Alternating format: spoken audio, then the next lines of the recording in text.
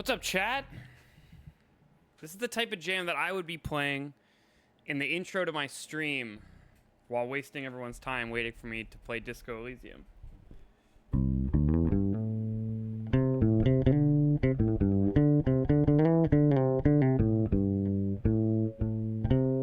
Also, Rosie consistently first. I don't know how she does it.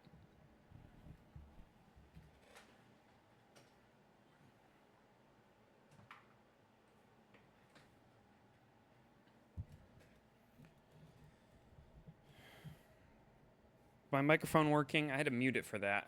Detective work. No, I'm playing what was that game? Five days at Freddy's?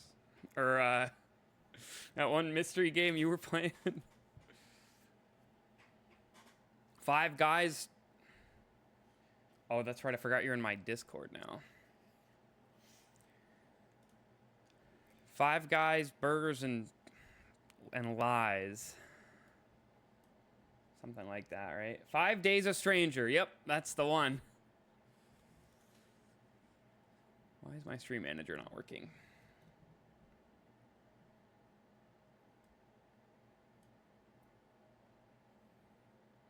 There it goes. Hello, every neon. It is time for yet another Disco Elysium stream. We're at the point now in the game. Kim is gone. I don't know what to do without him. Probably lots of drugs. Let me pop out the chat so I can say what's up. Hi, chat. I moved the camera around a little bit. I still think I'm a little low. I guess I could move it down more. I could also sit up more. Quit slouching. That's a little bit better.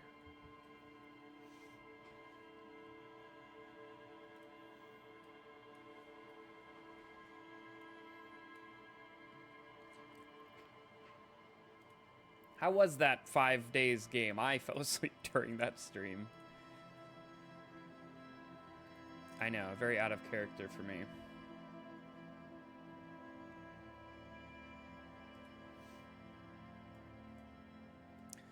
¿Dónde está los drogas?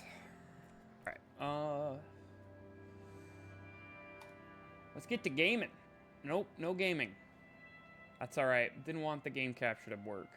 There it goes. Beautiful. It's so stupid and bad, but Rubik's wanted me to play it. Yeah, that's fair. The 4-part series. That's simply far too many parts. That's like 3 too many. That's like 4 too many parts. I'm like off center a little bit. Oh, I have a way to fix this though. I realized that I was doing too much. I can literally just move the camera around without having to move it in the real world. Pretty nice. Aww.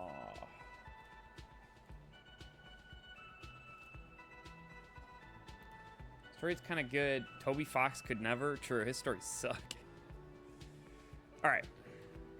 It is 7 p.m. in real life. Not really.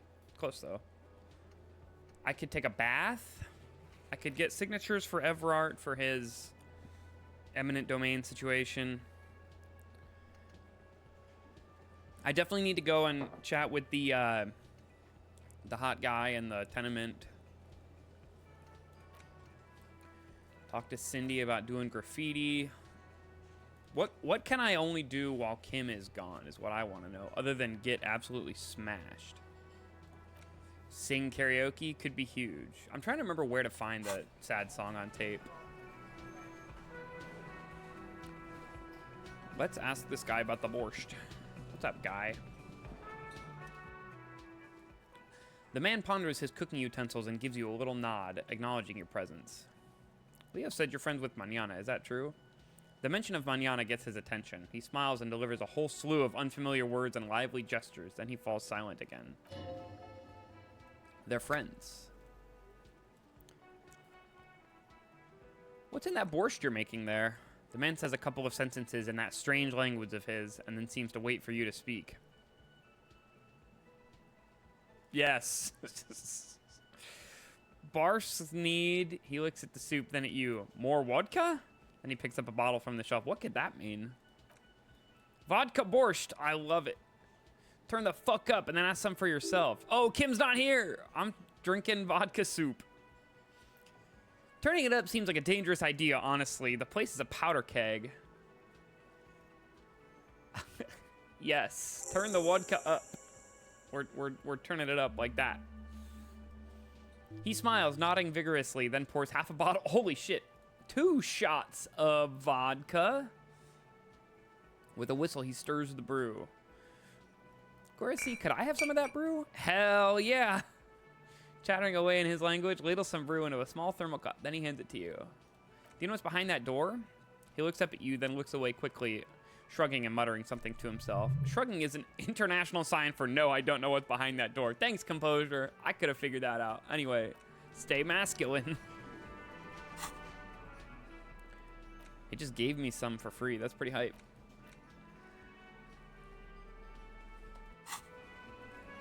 Free booze. That's my favorite kind of booze. I can't do anything with this door yet. All right. Oh, yeah, I guess find out about the borscht. The special borscht.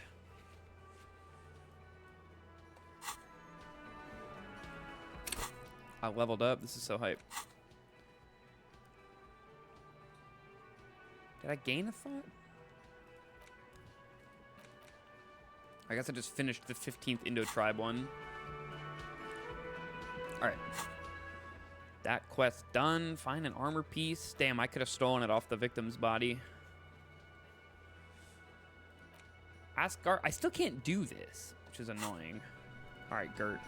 Give me another go at asking you this question. No, can't do it. Can you pour me a drink? Do I have a shaker in my hand? Is this... He points to his empty hand. Is this a shaker? He sounds irritated. You sound irritated. Why? All I want is a drink. Am I wearing a little bow tie? Am I wearing a bow tie and doing this? He shakes the imaginary shaker furiously. Am I smiling? Do you see me smiling and shaking my little shaker? No? Do you know why? I feel like you've given me a hint previously, but it isn't connecting. Because I'm not a bartender. I'm a cafeteria manager. Is there anything else you wanted? Play it calm. This man needs to understand you need a drink to help the community deal with police stuff. Goose, make me a mod, please. Why? Why would I want to do that? What could I gain from such an action?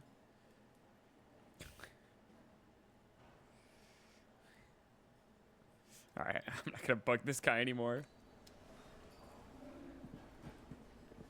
Because I'm a good mod. You've got tough competition, to be honest with you.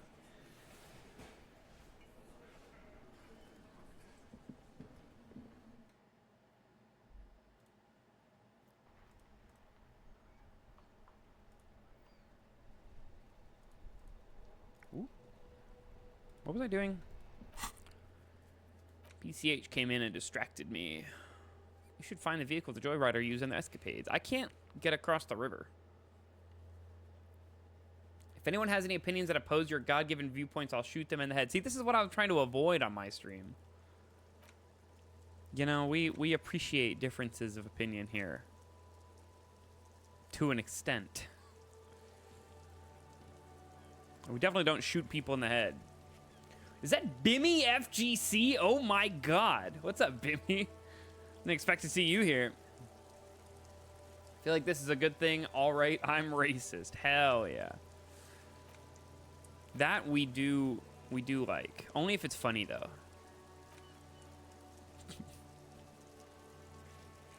You like I've been chilling. I have not played a fighting game in a really long time. And to be honest, this is the first video game I've played in a while. Just before I started, I was jamming on some bass, which is like the main thing I've been doing. You play guitar, right?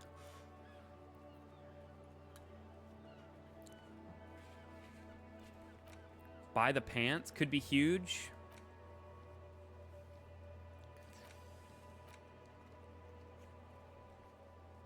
You know, yeah. I guess I just have to like wait till 9 p.m. On the RuneScape grind. Oh yeah, I forgot you're a parent. Shout out to fathers on Father's Day. A little late. Do I want to buy the pants? I kind of want the pants, man. Your guitar yearns to be played? Well, you know what you got to do then.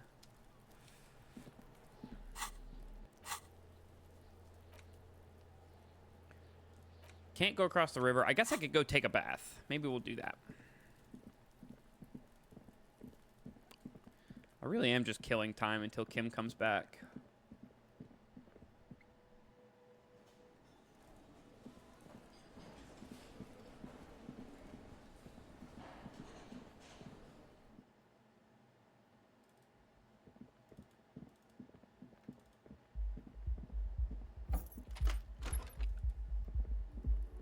Someone's bumping it. Uh-oh.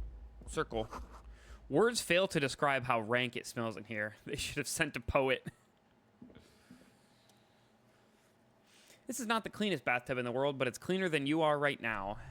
Ah, that soap scum smell. It smells like life, at least compared to you. I want to live forever with the corpse smell, memento mori and stuff. No, I would like to take a bath. The bathtub slowly fills with water. The water beckons. The water is only lukewarm, but it is still comforting, like amniotic fluid. A few beer cans are bobbing up and down along your flanks like sad duckies.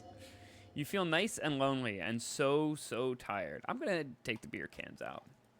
Now you're alone with your thoughts in the tub, but it's easier than being alone with your thoughts outside the tub. Just hang out. Oh, it heals me. Amazing. Your fingers grow pale and are covered with tiny whorls as the water cools. You see the corpse. You can still smell the cadaver on you. It's going to take much more than one bath to get rid of that stench. Then, houses along a narrow street. A video rental. Darkness on the planet's curvature. Is this the same? Yeah, okay. I wanted to imagine more things. The waterline recedes as you stand. You're cold now. Your clothes stick to your still moist skin. All right. What time is it now? Oh, that took like no time.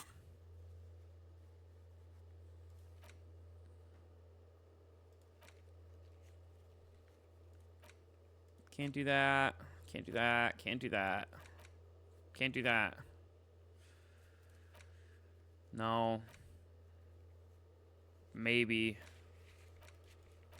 Get a hold of a sad song of tape. Maybe the pawn shop guy has one. I could break into that one apartment. Oh, I'm going to do this one as soon as the time comes up. What is this? Oh, empty cassette case. That might come in handy.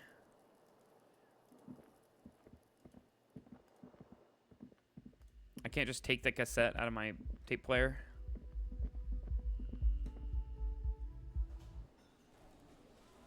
This is really filling up.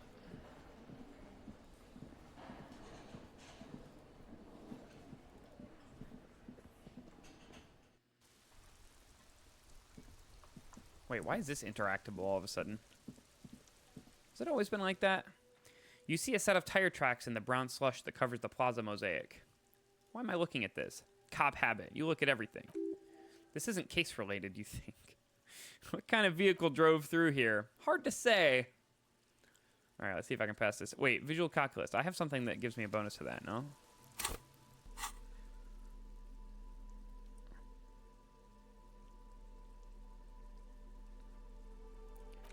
Maybe, maybe. Yes. All right, everybody, we're doing drugs. Kim's not here to say no, except they're still not showing up as interactable. Also, I'm going to run out and then not know how to get any more speed. Oh, that's the alcohol. Nope, we want this. Why can't I click it? Game sucks. Oh, it was working for a second. Oh, is it because I'm still high? Oh, I'm still high. All right, well, I guess this 42% was with the bonus then. All right, let's give it a go. Hey, all right. The tire tracks were left here by an unknown event that took place some days ago. It's a message written in the language of burnt rubber. Start, crash, reverse, turn. Some of that rubber stuck to the tiles right in front of the whirling in rags. This is point A. The driver started here. and then accelerated straight into the fence. Left a hole big enough for the Franco-Nigerian cavalry, according to the cafeteria manager. Why that pang of guilt again? Why do I feel guilty about this hole in this fence left by a car a few days ago? The hole in this fence doesn't look that huge. Damn bartender. You mean cafeteria manager. This is the last time y'all disrespected Garp to the cafeteria manager. He was exaggerating. People blame cops for everything that goes wrong in the world. This has nothing to do with you. As a matter of fact, you don't even know why you stopped here. You would never drive recklessly like this, and you don't have a car. The driver proceeded to back out of the yard, barely stopping before hitting the adjacent building, before heading south. Must have been in a hurry. This is significant somehow. Maybe. Probably. An ominous warning of bad things ahead. This is the point departure of the motor carriage that crashed into the Samara and Butter sign, right? Why, yes, it is. Good connection. I think I got it. Doesn't really give me anything, does it?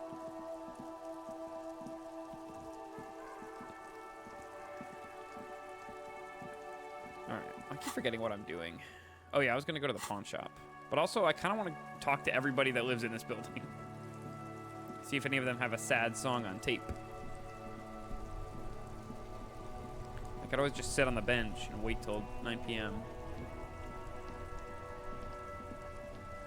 Have I done this interaction before? There are clothes inside. Cheap secondhand clothes smelling of strangers' body odors.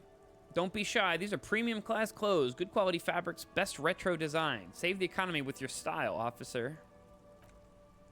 You find your hands deep in tattered and faded garments made from weird polyester blends that make your body itch and sweat in all the wrong places.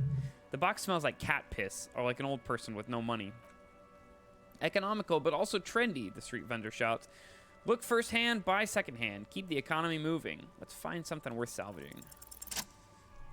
Something cold grazes your hand, synthetic and sleek. A windbreaker. Surf, it says, but also wind, summer, 100% waterproof, and sport, all in different typefaces. Good choice, officer. Mega sporty, and it's only $4.50 for you, sir. Do I want to buy the... It's kind of sick looking, and it gives me composure. All right, it's kind of fire. Gotta prepare for springtime, right? The street vendor seems pleased. All right.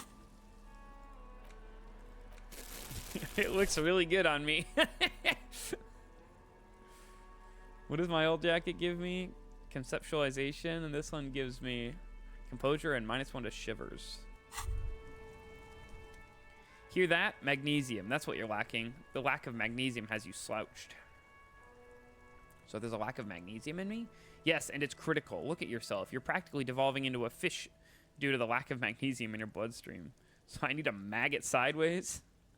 Maggot sideways? What are you talking about? You need to maggot up. You've probably had 2 heart attacks and a minor stroke already. And the only prescription is insane amounts of magnesium.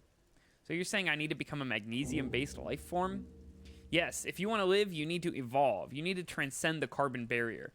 Go to the apothecary and buy insane amounts of magnesium. It'll reverse the damage to your circulatory system.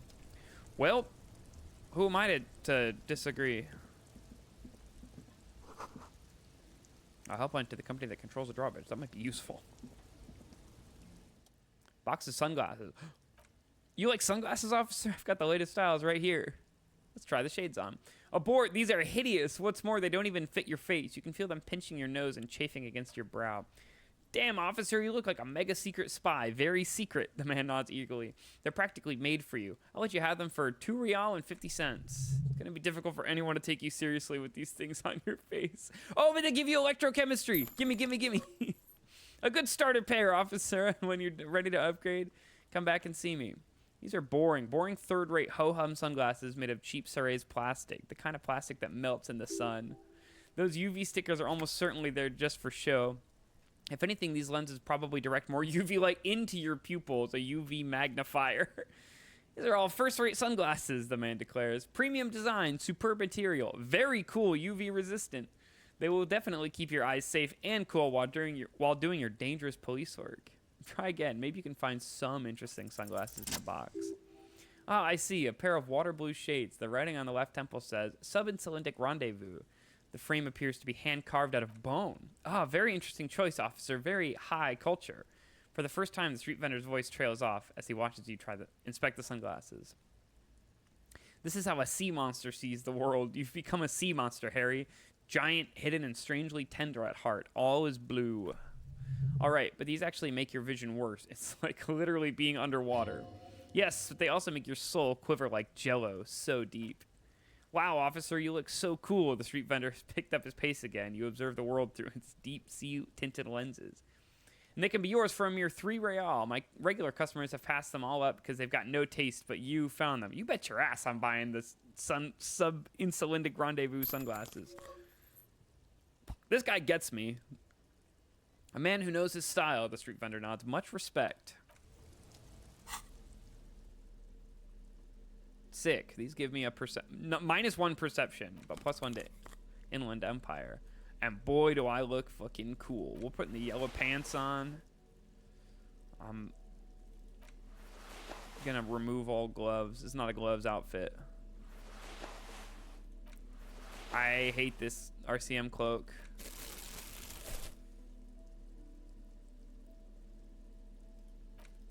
And I'm going hatless for now. Boy, am I cool looking.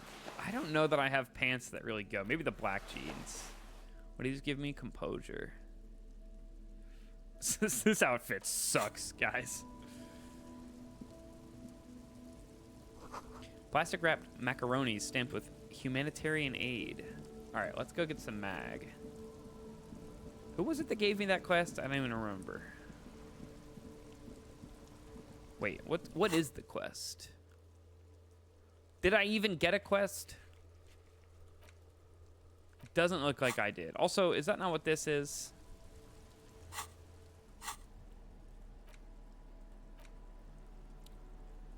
It's somewhat unclear. Isn't that the blue, the morale thing?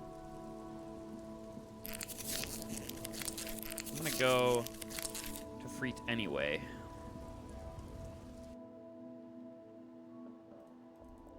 I suppose I should probably buy some Nosafed as well. Or this. Yeah. Give me one of these. And one of these. Oh, yeah. It is just the morale thing. Okay. All right.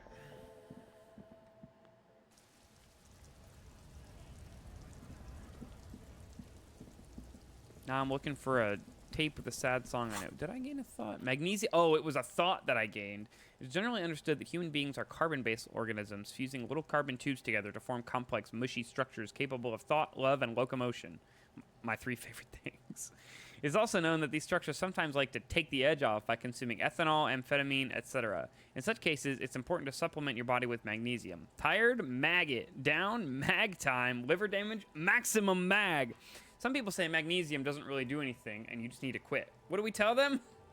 You already know. All right, let me get another slot and start thinking about magnesium. It only takes an hour.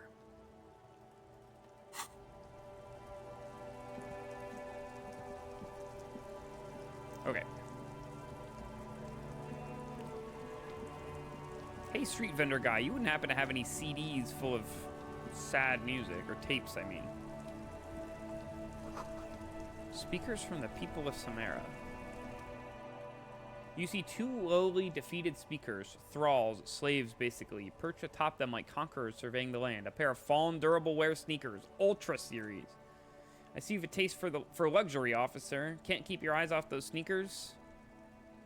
Wait, oh God, I thought this was the same thing. 1 sneakers and 1 speakers. Let's take a look at the shoes. A pair of Adidas Ultra Boosts. Let's go. The design is impossibly sleek and simple. A futuristic silhouette with a sleek monochrome colorway, jet black upper, and a silver-lined midsole. Dedicated, victorious, sporty. These fallen sneakers are a must-have for a track and field legend. Well, it's a damn good thing I'm not one of those. Those sneakers, mister, the street vendor intones. Those sneakers are the latest fallen sneakers. Super rare. Only 50 real. I could have afforded them if I didn't buy all that other shit. But also, I don't want them. Let's look at the speakers. These once respectable speakers have been conquered, reduced to mere prop by the indomitable fallen ultras atop them. A small heat emboss on the veneer reads, Solidarity Aid from the People's Republic of Samara. The speakers themselves don't seem to display any magical qualities. No, don't look at the speakers, officer. Look at the sneakers. The man points to the footwear. The sneakers are the stars here. What about the speakers, though? Does anybody want the speakers? These, officer? The speakers are Sumerian garbage. I'm ashamed to even use them for props. Don't waste your time on them. Sumerian trash? That sounds like they're from the Sumerian People's Republic, produced under the dictatorship of the proletariat. Can I buy the sad, conquered Sumerian speakers? No way, officer. These aren't for sale. They're bad speakers. Lo-fi socialist junk. That's why I want them. I think I might be lo-fi socialist junk myself. No, officer, you're a high-class policeman who accepts nothing less than the best. Lucky for you, I've got the best on sale. You don't know what I am. I don't even know it myself. You can't trust me. I don't even trust myself. Well, if you want them, he pauses for a moment, calculating. But see, they're the pedestal for my sneakers. If I let go of the speakers, where will the sneakers go? I can't leave premium lifestyle sneakers on the ground. Yeah, who would put shoes on the ground? If, on the other hand, you wanted to buy the sneakers too, I could maybe throw in the speakers for a little extra, 50 cents. Damn, you have to buy the sneakers first. Well, I didn't really want them that bad in the first place. I was kind of hoping you'd have something to play through the speakers, but maybe not.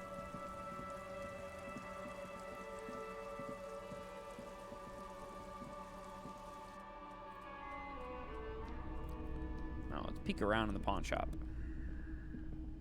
What kind of machine? An antique cash register? A bust of a woman. The plaque simply reads DEI. Oh shit! I know it's day.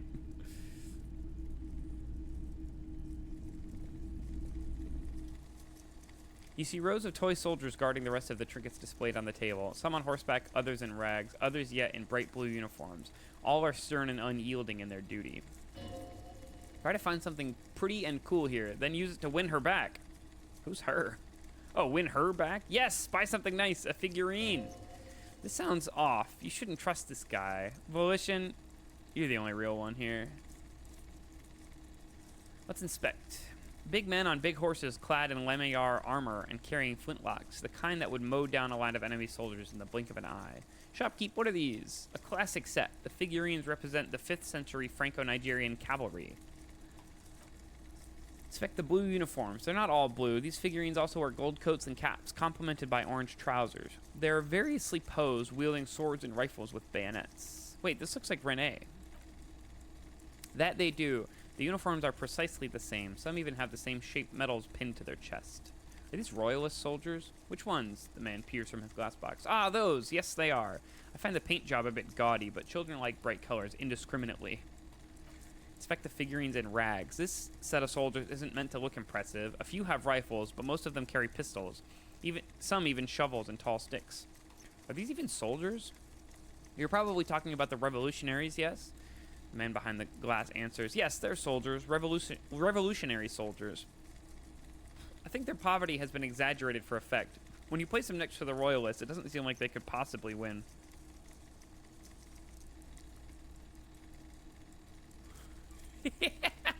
This theory is funny. It's meant to give people hope. Even we can do it. Maybe. Seems to have his own take on the conflict played out in perpetuity by these toys. Might be interesting to find out what it is. Let's try and dig up a truly cool figurine. Nope. Everything you pick out seems faded, chipped, and sad somehow. This is me in a thrift store trying to find something cool, and it all sucks. Alright. What is it? Oh, that's the lamp. What's this? This looks like shelf of boom boxes. Again, I need not boom boxes, but the actual tapes.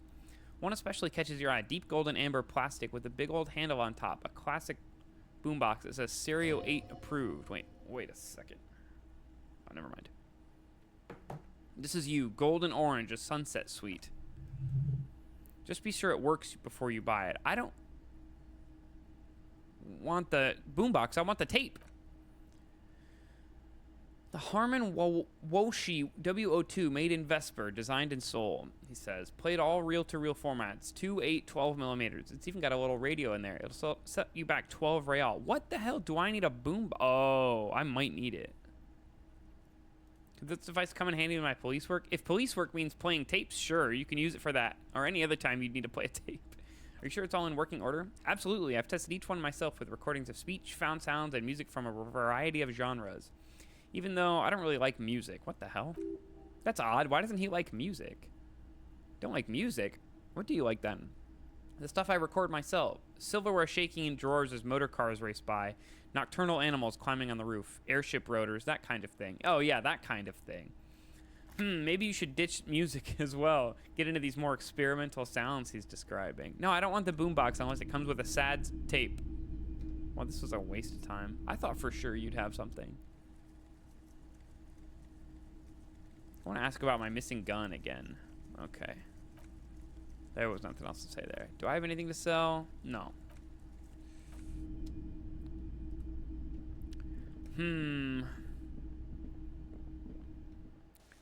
Maybe there's a tape in it. You can only find it if you can buy it. Did I talk to this guy? I talked to this guy. I also did this thing already, right? Yeah, this is where you recreate. Whoever jumped this thing must have been really cool and good at driving. One of these lorry drivers moving tapes? Probably not. Hot air rises up from the sewer. Sour, acidic, and strangely comforting. What's down here? Nothing. Why am I over here?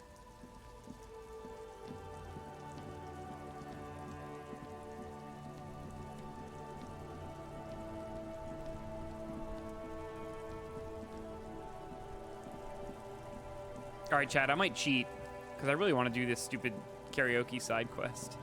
Might look up where to get the sad tape.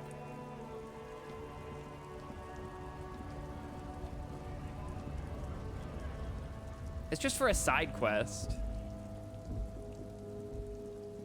What's this? Did I do whatever this was already? Oh, nope. But I will take the drugs that were just standing here for no reason. Thanks. Free drugs. My favorite kind of drugs. I've yet to pay for speed. Not available until tomorrow. Okay, I guess I'll forget about it then. Well, I'll go sit on the bench for an hour. I could read. Oh, I could do the... I know what I could do. What's up, racist lorry driver? How you been, brother? This is, PCH, I don't know if you're still here, but this is you in-game. Looking for something, runt? Come to tell me to fuck off again? Let me see the soles of your boots. Been admiring the stompers, runt? He grins. Sure, I can demonstrate them. He whips up to show you his left foot, then the right. On the bottom of the man's boots, you see an intricate tangle of treads with no immediately discernible pattern. What's up with your soles? It's Revachol. Where'd you get boots like that? Custom made. Cost me a pretty penny. He rubs the back of his balding head. You'll see when the time comes, officer. He grins and caresses the side of his boot. True patriots carry Revachol in their very souls. All right.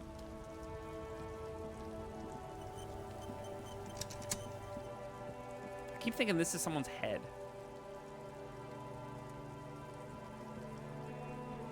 Okay, I'm going to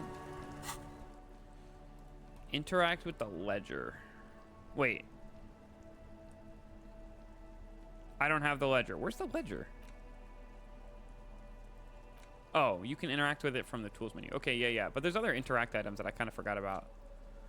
White envelope.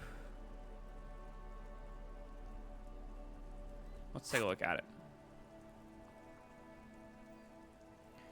You take the legal documents out of the envelope, a 12 to 40 month construction period, and the zoning plan in the addendum. Let's look at the zoning plan. The youth center cuts into the ocean like the bow of some great modern ship. The bow of some great modern ship. Apparently it's going to cover most, if not all, of the street and the square between the existing houses. It's 3 stories tall. There doesn't seem to be anything of interest here. No fine print. You're smart. You can read. Let's put the documents back in the envelope. All right. Oh, this is the bullet that I pulled out of that guy's skull through his mouth. It was sick. The bullet mushroomed out on impact. It now looks more like a fanciful jacket button than something that could pierce skin, flesh, and bone. The bullet is safely sealed away in a plastic bag bearing the RCM stamp. Kim has filled out the label on the bag with the item number, case number, and date and location the bullet was found. Besides his orderly handwriting, the bullet looks especially sad, like a tiny, shriveled head of cauliflower. What do I do with you, bullet? The squishy little thing has no idea. I know, you should find the gun that shot this bullet. What the fuck? I'm not gonna say eat it. I'm gonna find the gun that shot it. That sounds like something a police detective would do. First, you should learn all you can about this little guy. Then find the gun that shot it, and the person who that gun belongs to. He used it to kill your victim. Neato. Feel the bullet through the bag. The squash bullet has some sharp edges where the jacket is split open. It feels cold, even through the bag. You wouldn't ordinarily have cause to handle jacketed bullets. The citizens' militia uses cast bullets only, little pebbles of metal loaded from the muzzle, usually in a cartridge. The jacket of the bullet is made of yellowish metal. It has blossomed out to reveal a dark gray core. The base of the bullet is close to 5 millimeters in diameter. You can just about make a few striations near the base of the bullet. Little hairlines, linear. It feels standard. And the core? It's quite destroyed. Some of the fragments are still lodged in the wound. Far away, Lieutenant Kitsuragi is flipping through stations in his Kinema. He's not here examining the bullet with you. He should be. I know. He should be here with me. He would find this very intriguing. Mention it to him later when he's here. The bullet has nothing more to say. What is this? Oh, the note from the fridge. I hella forgot that this existed. Still bears some marks from the fruit-shaped kitchen magnets that were used to secure it to the refrigerator door. The note is written with a blue pencil on a piece of lined office paper. The kitchen magnets have left spots on its surface. Read the note. Someone has scribbled, S, I can't believe the off-site copy is still here. Okay, it's like such a trope that people refer to each other by like just one letter. No one in real life has ever done that. Am I wrong? Like maybe some names, maybe if your name starts with a T, you could get called T. But like, no one's ever called someone S outside of a video game. Am I wrong about this? It's just like such a mystery thing. Like, oh, who could S be? You would only you would only do this if you were writing a mystery story and wanted to like conceal someone's name, but not in a actually like, not in a way that's actually difficult to figure out. You know, it's not like a real code name where you're trying to conceal someone's identity. I don't know. This has always bothered me. S, I can't believe the off-site copy is still here. The illiterate ginger kid keeps stealing stuff from the studio, so I had to hide it somewhere safe. You'll find the filament memory with the... Oh, I remember. This is from the radio RPG thing. You'll find the filament memory with the off-site copy in the frozen ice cream maker. Please take it home ASAP. It's important. I'd do it myself if I lived in a civilized place with a freezer. Take care, Sulislaw. Okay, so they weren't trying to hide it at all. They were just abbreviating. Who wrote that note? According to the note, someone named... Oh, take care, Sulislaw is the person who wrote it, not the person who it's to. Someone who owns a radio computer, one might assume. Thanks, smartass. You're welcome. Fuck you, logic. What's a filament memory? The note doesn't specify. It's part of a radio computer. When not in use, filaments are stored at temperatures below 0. Who's the illiterate ginger kid? I know who that is. The note does not specify. Are you serious? You sure you don't want to hazard a guess here, detective? Oh, it's Kuno. Ding, ding, ding. Boy, am I smart. Where's the frozen ice cream maker? Somewhere along the among the shadows in the cellar. Okay, that was not very interesting.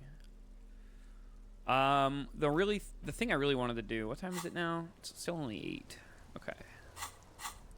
Oh, what did I find? The murder weapon. Perform a ballistics analysis on the bullet. I guess I have to wait for Kim to do that. Okay. The other thing I wanted to do was read the other stuff in my ledger.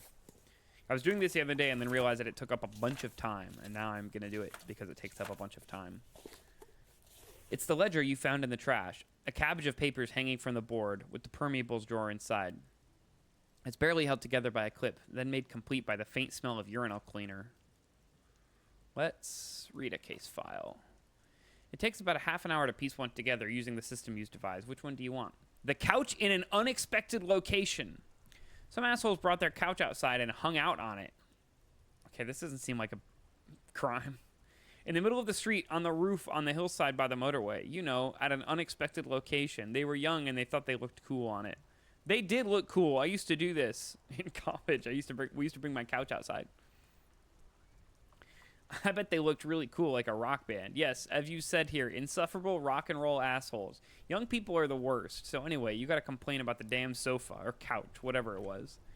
They were leaving it out in all these unexpected and whimsical locations they took it to, where they also took photos of themselves on it, and smoked cigarettes, and drank coffee because they felt it's intellectual.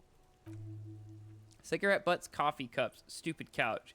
You had to clean it all up, and you did, so congratulations to you. Case solved. Did I ever catch these guys?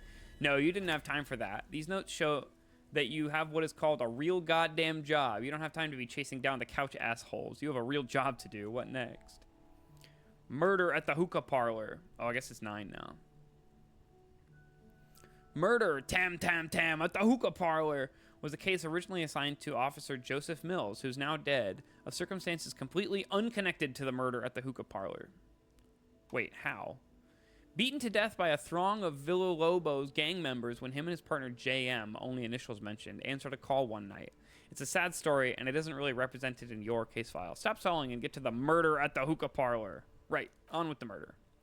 Joseph Mills was on this case that he just couldn't solve, was doing it solo, said it was a real nutcracker, a real brain twister.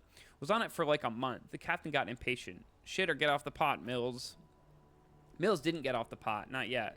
He kept at it for a couple weeks more, racking his brains, running with every theory as outlandish as they seemed.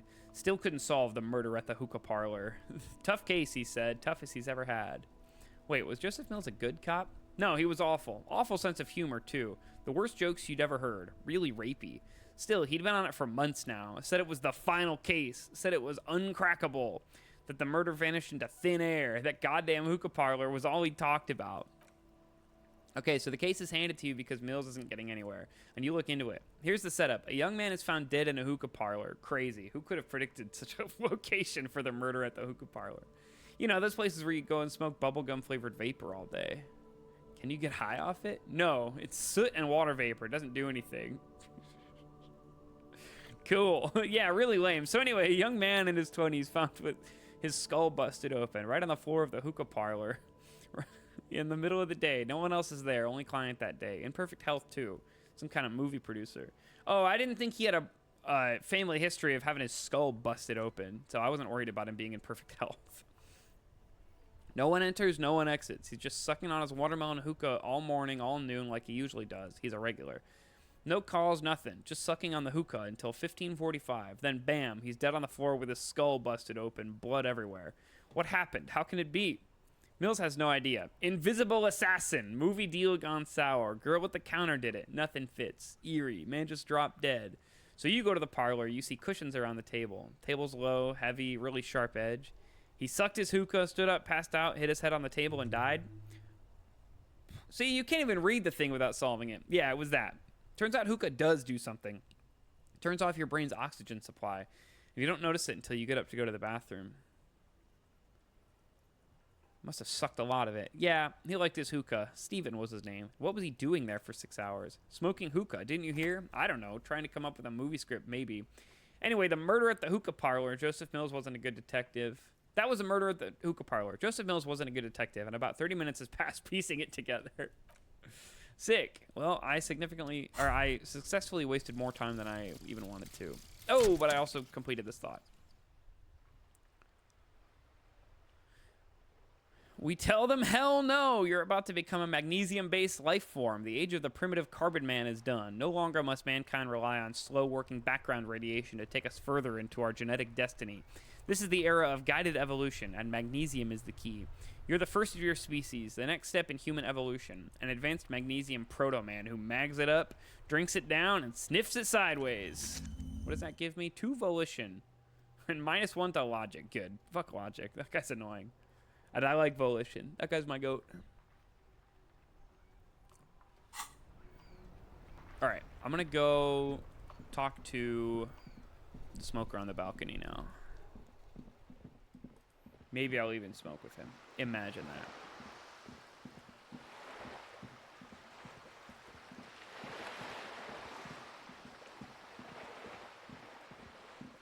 Oh, think about this wall, though. What a beautiful wall.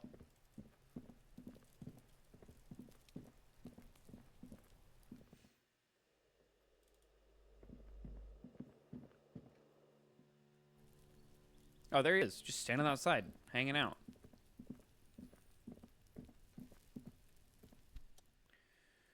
Gendarmerie, you found me. The young man on the balcony gives you a bright smile before taking another drag from his cigarette. His slender figure is backlit by city lights, its distant streets and motorways flashing like diamonds. It feels like a Friday. He seems to be in a good mood tonight. I got your hint. Found the key right under that stone. Beautiful, he replies, smiling. As he looks at you, something sparkles in his eyes. So tell me, are you here to make things right again? Oh, I don't know how to answer that question. What am I here for? Probably just a party. This guy keeps making me do detective work.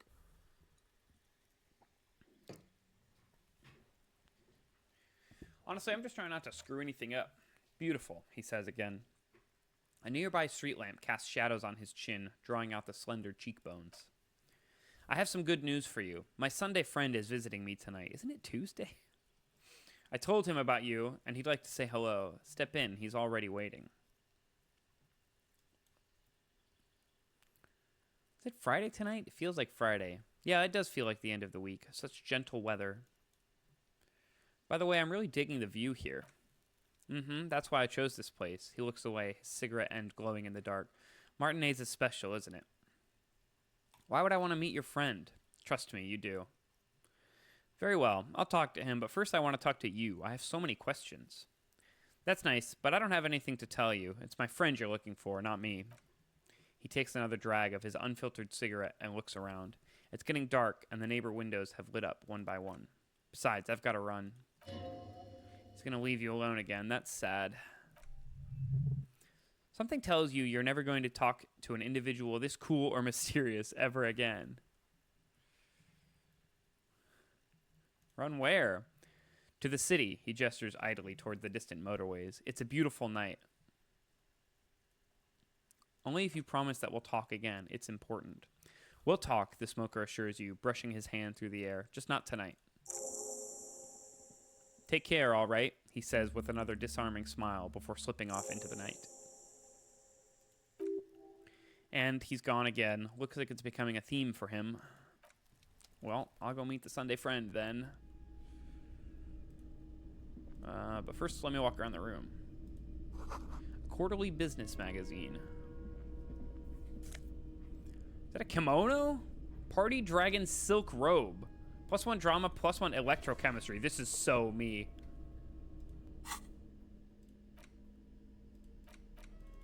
Oh, yeah.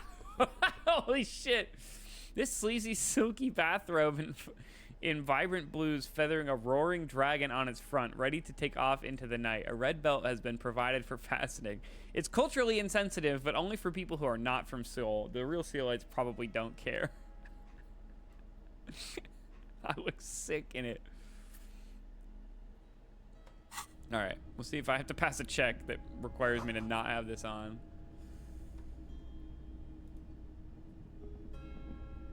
What's under the bed? No, not the racist hat! Am I gonna put on the rice hat? No chance. I cannot wear this. I'm gonna get fucking canceled by the Sunday friend. I'm taking it off. Fuck this. Buckets of paint on a layer of old newspapers. An exquisite canopy bed made of metal. Super logical for a cop to wear this. True. Sunday friend. This is not what I expected you to look like. Officers? Nope, it's just me. Of the Revachol Citizens Militia, the man in business casual removes his cufflinks. You shouldn't be seeing him in an intimate setting. For some reason, you feel this man is your superior. Superior, but he's not in the command chain. His hands are clean and well manicured. This is a man who knows the importance of appearances. My name is Charles Villadruin, and I'm an official with the coalition government. I work for the Institute of Price Stability on assignment from Sir Leclerc. I heard you talking to my friend outside. Very good. Super. I'm here to assist in any way possible. Ask me about the hanging. No. First ask an innocuous personal question to get the interview off on the right foot. Yes. Make it clear you're the one setting the terms here. I'm going to ask about the bed. Oh, yes. My friend has a great eye for these things. He refuses to tell me where it came from. It's a mystery. He smiles. I believe they call this type of frame industrial. It's very comfy. That's really all I can tell you about it. He forms a little rooftop with his fingers. Cold air sweeps in from the balcony. That didn't work at all. Okay. Can you tell me about your friend? Ah, my friend. My friend is a good young man. His family immigrated here from Kedra, and life has not been easy for him. But he understands the importance of education. He's taken his future into his own hands, and that's all that matters. What's Kedra? Kedra is a candidate member of EPIS, but between you and me, their potential membership is a more contentious issue. What do you mean? That it's never going to happen. They entered negotiations in 21, and it's been pending ever since. What is EPIS? PEPIS is a very special program developed by the Moral Intern to support certain Occidental regions. It began as a unified system of weights and measures, which proved to be a wild success. Nothing but kilograms and centimeters as far as the eye can see. Oh, it's the EU. Okay, sick. Or, no, what's the standards thing called? ISO. It was such a wild success that we expanded it into an economic union. Now it's the EEA? I don't know. There's so many layers of EU. For the processing of steel, another success. And between you and me, the Moral Intern feels emboldened by this success. Emboldened to take EPIS to the next level. Okay, but like, what does it stand for? It stands for progress and stability. No. What do the letters stand for? It's been such a wild, extraordinary success thus far. We're very excited to take it to the next level. You don't even hear the words I'm saying, do you? A supranational political alliance, the United States of Occidents. Is it going to be like this place here? You mean Revachol? No, it's going to have transparent democracy. Is Revachol going to be a part of EPIS? It's one day going to be a candidate member of EPIS, sure. Except that candidate members never become full members, do they? Didn't you say that candidate members never really become members? No. Candidate members do become members. Why do we even have a whole system in place if they don't? It just takes time and evaluation. But we're talking about my friend here, not politics. How did you two even become friends? How did any of us become friends? Bad things happening on the Insulindian Isola. Oil platforms ablaze in the night. Civil wars lasting for years. Finally, the international community is forced to step in. What are you talking about? No one becomes friends that way. Au contraire. It's how millions of people end up where they are, meeting the people they meet. It's how I came here, and my friend, too. You still haven't told me who he is. Sorry, who? Your friend, the smoker on the balcony. We were just talking about him. But I told you, officer, he's a bright young man here to pursue his education. Education is the foundation of our future, especially the arts. It is a cornerstone of our civilization. Fine, but what's his real name? Officer, you have to understand. I can't give you his personal information. I'm sure you have your own methods and databases, right? Please don't put me in this situation. So all you can tell me about him is that he's here to study the arts? He's deeply enmeshed in the study of the fine arts, yes. As though you weren't envious enough of the boy as is. Which arts? He's truly a free spirit. He likes all the arts. Perhaps graphic design is his passion. Who knows? The world is open for a talented youth like him. What are you doing in his apartment by yourself? I'm just enjoying the view, the man smiles, nodding to the window. Isn't it rude for your friend to leave you alone like this? We're old friends. Nothing taboo between us. He comes and goes. I'm sure you'll see him around. He's very active. What's an official like you doing in Martinez? The coalition is only looking out for the price stability. He raises an index finger. Inflation is a killer, like heart disease blocking the normal circulation of the economy. It must be controlled.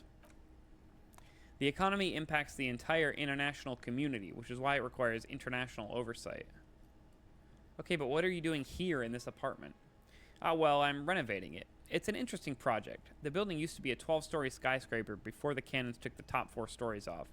This, of course, happened when the coalition forces landed here. He smiles. You could say I'm undoing some of the material damage the international community caused when we arrived here. So you're some kind of bureaucrat? Yes, as I said before, I'm a commissioner from Sur La Clef working for the Institute of Price Stability. He glances at his watch. This is one of the main projects of the Moral Intern. Wait, there isn't actually an Institute of Price Stability, is there? Or maybe there is. God, it's impossible to understand whether someone from the Moral Intern is joking or not. What is this international community?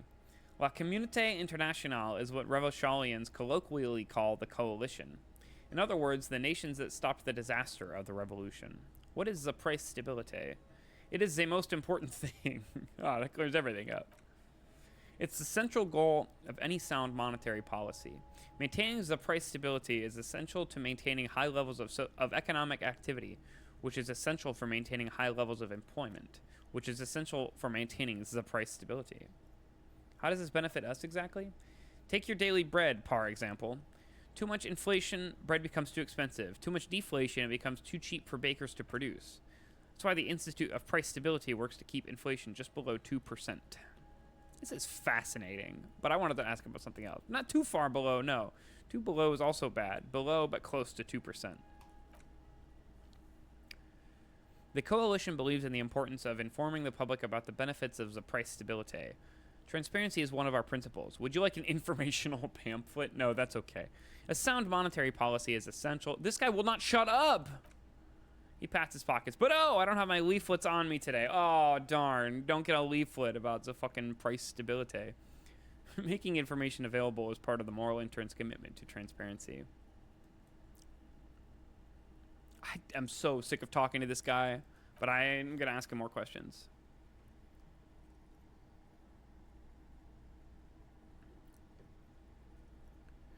I've heard about this moral intern before, but I want to know more.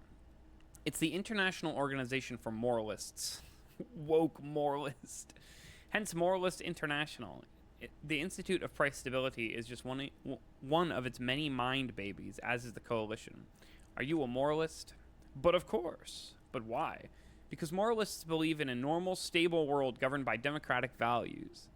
But what is a normal, stable world? The Occident is part of the normal world. Oranje sur la clef. Martinez doesn't seem very normal or stable to me. Martinez? No, Martinez is something else. What about west of Revachol? Is it part of the normal world? Revachol is generally difficult. It's led by an interim government, which means it hasn't yet achieved full democracy. But they're working towards it. You're all doing very well here, relatively speaking. He gives you an approving nod.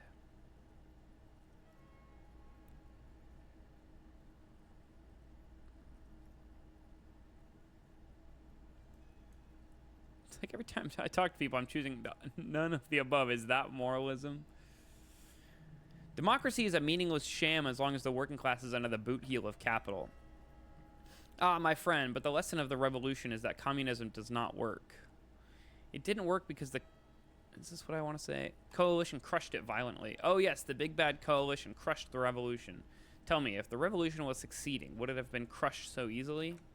Are we really so bad for wanting compromise, peace, and somebody put compromise in the chat. Hang on. I gotta remember which one it is.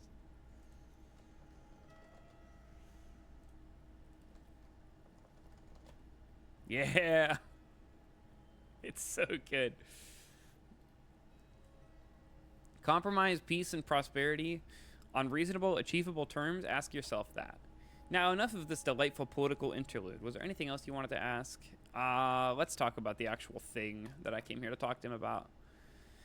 You actually witnessed the lynching? I'm sorry to say I did, officer. The man gives a solemn nod. But I'm not going to accuse him of it. Are you crazy? Officer, it's very difficult to describe what I saw that night. It was so surreal to me, like in a play. Meaning it was entertaining? No, the man shakes his head. I mean, it was so strange I could barely believe what was happening.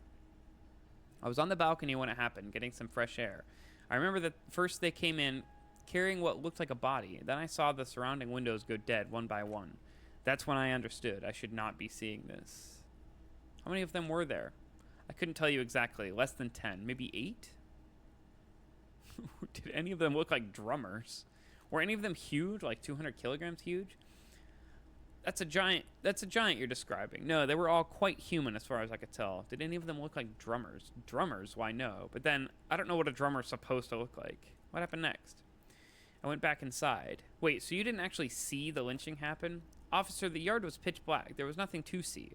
But I could still hear their voices. They were threatening to kill that poor man. Were they men, women? All men, I presume, but again, I couldn't see very clearly. What ethnicity were they? I believe they were mostly white, though I believe I saw 2 Areopagites among them, and I'm quite certain that one spoke with a Mesque accent. What happened next? Well, that's the strangest part, officer. Nothing happened. It was oddly quiet. Hi, Punky. We're trying to convince this centrist that communism is cool. It's not going well. Nothing happened. It was oddly quiet for a public lynching. What do you mean nothing happened? They lynched a guy. Eventually their shouts died down, and that was all. There were no gunshots, no celebratory shouts or anything.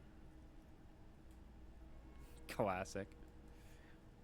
You're right, that does seem strange. I'm afraid I don't have anything else to add. Can you at least tell me when it happened? All I can say is that it was late.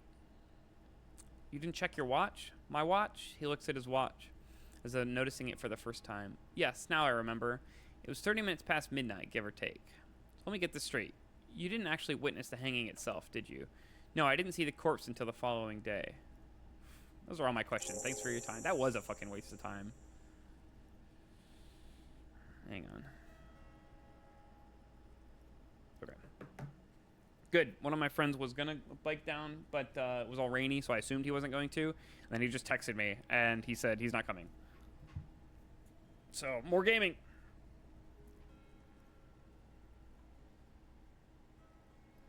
Yeah, I also saw that meme, and I believe it's true. This is a book-ass game.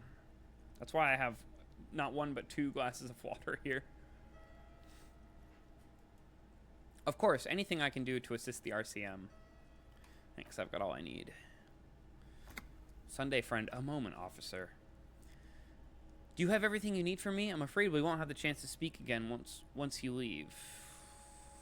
Hold on, why can't we talk later? It's against diplomatic best practices for an official in my position to be discussing murders with local militiamen. He pauses, and I'm pressed for time. After you leave, I should be leaving as well. I'm not going anywhere. I just want to take a look around this apartment. Sure, go ahead. It's a beautiful space. It's kind of fucked up looking. He glances at his watch. Let me know if you have any further questions. I guess I should go through the rest of the dialogue tree with dude. Dish is soaked up in a pot. An empty ashtray. Flyers for underground parties. Oh, I want to go to a party. All right, I'll do the rest of the dialogue tree with this guy. Then I'm going to go get a drink. What was I asking? Tell me about Surliclef. What's there to say? You've seen the one about Everett?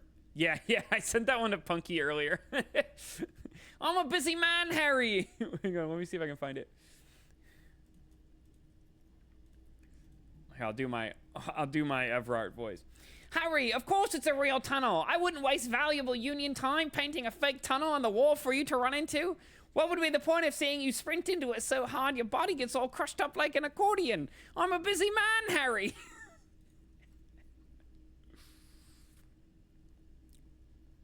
He's so busy.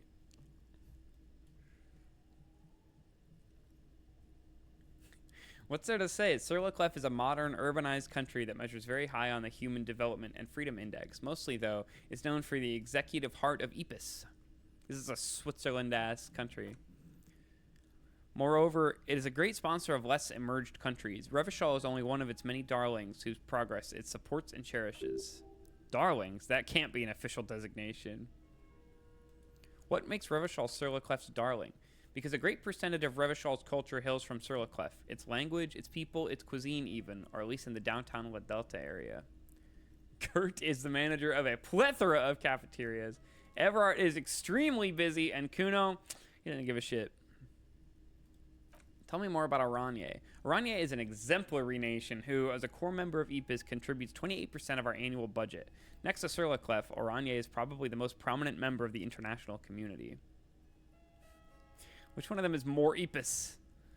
As founding members, they are both very Ypres. Oranje carries a lot of political weight, while Surliclef takes care of the business side of things. Surliclef hosts the headquarters of the major Ypres institutions. Okay, but outside of Ypres, what is Oranje? Oranje's economy is one of the most advanced in the world. It has successfully transitioned from heavy industry to advanced services, and generally acts as an engine for sustainable change in the international community. But that didn't tell you anything about Oranje. Can you just talk like a normal person? About what? About Oranje. Just tell me what it's like there. Oh, it's very urban and very well organized. Their streets are clean, their horse cars run on time, the people are polite and efficient. Like I said, they're an example for less emerged nations to follow. Alright. I guess I've done everything there is to do with the Sunday Friend. I'm going to take a sec. I really want some coffee, so I'm going to go grab some coffee. I'll be right back.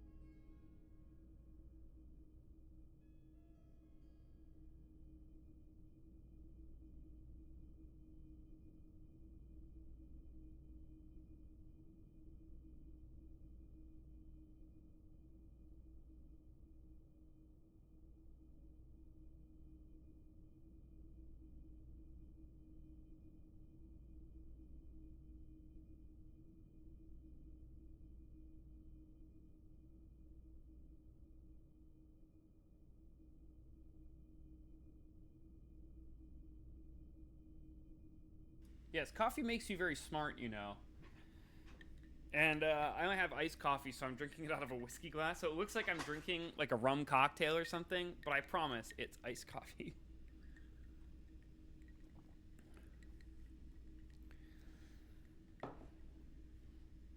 Oh yeah, it's still raining out pretty hard. Oh, yeah, it's like a rum and coke. Nope, that's Starbucks brand iced coffee. I thought it was cold brew when I bought it and found out that it was not cold brew. Disaster. Anyway, yeah, I stayed up too late last night looking at Disco Elysium memes. Now I need caffeine. I think I've done everything there is to do with the Sunday Friend. Yeah, right? This is in done now. Interview the Sunday Friend. Okay. Well, that was fun. Yeah, I should have napped, but I spent all that time fucking around instead between work. Oh! True, thank you.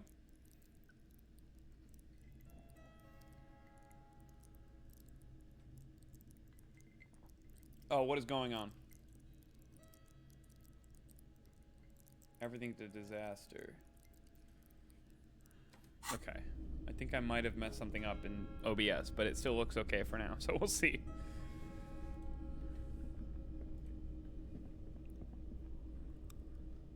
Yeah, I've done everything there's to do here. Okay, so I guess that's it for today. Maybe I'll go to bed. Because apparently I can't do the karaoke thing until tomorrow. I can't ask Gart about this. Everything else is kind of just like hang out and wait for Kim to come back.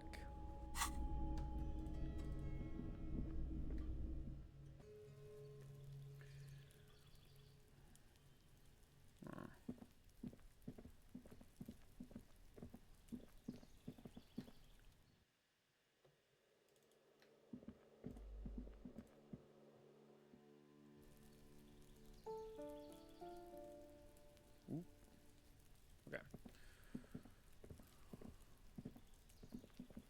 Could talk to this thing.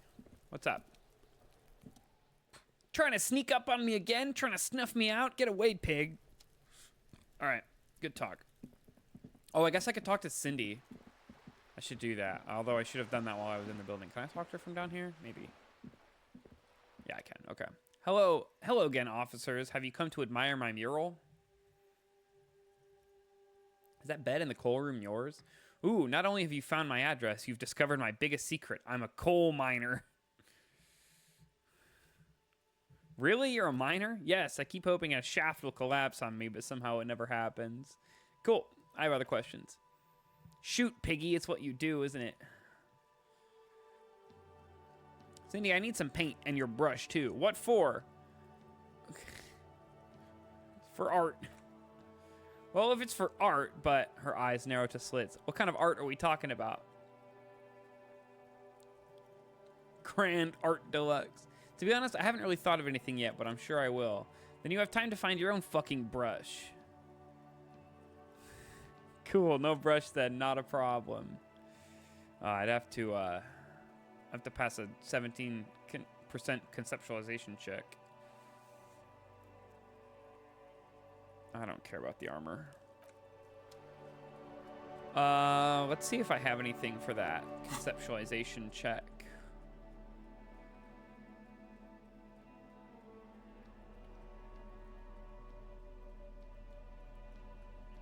A lot of electrochemistry.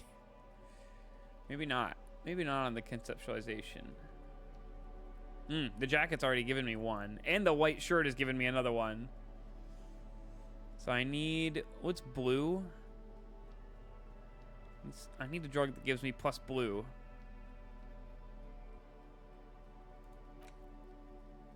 Oh, smokes. But that's... Does that give you plus to all the blue checks?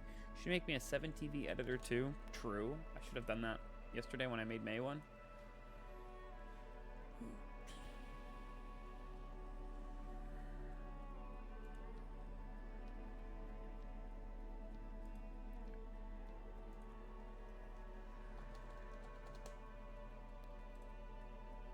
Congratulations, Dozy Rosie, for becoming my most recent 7TV emote editor. I'm gonna smoke a cigarette about it.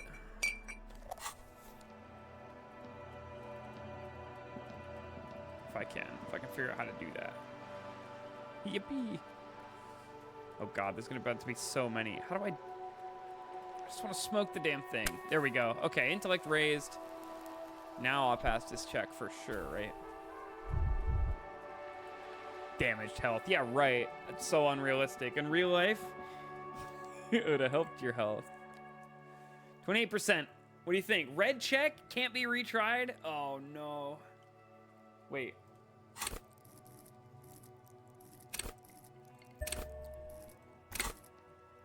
Okay, 42. We'll love this check. You don't got this. You're so right. I don't have shit. I rolled snake eyes. That's so brutal. They do say the painter always paints his own portrait. Man, that's really lame. No, it's great. Ugh, I don't want to say this. I'm going to paint a self-portrait, but sort of, you know, from the inside, so to show people what it's like. That's pretty fucked up, even for you, Piggo. Should have waited. Stop belittling me, Cindy. Ah! Stop quivering like Jello, then you won't get fucked. But that would mean he doesn't say every pathetic thing that pops into his head. Choosing this option destroyed my morale. That's really funny. What if I had some interpretive dance? She looks you up and down. I think everyone would rather you didn't. That's true. Okay, I won't do that. Please just give me some paint and a brush. I need to do some art. You're a real sad sack, you know that. Go ahead then. Oh, it worked. Art it up. Just try not to hurt yourself. And no self-portraits. Thanks, Cindy. But I'm all out of fuel oil. You know what you should be able to find in your government-issued vehicle? Red-dyed heavy fuel oil. Can I just use paint? Are you kidding me? Fuel oil is so much cooler. No way you're disfiguring that beautiful wall with something as pedestrian as ordinary paint. Me when Cindy is super mean to me? Hey, Cindy. All right, so I need to find some fuel oil. If only I had a car.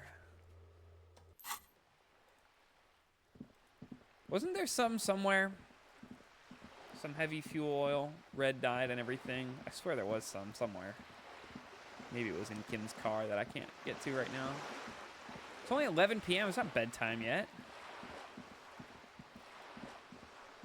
What is this?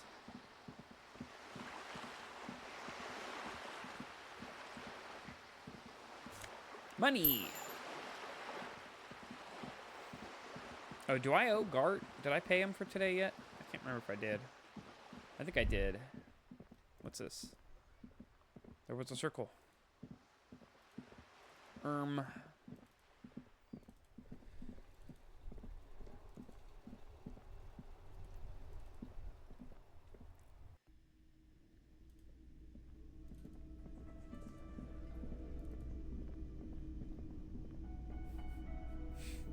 Gart, can you make me a drink? You are behind a bar right now. Oops, that's not what I meant to say. Do I have a shaker in mind? I don't know how many times I'm gonna do this one. It makes me laugh every time though. It's not a shaker. He's holding nothing. No, there's nothing there. Am I wearing a little bow tie? Am I wearing a bow tie and doing this? He shakes the imaginary shaker furiously. Am I smiling? Do you see me smiling and shaking my little shaker? No. Do you know why? Why?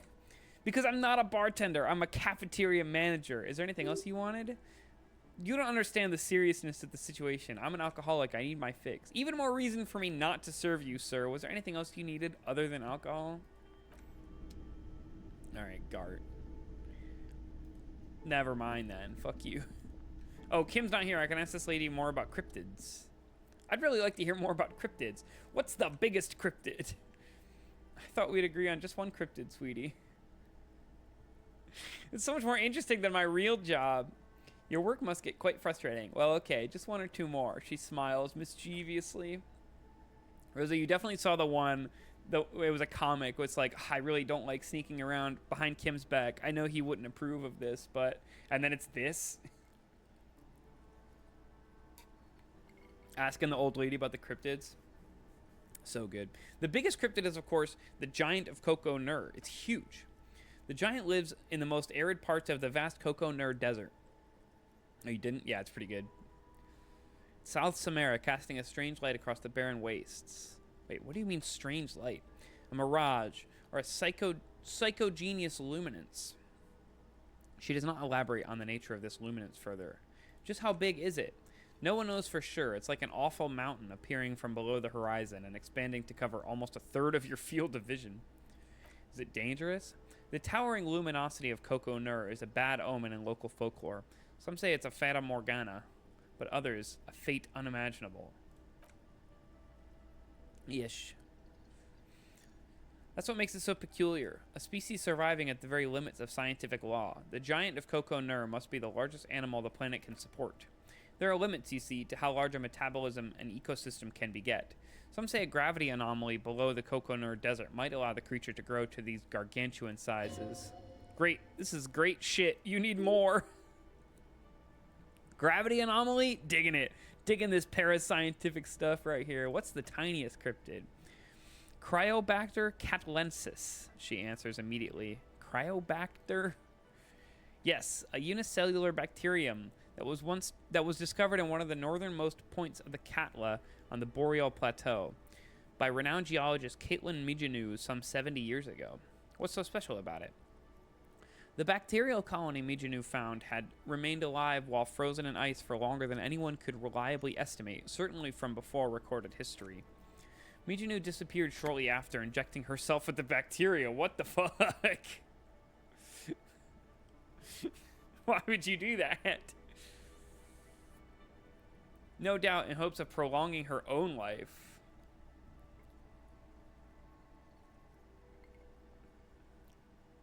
Wait, she injected herself with it?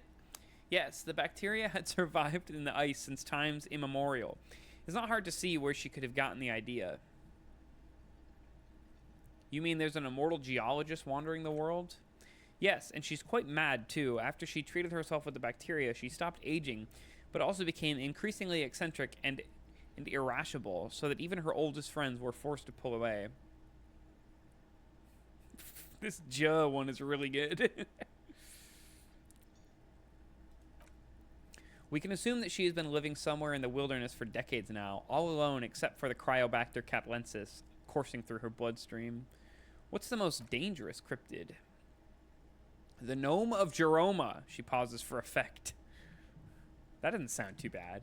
Oh, it is. None of its victims survived. Grieving relatives never even found their bodies because of the gnome's venom dissolved organic tissue. What does this cryptid look like?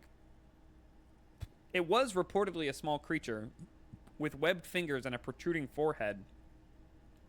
An ungainly little thing, quite scary to look at. A couple of campers found it when it was already dying. They heard an odd wailing in the woods and followed the sound. I've seen too many horror movies to follow an odd wailing sound in the woods. Oh, how could I forget to put Buff Flip Explode, the most important 7 TV emote.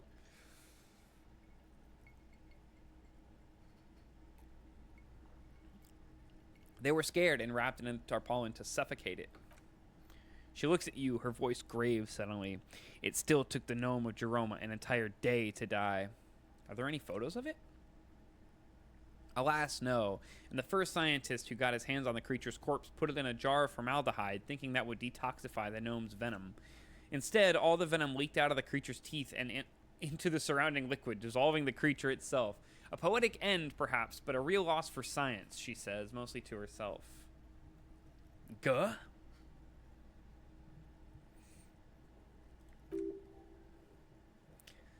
Alas, always alas, and then it was gone. Isn't that overly convenient?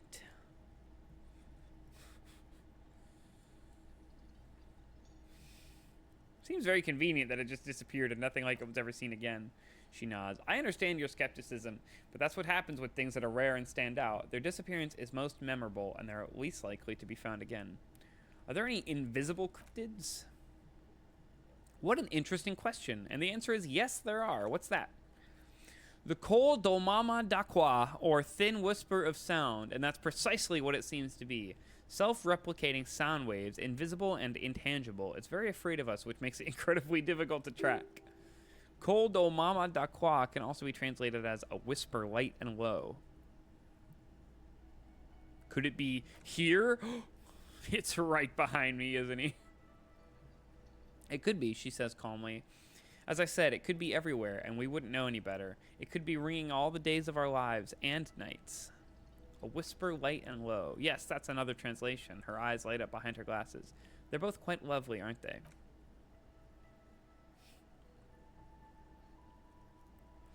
Although the low part is a little ironic, the Col Dolmama d'Aqua makes, or rather is, such a high-pitched sound that other animals, including humans, can't hear it.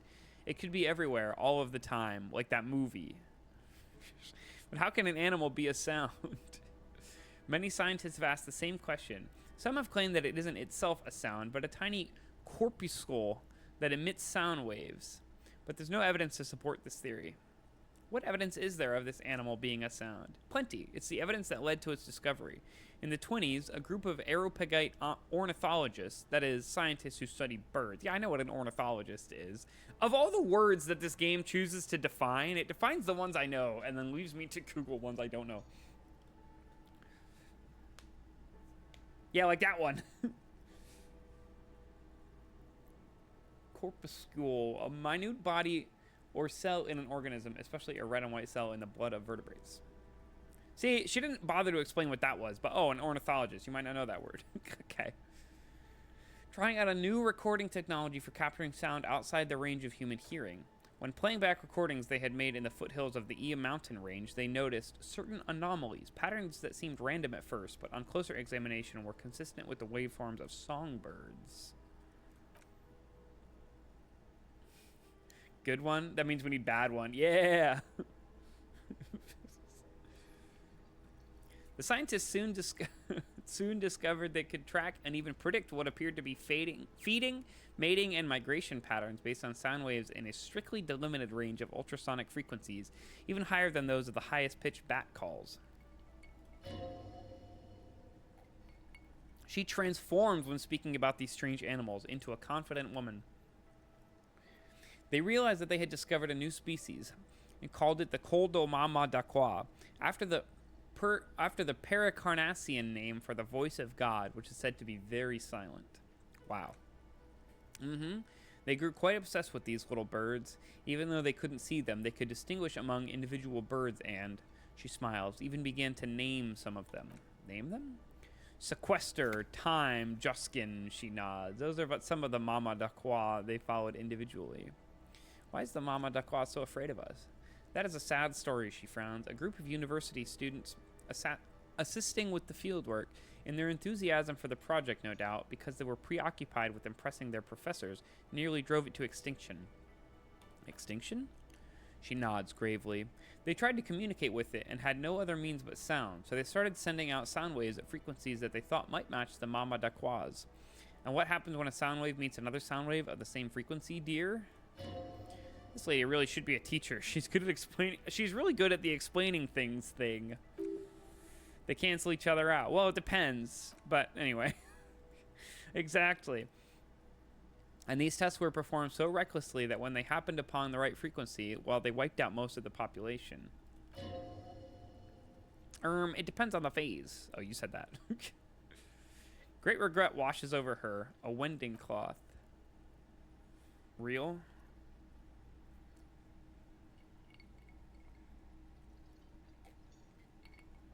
After that, those corpuscle appears to have migrated elsewhere. There have been recordings of anomalies similar to those spotted in E, but they have been few and far between. It's impossible to confirm the presence of any stable Coldomama d'Aqua population anywhere. Probably because it's fucking fake as hell. Man, I just can't get enough of these cryptids. I'm glad you liked them, but I'm not really one to tell you about all of them. You should ask my husband if you get the chance. He's the real expert. All right, that was fun. I guess I'm going to bed. Gert, can I have a drink? I'm just kidding.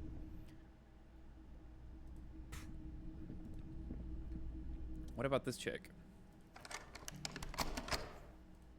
Well, it's worth a try. I'm joking.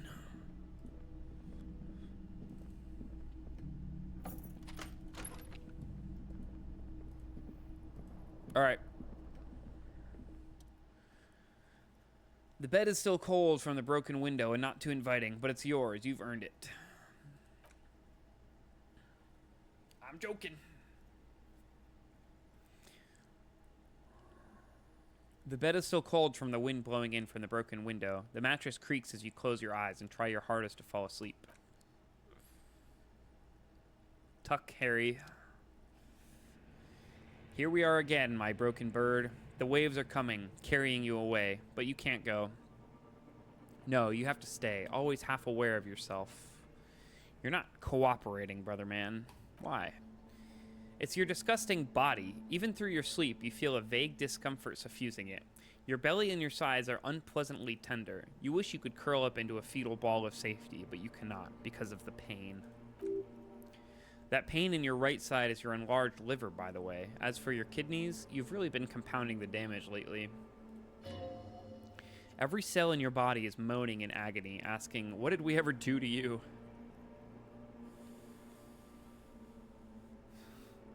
I'm sorry, cells. It's my fault. Now you're finally thinking about something other than yourself. Let's see how far that'll get you. I'm an artist, and liver damage is my art. It's just the fucking Tony Soprano sleeping emote. That's so good. Oh yeah, baby. Frame your suffering as a masterpiece. Only one problem. No one's watching. It's boring, buddy. Boring as death. You're just stuck here in the half world. Could try looking at other people. Really looking. But why would you want to start doing that? I will. I'm looking at people all the time. I like them. Sure you do. They're all so friendly, aren't they? Some of them are. Some of them are nice. Others are scared. At least they're interesting. Each one has a process just like yours, running in the space between their ears, full of secrets. What do you think you're doing right now? Coming to some greater awareness? Look at all these lights blinking in and out of existence. Thoughts. You're just pretending that you're asleep, even to yourself, while the world goes on without you. Let it go. No, that's not what it said. Just let it. But it never seems to let you go, does it? Time to rise and wipe that shining sweat off as best you can. Gather your bearings. Rock and roll. Damn, I didn't sleep at all. That sucks.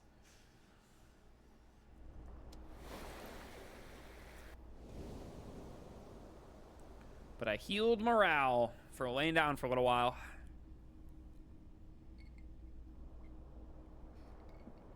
Hang on, I turn my air conditioning off.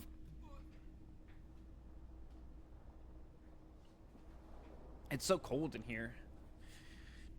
Jen in shambles right now.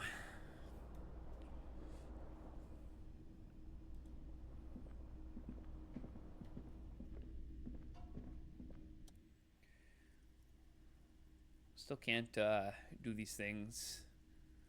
I can spec into electrochemistry. Your AC is too strong, just like me. I could do some drugs about it, but it is 7:30 a.m. I should have done this last night.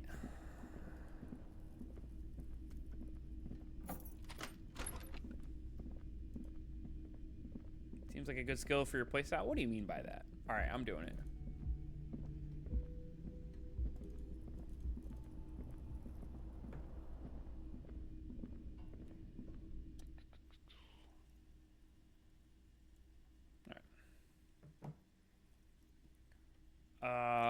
Let's do... Oh, wait, what? Oh, I used all my points already. Whoops. Damn, she's quick with it. Fuck out of here, David Fox 243.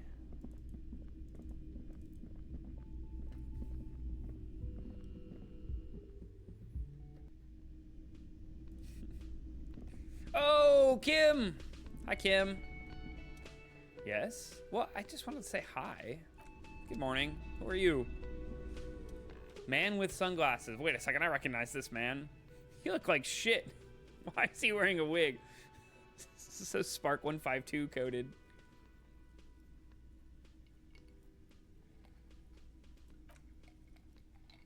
And I don't mean that as a metaphor.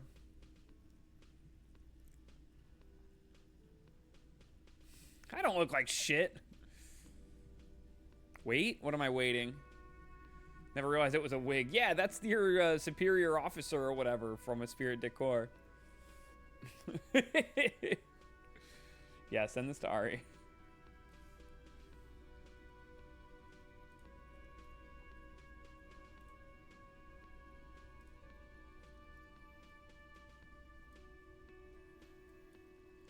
Judith, he turns to the woman next to him. Back me up here. You do look, she sighs. It looks like it's been a tough week for him. This guy is so Spark 152 coded.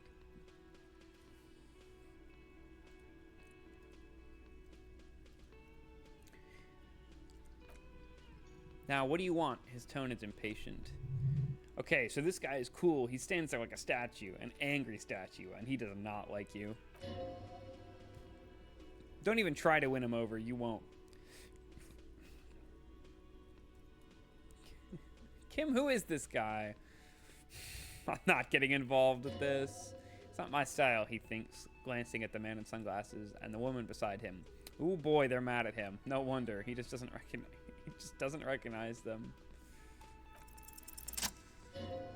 You know what this is. It's like the two of you know each other. Just ask him. Tell me the truth. Do you know me from somewhere? Oh, I definitely know you from somewhere.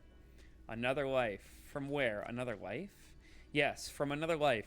A different life. Maybe the life of a police officer belonging to the ranks of the... He pauses. To what station do you think you would belong in this alternate and totally fictional reality? I forget if I'm the 41st or the 57th. Which is which? I'm not so good with the numbers. I think Kim's the 41st and I'm the 57th. 69! I think even in this fictional reality, the 57th... Oh, I had him backwards. Fuck. My condolences. The man with the sunglasses replies dryly. We're gonna go with 41st. Okay. The man sounds genuinely excited. That's plausible. That's entirely plausible. Now we're getting somewhere. He gives you a long, meaningful look and adds, somewhere good. Let's talk more about the hypothetical Station 41 you mentioned. Ah, the hypothetical 4-1. Yeah, let's fantasize about that. He blinks aggressively. I'm not busy. You're not busy. Let's just play around. What would our relationship be? Should I add those emotes or is that too antagonistic? No, those are good. Let's be crazy. Let's say you and I are partners. How's that for a thought experiment? Like partners in crime or... No, he exclaims excitedly. Because in this thought experiment, we're police officers. We're on a police station. We don't do crimes. We're not crime bros. Come on, stop it, she says quietly. Okay, why is she called horse-faced woman? That seems kind of mean. Who else is in our imaginary police station? You're not going to believe this, but the man pauses for dramatic effect. Police officers. Yes, sir. Solving crimes, locking up bad guys, and get this, and not getting their drink on at 2 o'clock. 2 o'clock? Try 7 a.m. Just some regular boring motherfuckers in suits and uniforms. Nothing spectacularly extravagant like you, the far-out son of Lung. Do you have a crime to solve? Last time chatter is a crazy emote. What the fuck? That's so sick.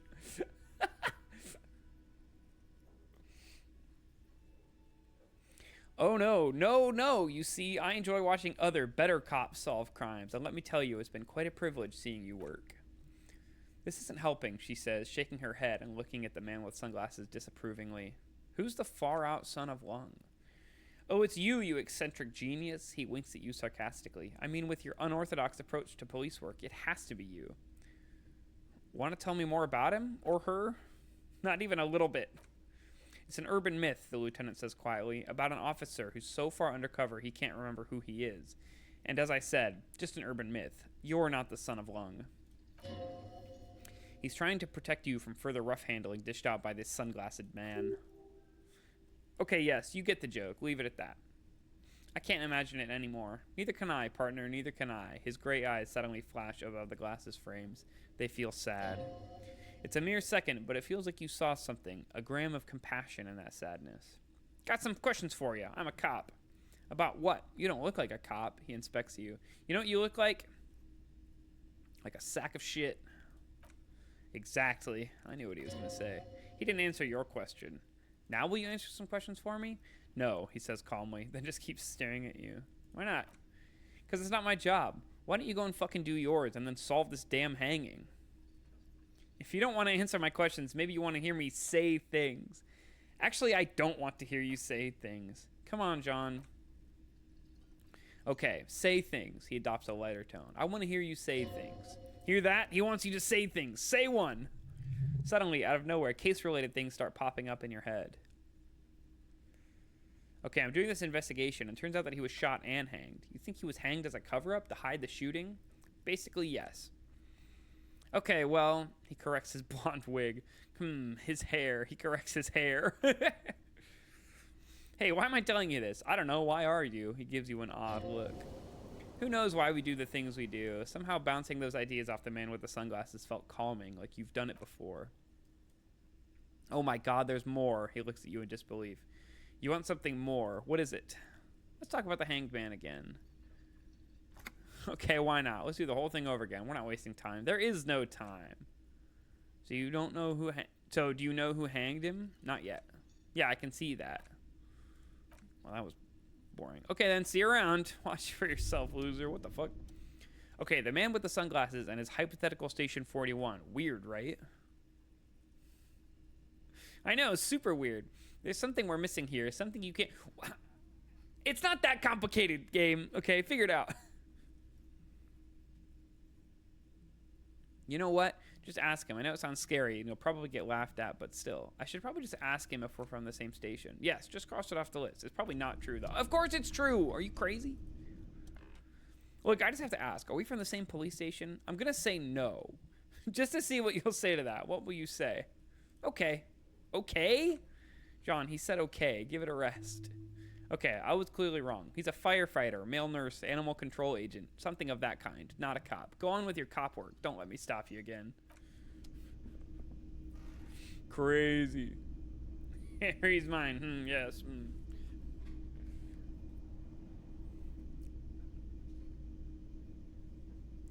All right. I guess I'll chat with Kim then. No, never mind. I'm going to talk to the lady.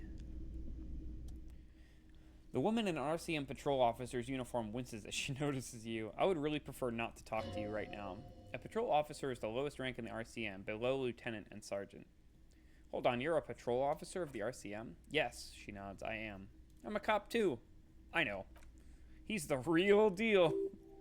It's hard to tell whether he's sarcastic or sincere, but if you had to guess, you'd say the lieutenant is being sarcastic. I'm on a murder investigation. Are you the cavalry? I'm definitely not the cavalry. Is everything all right? Why don't you want to talk to me? I don't know. I mean, why would I want to talk to you? Have I wronged you? I've done that to a lot of people. No, you haven't wronged me. It's okay. Something changes in her. It's pity. Pity comes over her. Okay, fine. Let's talk. What did you want? What does one talk about with a fellow officer? So what precinct are you from? What precinct? She just sighs. Am I from? God, he doesn't know. Fucking deranged lunatic, the sunglass-wearing man pushes through his teeth. You're getting an intellectually unsatisfying vibe from this conversation. Maybe you're doing something wrong. Look, something's bugging me. Are we from the same station or not? God damn it, you leave her alone, the man with sunglasses snaps at you. Keep your weird bullshit to yourself and be professional for once, for fuck's sake. Can I actually help you with something? She looks at you apologetically. Yes, of course. Preposterous. I mean, You would remember if they were, right? Who forgets their squad mates? That's not possible. Are you with him? Of course I'm with him. She seems startled by her own tone. Why do you ask? He's an asshole. You're an asshole. You know what? Maybe we're both assholes. Please, she looks at you, then him, then you again. Let's not turn this into another exchange, okay? You're the police, right? Cool, so am I. I don't know what to say. Don't say anything, Judith. Wait, is he police? Me? No, I'm just a man with sunglasses. I like wearing sunglasses inside. Sunglasses and a fucking wig.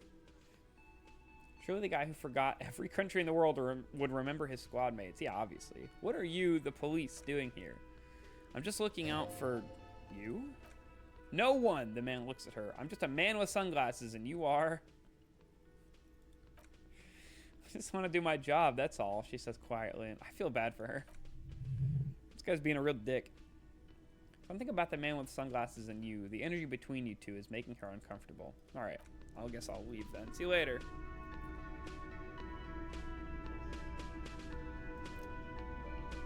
Poor horse lady. Okay. I was supposed to do... I remembered what I was going to do when Kim got back. The bullet. Can I do this now that Kim's here? What the fuck does horse-faced even mean? Yeah, I don't know. She didn't look that horse-face to me in her little character portrait. Kim, take a look at this. It's a jacketed bullet close to 5 millimeters in diameter. A jacketed bullet. Okay. It would have been shot from a military-grade breech-loading rifle, not from a muzzleloader like those typically found on the streets of Martinez. Highly unusual. The people of Revachol haven't carried breech-loading weapons like this for nearly half a century. Even the RCM uses ordinary, unjacketed conical bullets. This is strange. Very strange. I like this, officer. Strange means unique. Unique means incriminating. We need to find the gun that shot it. Something tells you that won't be anytime soon. This will have to be one of those epic tasks that's open for a while. This is a white check? Yeah. You can't remember what happened last week. What makes you think you're going to remember arcane firearm models?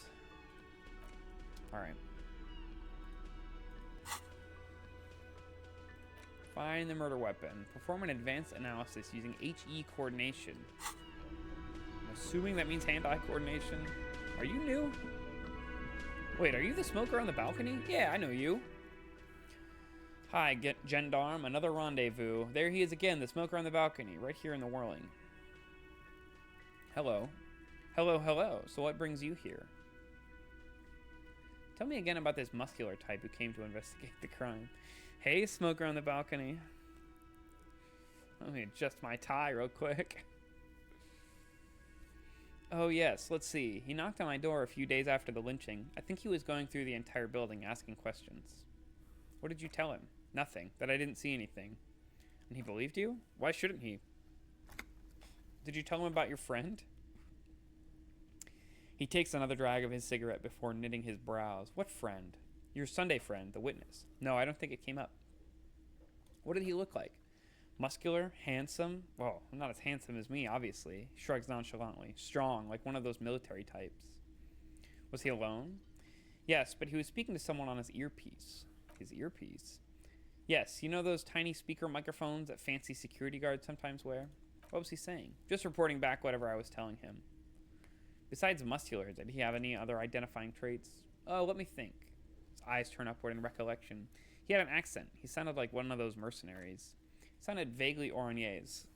Closes his eyes. No, not vaguely, scratch that. He sounded definitely Orangnaise. Thanks for the information. Sure. Anything else on your mind? What are you doing here? Admiring the atmosphere. What about you, officer? This is where I'm going to go down in history. I'm going to sing karaoke. Really? He straightens up, curious. Well, I look forward to that. I believe him. I met your Sunday friend. You did? Small smile. Well, yeah, you told me to go in there. How did you like him? Am I going to flirt with this guy at 8 in the morning? I don't like him as much as I like you. Aw, shoot. He bursts out laughing. Why not? Who is he? A visitor from the first world. He's not like you and me, gendarme. He smiles, and his smile seems melancholic. He can always return. Return where? To his opportunities in the Occident, Sur la Clef. Still, he breathes in and keeps his lungs filled for a moment before letting it out. His coming and going brings some life to the village. Or is it just money? I don't know. He stares at the bar. What are you, you two? Friends, I told you. Sunday friends. Friends who like to get together from time to time. What does it mean, a Sunday friend? That he won't be there when times get tough, I guess. Is that even a friend? It is, on Sundays. Well, why was he staying at your place in that... Okay, Harry, you gotta figure it out, dude. It ain't that complicated. He has keys, and he likes the view. He waves gently with his cigarette-holding hand. To the sea, I mean. I don't want to talk about other people. I want to talk about you. What about me, gendarme? There's no way. It would be sick to pass this check. Damn. It's the sports. He's a sports guy. All about that physical prowess and athletic skill. Nothing else here. Yup, that's definitely it. It's the sports.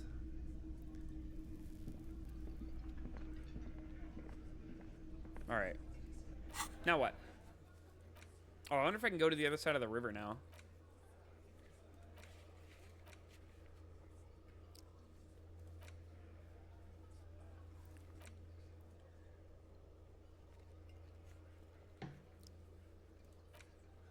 I forget how to do that. I remember it being a timed thing. Was that, could it be, the Col do Mama da Qua? No, it's probably just your imagination ringing in your ear. Is it? Is there a ringing? There seems to be an extremely high-pitched ring, ultrasonic. Lena said it was very high-pitched, right? It's like something tickles your ear.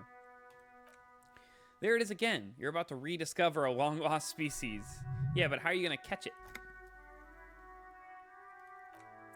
It must be very close. Maybe, just maybe, it will come toward you.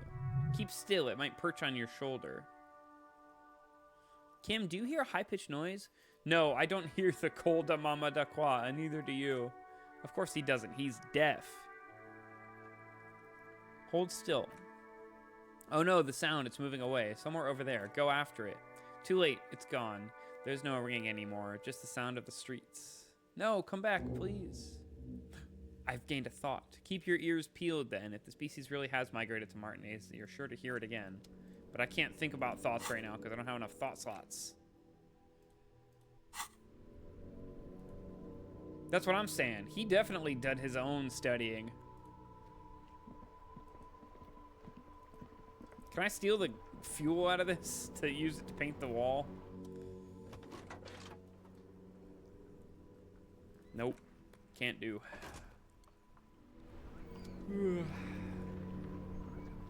Alright, what am I doing?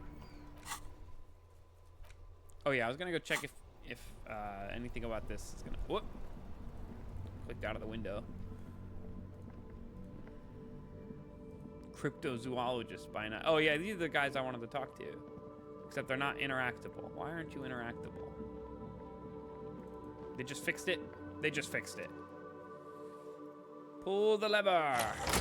Yes, let's go. Secret task complete.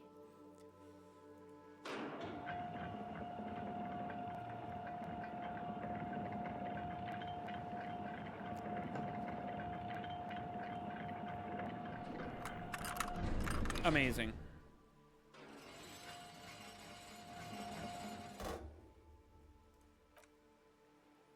Okay, the lieutenant looks across the canal. If we ever need to get to the coast, then this is the way. But please, contain your wanderlust for now. I don't want us to get sidetracked, not with everything that's going on. Focus on one thing, achieve it, then the next. He thinks that's the task chain. Yeah, but Kim, every quest I can do is over here. The radio hums with electricity. Right? Like, I'm all out of quests that aren't on this side of the river. Oh, there's so much to explore here. There's money there I didn't get. Gotta go find a secret bug. A breaker box to power the radio pylon above you. Maybe there's something inside? 90 cents? I'm rich. Speaking of being rich, give me that.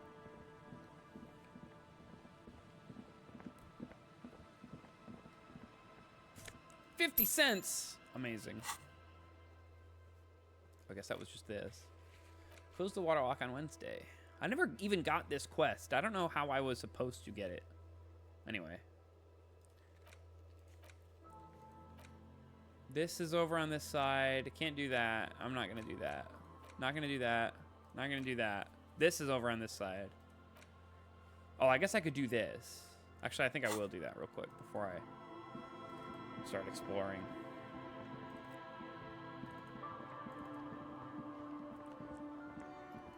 And then you're going to get stick bugged.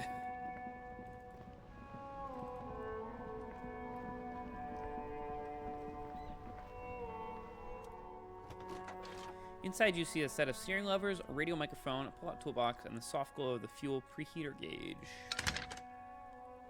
Did you find out more about the owner of the armored boots? Sorry, sir, I still haven't heard back from the database people. Try calling again later. Okay, well, you're no use to me then. See you later.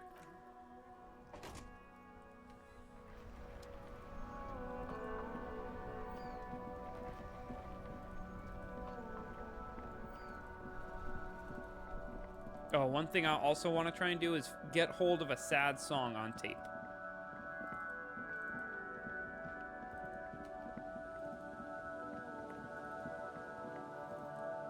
For when you find the way. How did you do that? Oh, I see. I get it now. I didn't realize they could overlap like that. That's pretty cool.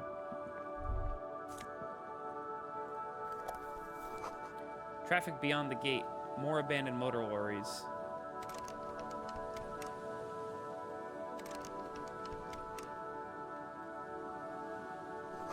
The sign says no entry. Someone scribbled an inverted star on it.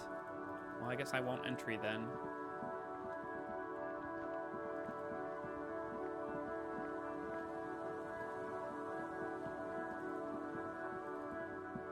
Wait, there's footprints here. A creaking ahead, a broken axle grinding. Oh, a car! Fun. I wonder if there's any fuel in it that I could use to paint that wall. What's that? Is it a fuel tank? Sure is. Interesting. Something strange seems to have happened here. A bottle drained of all its booze is frozen into the ice. Oh, there's money over here too. Give me that. It's probably my money. Awesome.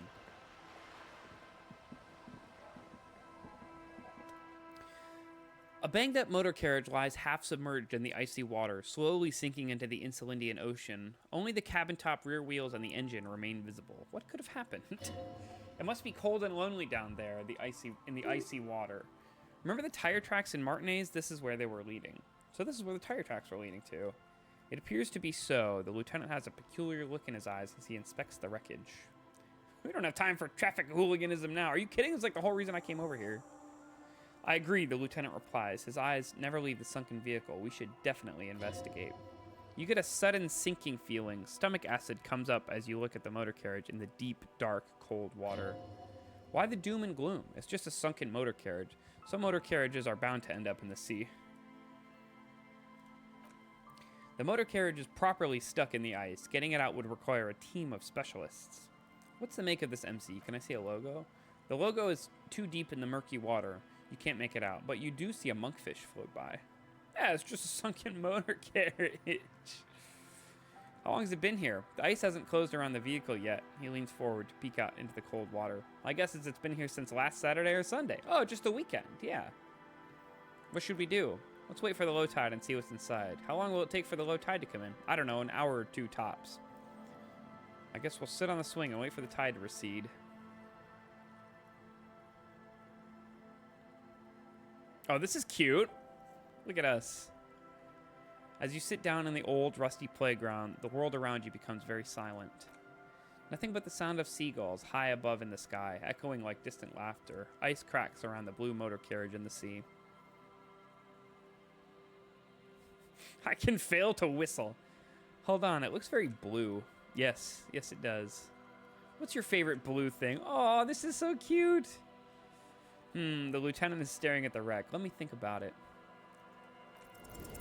I failed to whistle. Spit flies from your mouth to your mustache, to your chest, the ground before you. No sound, though. Raining heavily here, Chief. Raining heavily here, Chief. Mind keeping it down a bit? The lieutenant must think it's rather funny. He smiles and quickly turns away. He's all, oh. Haha, very funny, so I can't whistle. Just keep at it. It'll come to you. Healed morale in real life. With his lips puckered, the lieutenant lets out a beautiful melodic trill that puts even the insulindic thrush to shame. You hear the sound echo on the large body of water. Clouds race across the spring sky, and suddenly you just feel better about everything. Okay, okay. That's way better than what you did. Yeah, you don't fucking say!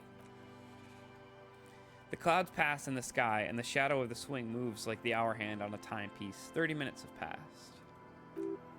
Looks like this might take a while. Time to present a good topic for discussion. I'm not gonna say this! Are you crazy? Would you rather sit on an anthill for an hour or stand in a river of leeches? Well, the lieutenant rubs his chin. Oh, Kim emote, let's go.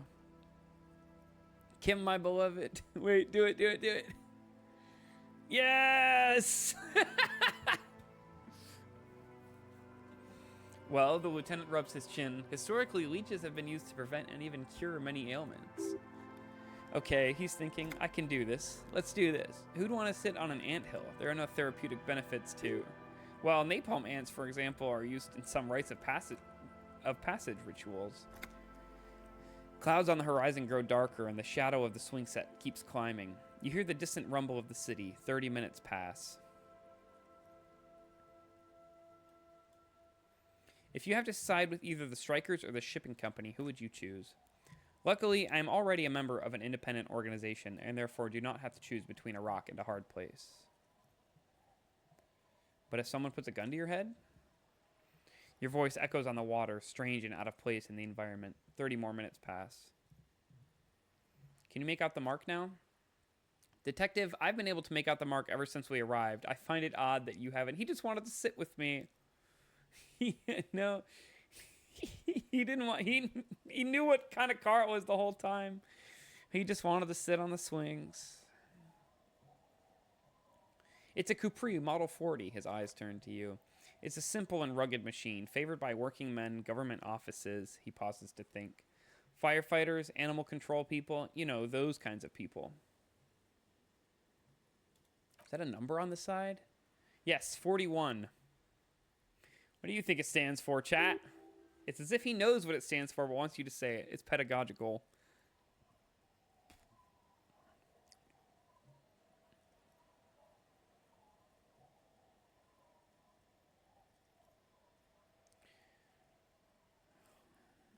Oh, God, no. I'm sorry, Harry. I'm so sorry. 41, Precinct 41. A massive pit opens up in your stomach, and the most terrible feeling comes over you. No, just nope. Say no to this, Harry.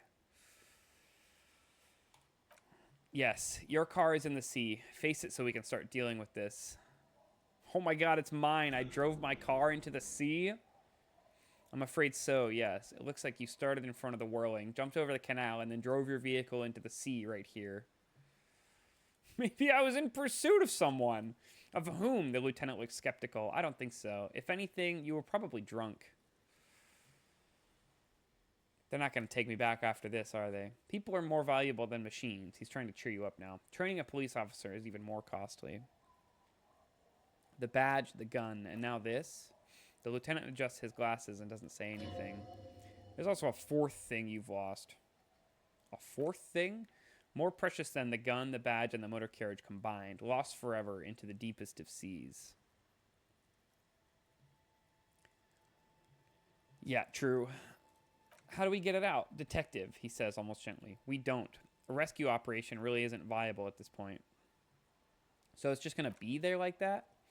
I'm afraid it'll have to be there like that for many years. He looks around. Look at it. Parts of it might be salvageable, but overall this machine is a write-off. I can still fix it. That is very unlikely, the lieutenant replies with a sigh. All the electronics are toast. That goes for the electromagnetic steering and brake systems as well. You'd be lucky to find one undamaged component in there, he shakes his head. In a few months, there will be nothing but rust left of this vehicle. It'll be cheaper to buy a new one. Well, not cheaper. This motor carriage costs 40,000 real, but in the long run, it still makes more sense to buy new machinery than to try to refurbish this. I couldn't even pay a hostel bill. Let's face it, this is a substantial loss to your district's budget. He's avoiding your gaze now. I mean, my station only has 4 other vehicles in addition to my Kinema. Well, at least I can see what's in there now.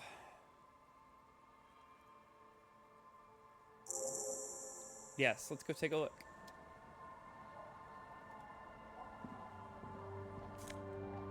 Oh, I got my badge. And a jacket. That's amazing. Oh, I'm cute. A police badge on which you see the photo of a man. You. Some seaweed is stuck to the back. I found my badge. At least something good came out of all this. The lieutenant glances at the badge in your hands. Study the badge. LTN 2 JFR Dubois. Encased between 2 durable plastic sheets is a bluish card with lines of information and a watermark in the shape of the street grid of Revachol West. You see a photo, a name, a rank, a document number, the date of issue, and, in the lowest right corner, your precinct. The man keeps winking at you with his green-gray eyes. The photo is old, no doubt about that. Good choice. A newer photo would look different. How old? 8, maybe 10 years. The guy in the picture is rather good-looking. He's got a nice haircut and is distinctly lacking in massive sideburns. You hating on the sideburns for? Why do you think? His face is already contorted by the expression. Although it looks less grotesque on him than it does on you now. The badge in your hand shines as you rotate it, catching light. You see lines of information on it and a shining watermark. Name, Harrier Dubois. Harrier, that's long for Harry. So you are Harry, he thinks. Everett was half right. Probably not a lot of people know your full name. Whoever told him you're Harry Dubois didn't. What kind of name is Harrier? It's a wartime name, revolutionary, the kind mothers give their sons during troubled times, like Undying or Boxer or Ironhide. A name like Armor. Harrier Dubois it is then. Pleased to make your acquaintance, Harrier Dubois. He's not going to call you Harrier. He'll keep calling you Officer when he's angry with you and Detective when he's not. The badge in your hand shines as you rotate it, catching light. You see lines of information. Rank, Lieutenant 2 Jaffer. Double Euphrator. What is Lieutenant Double Euphrator? The lieutenant is rank above sergeant and below captain. It's the highest rank in the RCM that still does field work. I am a lieutenant. And Double Euphrator? The title of Euphrator is added to your rank when you decline a promotion to higher rank. In your case, captain. The lieutenant explains. You have declined twice, thus you're Double Euphrator. Declined?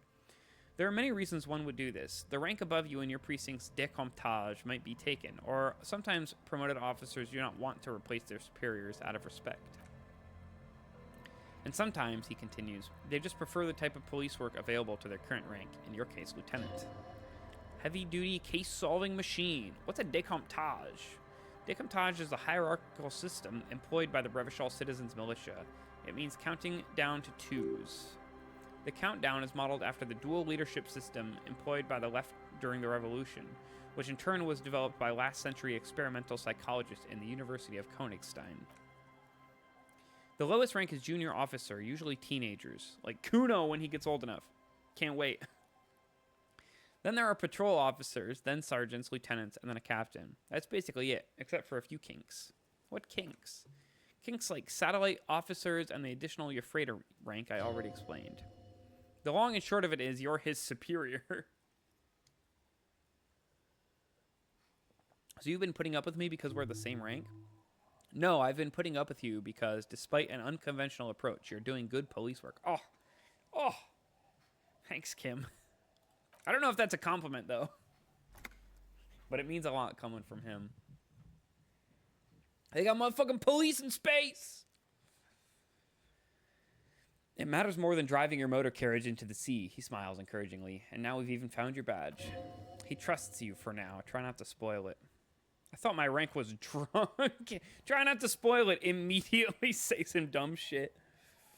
Yes, apparently you've had a rather successful career in the past, and this leads me to believe maybe your current situation is only temporary. Thanks, that gives me hope. Good, he says with a quick smile.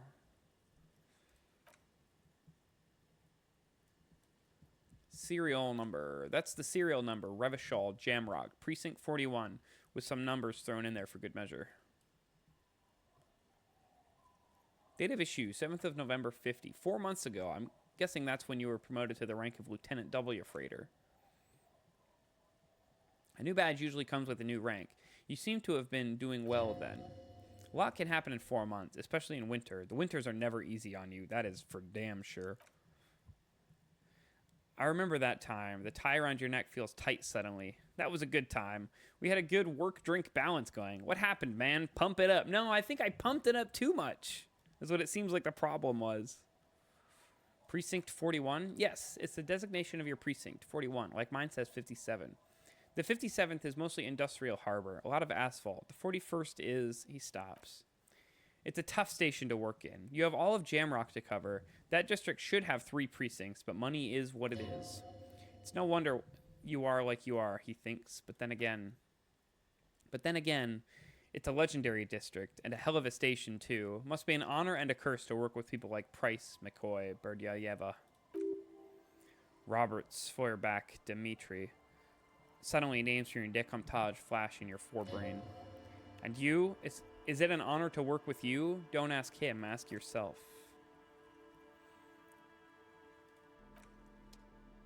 Well, that was exciting. What was the other thing that was in there? Didn't I get a second item out of that? Oh, yeah, it was my jacket. Not this jacket. This jacket. Visual calculus and a spirit decor. It is a cooler looking jacket than the other one. But they both give me a spirit decor, so I'm out.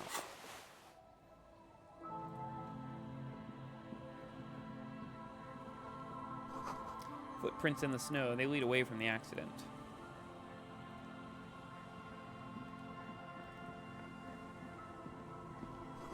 The underside of the boat has recently been tarred.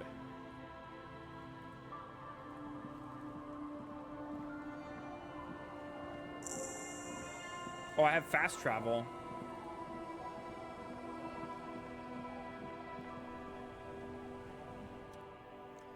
Lillian, the net picker. Aye, officer. A woman in a raincoat stands on the quay, considering an overturned boat. A sword and a scabbard hangs. She has a sword? What? This chick is cool. Anything I can help you with? That depends. Where are we exactly? A fishing village on the seashore. She looks around. This place doesn't really have a name. It's sometimes called Elysium. Why? The sign on the street leading here is illegible. Has been since they built this place. What is your name? The name's Lillian. People call me Netpicker. She gestures toward the fishnets. I think I have time for questions. And that actually was the second one. Indeed, you're always confused as to your whereabouts. Ask her about the cool sword. Helps break the ice. Nice sword. Unfortunately, the factory sold this one with a 3-year warranty instead of a story. She smiles at her own joke. It's to intimidate folks, mostly. Hold on, do you know how to use it? Not really, she glances at the blade. I know some basic moves, and I know it sure as hell beats a knife when you're in a tough spot. It is imposing. It's a regular mass-produced sword, like a shovel or an axe. Nothing fancy, just for intimidation. Why do you need intimidation? From time to time, people need a lesson in respect. That's just the way it is. Back in the day, I caught the eyes of many men, and believe me, men need a lesson in manners from time to time. She's fucking right about that. Fucking men. Why don't women arm themselves if it's so effective? What makes you think we haven't? The truth is that almost everyone in this life is scared and tired and stupid and too dull for that. That goes for men too, but they put on an act for us. Pretend like everything's good and living in shit doesn't bother them. Like anyone falls for that. Behold! Her eyes meet yours, and suddenly she starts laughing. It's hoarse, as if she hasn't laughed in a while. I'm putting the moves on. Do you like it? Sure, her face straightens. It looks as if you could face down any horror in the world with that same unchanging grin. It's like a shield. So where are all the men now? Some went to patch their wounds, their lesson learned. Others were more thick-headed, she looks down. And one of them I ended up marrying. Oh, she's taken. Oh, what was the point of putting the moves on? Wait, why if they're thick-headed? Guess I enjoyed the way he bled. Her expression doesn't change. It's hard to say if it's a joke. If it is, then why the melancholy? Where's your husband now? Gone. Oh, shit. Gone where? To the waves. She's not taken. To the sea took him. Was he murdered? You idiot. The sea took him. He didn't respect the sea. Went out there drunk like a skunk, and sure enough, one day the boat was found floating empty. The bloated corpse turned up 2 weeks later. Now, before you tell me how sorry you are for my loss, know that it was 4 years ago and I've moved on. There's only so much mourning you can do for a drunk with sinewy muscles.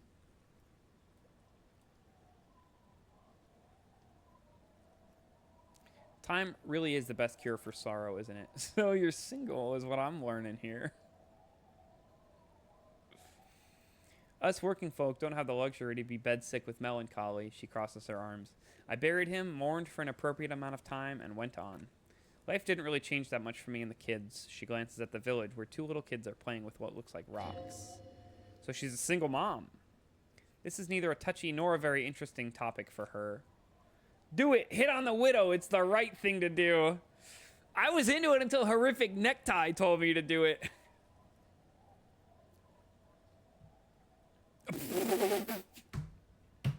Look at the fucking minuses on this check. Kim's presence makes it awkward. That is for sure. Explore the coast. All right, I could try that. One day I'll ask this girl out. It's not time yet, you know?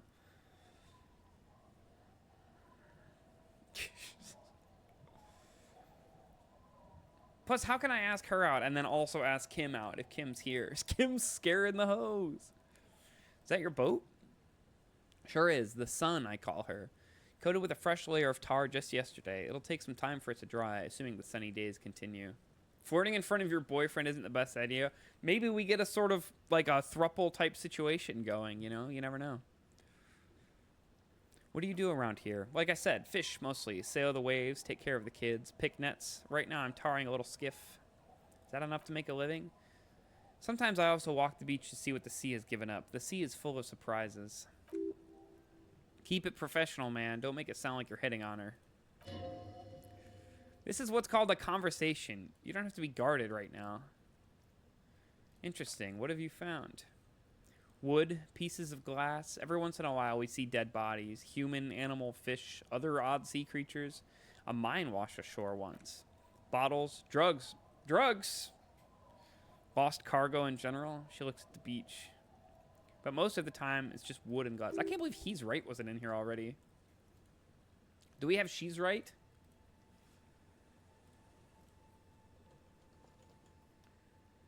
Rosie be using She's Right like crazy.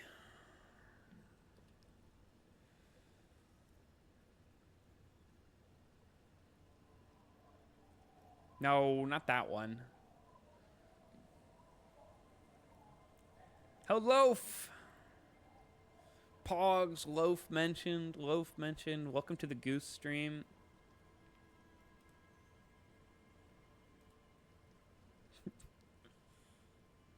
I don't know where the right... Rosie, you have the one, right? The She's Right. Oh, I found it. I didn't know you streamed. That's because I don't stream. I have... I stream, like, twice a year, maybe. But I've been the past few days... Thanks for the follow. The past few days I've been trying to beat this game. And then I don't know what I'm going to do when I'm done with it.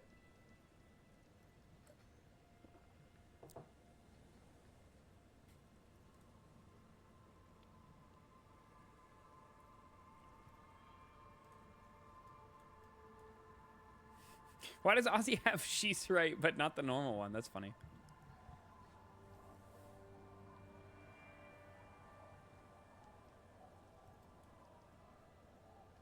All right, major choice moment. You only get to ask one thing. It'd be weird to say them all.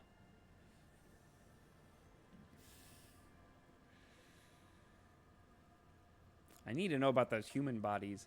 Well, you're barking under the wrong tree then, officer. She shakes her head. I have no interest in floaters. Seen enough of them in my life already. A very unattractive bunch. Yeah, maybe steer clear of things reminding her of the floater she used to be married to. Well, fucking my bad.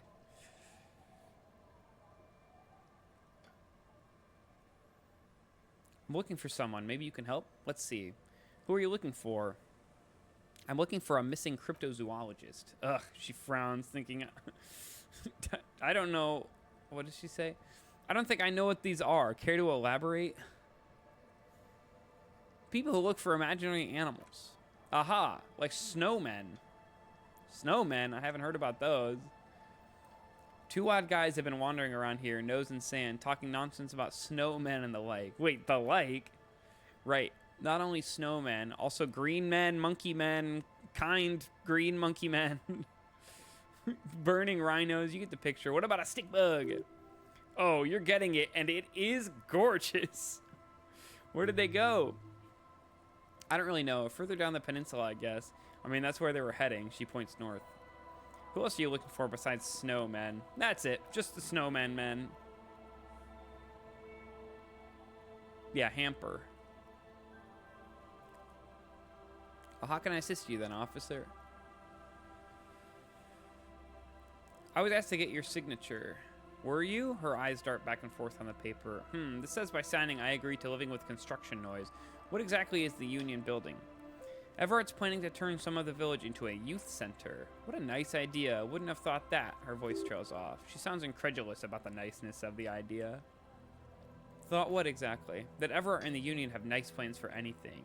I thought they only cared about themselves. She shakes her head. Well, I guess Union members have children too. And those members have a vote when electing the head of the local chapter.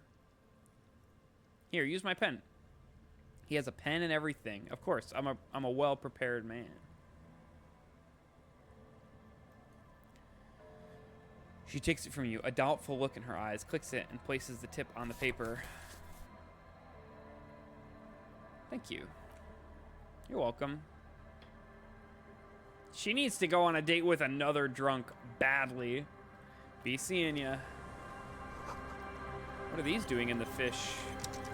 Woo! I got free boots.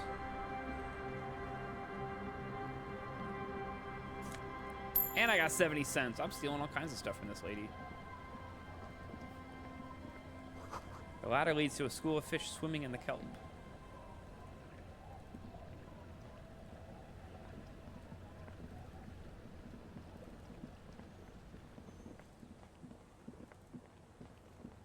There's another person there. And 50 cents. Washerwoman. The woman next to a bucket of clothes hums an odd melody. Her eyes are closed. You're not sure about the melody, but it might be South Samaran, possibly Sigayan, also known as the Apricot Suzerainty. Welcome to the fishing village. She opens her eyes. Please lean in closer. I have cataracts. Oh, not what you want to hear.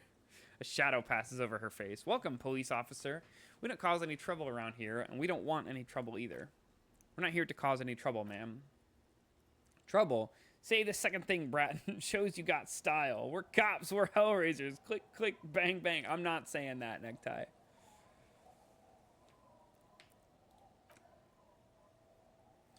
Oh, of course. Last time we saw you around here was 12 years ago. You also came to take care of some trouble then, which you did, but still, in Martinez, you're considered an ill omen. What kind of ill omen are we talking about? Oh, the usual. Dark tidings, black hound. That's you, all right. A black hound licking your own heels. Wait, I've been here before? No, not you personally. I meant the RCM. Some of the men got into a fight. One of them killed another. Locked himself in that woodshed over there. He was brooding. Needed some help opening the door. You got it open for him and took him to think about what he'd done in a more secluded place. Somewhere more quiet. She says it as if he was on some kind of spiritual retreat. If I'm considered an ill omen, why hasn't anyone told me that? Maybe they're afraid. Why? Because you're an ill omen. But you're still welcome here as long as men with guns aren't chasing you. Maybe even then, because that's the kind of fishing village we've built. I'm sorry there's not a lot of room to park your motor carriage. Oh, I found a spot. Don't worry. And not a lot of houses or a lot of people. My kids are long gone, searching for treasure. So are others. Look at me ramble on. What brings you to us? What's in this fishing village? Just us. She sounds tired. It's barely a village anymore. We almost don't exist. What do you mean? This is pretty much a non-place, she grins. A gap, a blank spot on the map, just a cluster of nameless shacks on a nameless street. The place is so pornographically poor, it's not even funny. I'm not gonna say that. Who else lives in this village? Well, there's Lillian and her kids. A few new folks live in the house to the east. She nods her head across the courtyard, but they're away right now. And then there's the drunks, she sighs. Not a pretty sight, but there's little we can do about it. Home is home, even for them. I met Lillian already. Lillian is tough, she nods. Tougher than the men here, at least. If it wasn't for her and the kids, this place wouldn't have a spark of life left. I haven't seen any drunks yet, though. Sooner or later, you'll see for yourself. She slowly shakes her head. Don't have to look long to find these guys. There's gotta be something here. She waves her hand southwest. Over there you can find more of the same, shacks and trees growing wild. That's the Pox. What's that? An old military hospital and its surroundings. She looks toward the buildings to the south, or it used to be during the time of the suzerain. After the war, it was turned into a goodwill hospital for shell-shocked veterans and folks looking for some quiet in the old sanatorium gardens. Now the area is crisscrossed with nameless streets and makeshift cinder-block houses, shacks as far as the eye can see. What happened to the hospital? Wait, Loaf, if you're still here, how did you find the stream? Did it get posted in one of them Discords? Because if you weren't following, I didn't send it to you. Did Twitch serve it up? The goodwill ran out. She tightens the scarf around her neck. The staff left and the place was shut down. It's long gone by now. Let's see. Where could someone stay around here? Stay? Most people here are trying to leave. That said, if lodgings is what you're looking for, I've got a free room in the shack. Her soapy thumb points to the building behind her. How much is it? I won't charge you for it. Take it as a gesture of goodwill from the village to the RCM. There's this guy, Gart, who makes me give him money every night just so I don't die out in the cold. That's exactly how they get you. That's how they get you. That's why we built our own cinderblock houses on the seaside, so we don't have to give money to Gert. They might not look like much, but they're ours. Isn't anyone using the room? My kids grew up and left like they do. The house is long empty now. I live in a small side attachment. It's easier and cheaper to keep warm. I'm not gonna ask her about it. Don't make an old woman regret opening her house to the police. Where's the Third Amendment when you need it? I guess that's for the military. Well, if you're not in the hostel this morning, I'll know where to find you. He looks around and adds, here in a shack. He's a little relieved you're no longer in that room. Should he? This environment encourages one thing and one thing only, drinking. Hell yeah, I'm throwing a rager. Finally, you have those lamos of Martinez off your back, Bratton. This looks like a good place to bring chicks. No, it doesn't. This looks like a terrible place to bring chicks. What's further down the coast? Not much, she replies and wipes her forehead. There's the abandoned church, the DeLorean Church of Humanity. It's been there since before my time, even. Why is it abandoned? Some things just don't fly, officer. She smiles a gap-toothed smile and smells the air. Look around. Who'd go to church here? They built it 300 years ago. It must have been nice then. So they don't hold services there anymore? The Ecclesiastes? No, they've tried, but things just keep happening. Crime, accidents, other things. The place never stays open, she frowns. It's a pity. It used to be such a nice church. She's not telling you all she knows. Keep her talking. What else is down the coast? Before you get to the church, there's some ruins, an apartment complex, or some kind of electrical plant. Run down bunch of houses empty. Which is it then, apartments or an electrical plant? I don't know exactly. A pre-war place. It used to be something, she shrugs, before the war. I wasn't here then, you know. I was born in Samara. Anything else of note? Of note? The old fish market. The old fish market up on the boardwalk, but it's closed. Who'd want to come to a fish market here? No one, that's why it's closed. It was once a bustling place back when I was young, and so was everyone else. Now what catch we do bring in goes straight to a lorry for the Delta or somewhere else. That's it? There's got to be more along the coast. What, you're one of those real estate people with big plans? Low-key, yes? If you want a development opportunity, you can check out the abandoned building over at Land's End. Used to be a supply depot, we think, sending goods and ammo across the bay. It's jammed shut, though. We tried to get in, see if there was anything to sell or scavenge, but it's impossible. And now you know everything there is to know about this coast. She drops a bar of soap into the bucket with a splash. Tell me about yourself. Who exactly are you here? Me? No one. Just an old washerwoman. Mother called me Isabel, if that's what you're asking. And my married name is Sadie. Now's your turn, mister. I'm Lieutenant W. Freighter Harrier Dubois. Quite a handle you got there, the old woman nods with evident respect. So many titles, one of them double. She's got a couple of ranks herself, honored chief and so on. I was asked to get your signature. Aye, what's this about? She takes out the documents and squints her eyes. Come now, I can't read all this scribble. Tell me what it says. Everett wants to turn part of the village into a little youth center. Ha! She lifts up the paper very close to her face and studies it intently. I might be half blind, but it looks like part of the village is going to be a street, the best part. The part we need to get out of our houses. I see Lillian's name is already here. Tisk tisk. The girl is too trusting. Either way, I won't sign union papers. She hands the envelope back to you. What do you have against the union? I've seen it all before. You think they've got our interests at heart? Rich men are always selling poor men promises they never plan to keep. She puts a dark red rag out of the bucket and puts it back. Then the poor get pushed out of their homes and the rich get a little richer. That's the way it goes. So no, I don't trust the fat man, and neither should you. She speaks with the authority of a leader. Hers is the final word around here. She's headstrong, but there's a slight hesitation in there. You may be able to convince her. 58. Suggestion. Purple check. Let's see. Oh, I can level up suggestion. Wait, that's a white check, right? I should be able to retry it. Yeah, so I try it and then level up if it fails. But it never fails. Of course it doesn't fail. Logic and reason won't work on this old bat. Better go for shameless emotional manipulation. What's a grandmother's deepest vulnerability? Why would I want to tie you to the ground and pave directly over you, washerwoman? That would be such a waste of fuel and resources. I'm a very busy man. What's a grandmother's deepest vulnerability? Her grandkids, obviously. Does this feel like a good thing, though? No, but I'm going to do it anyway. What's going to happen to the grandchildren? What do you mean, what's going to happen? They're going to grow up, of course. I raised my own kids in this village, and they're doing fine for themselves. Are they here now? No, the old woman says, her cloudy eyes darting sideways. They moved to Falberg for work. And what do you think Lily Ann's kids are going to do when they grow up? Well, I imagine they'll grow up and leave, too. You've got her now, just reel her in. And then what? Then the old woman exhales. She stares at the ground, unable to finish the thought. Wait, let her come to it herself. I don't believe the fat man's youth center is going to change anything, but what other choice do we have? It's not like the coalition government is coming to save us. I won't be around much longer anyway, not with the dampness in my bones. A weird way to say that she's old as hell. If they want to take a chance, who am I to stop them? Did you say something? I said, you can start by signing these papers. I've got a pen right here. Reluctantly, she takes the pen from your hand, scribbles her name on the line, and hands everything back to you. Olge.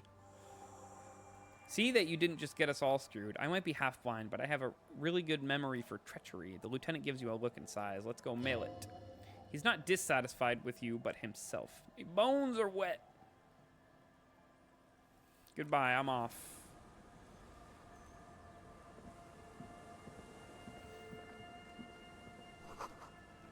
The street sign is illegible below the graffito. Let's talk to these kids. Up, rock! The scruffy-haired little boy kicks a stone. He can't be more than 5 years old. The other one looks indistinguishable from him. He watches his brother kick the stone with his tongue lolling out of his mouth. You must be Lily Ann's twins. This one doesn't say anything, kicking the concrete with his worn-out sneaker. Lily's our mom, explains the other one, tongue still lolling out of his mouth. Yep. The stone kicker laughs suddenly. His head is too large for his shoulders. The other one laughs as well. Maybe there's some reason why they're laughing. An interesting reason, somehow tied to the case. What are you laughing about? The boy starts laughing and looks at his toes. Yeah, somehow I don't think that it was tied to the case. You guys look identical. The stone-kicking one becomes frantic all of a sudden, as if that's something to be scared of. The obvious fact that you just stated. He looks just like me, the other one says. Yep, I said that. The boy doesn't answer. His brother throws another rock. Both of their hair is covered in some kind of dirt. The rock kicker was just being shy, but now he's enthusiastic again. You're bad with kids. It's impossible to be good with kids. Dude, I'm trying to get the code. 100% off coupon. Free bowls of rice. It's impossible to be good with kids. They're too stupid. You're right there. He looks at the little scruffy and then at you. Let's see if we can find some police work, shall we? We're not doing anything here. Children are stupid. Haha, the scruffy-haired little kid laughs as though in agreement. You're stupid, the other one tells him, suddenly very serious. Let's ask him. Okay, well, I'm not asking him shit. I don't really know what I hoped to accomplish there. Hard to see the details. The colors, all warm and welcoming, are cozy, though. A flower trough where nothing really grows, maybe in spring. All right. Oh, there's stuff in here. Go find the drunks. Construction material. Whoever planned to build this house left in a hurry. Money. A wedding stone, well worn and covered in rust. Whitened curtains have been drawn shut, no looking in.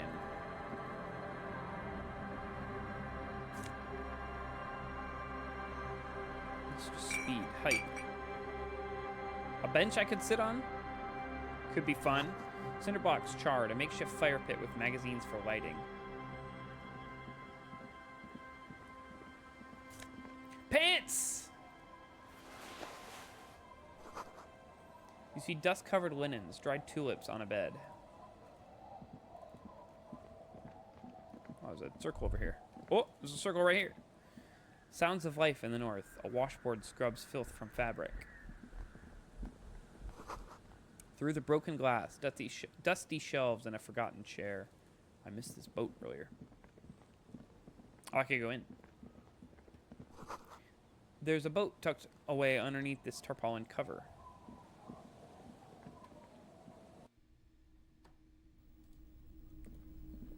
This is an ominous chair in a room. You see a dark red chair in the dim light of the room. It's only a red chair, just a red chair in an empty shack with what looked like a dusty bow tie on the shelf. Nothing to see here, right? Hey, Kim, where are we? In someone's abandoned shack on the coast in Martinez, in Revachol. He's afraid you've forgotten suddenly. What's with the red chair? Nothing. It's just a piece of furniture. He looked at the chair, gathering dust. Red paint is peeling off. Looks like blood, no? That was the whole thought? What's this? Postcard? Yep. And a bow tie, which I will definitely be wearing. Something weird about that shack.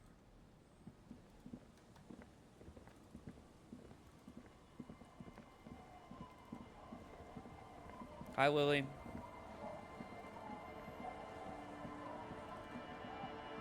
This is the old lady's shack, or is this one mine?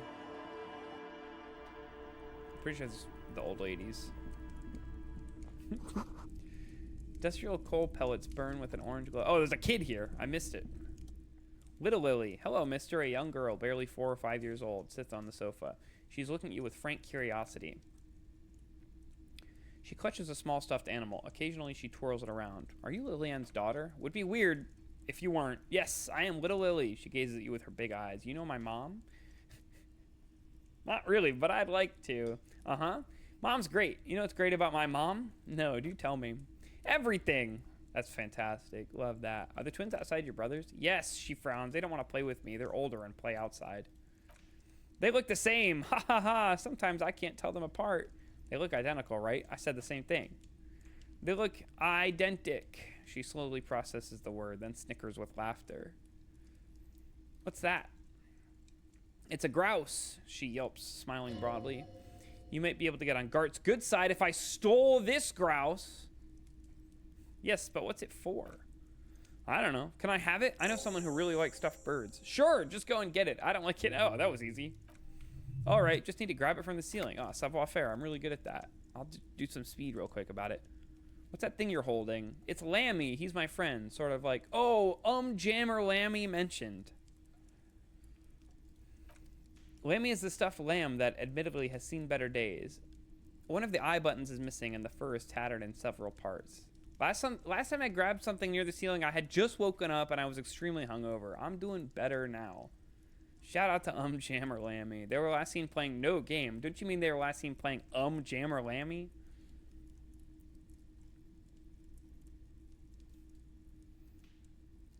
I don't want to be. What is it that she says when you fail the wood cutting one? One of the eye buttons is missing and the fur is tattered in several parts. Lammy looks like he's falling apart. Yes, Lammy has lived a long life. Yeah, there you go. So there really is a channel called Jammer Lammy. They just haven't streamed. Oh, no, there isn't, because I clicked on it and it didn't go. Oh, wait. That's because there's a period after it.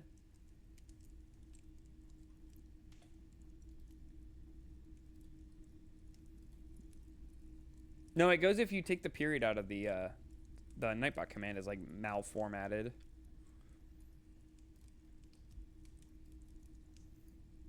Lemmy was a rev. The command is stupid. Revolutionary? Yes, she yelps happily. Lammy was a revolutionary. This is me trying to read the words in this game. Goodbye. Bye. The girl's large, curious eyes remain fixed on you. I'm stealing this bird. Oh, I didn't even have to pass a check for that. I just took it. That was really easy.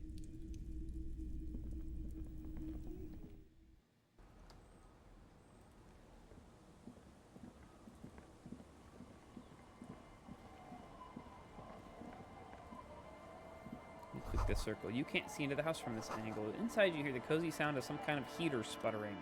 The door has seen better days. The layer of paint has started to peel off due to the salt and wind from the sea. Even the lock looks slightly rusted. I'll wait outside to give you some time and privacy to check out your new living arrangement. But just so you know, after we're done with the day, I'll still be staying in the Whirling for the night. We'll still meet in the shack. We'll still meet in front of the shack in the morning. The key turns with a satisfying click. You can enter the shack now. I'll get on Gart's good side and then stop staying in his shitty hotel. It'll be great. The floorboards creak under your step. Is that a mirror? Shout out to me. Oh, I see it now. They're cool, probably. What were they doing? Disco Elysium. So true. An old mirror hangs on the wall. You see a reflection of your face in it, adorned with the expression. I would quite like to pass this encyclopedia check. Did pickup instead of delivery? No, that's so brutal. I didn't know you could do that from Ghost Kitchen Places.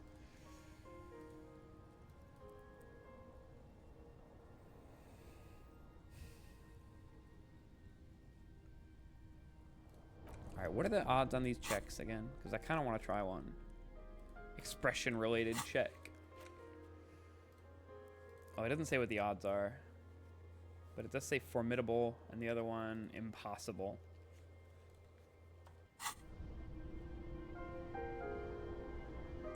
Yeah, they just treat you like an Uber driver. No more steam in this random shack, yeah.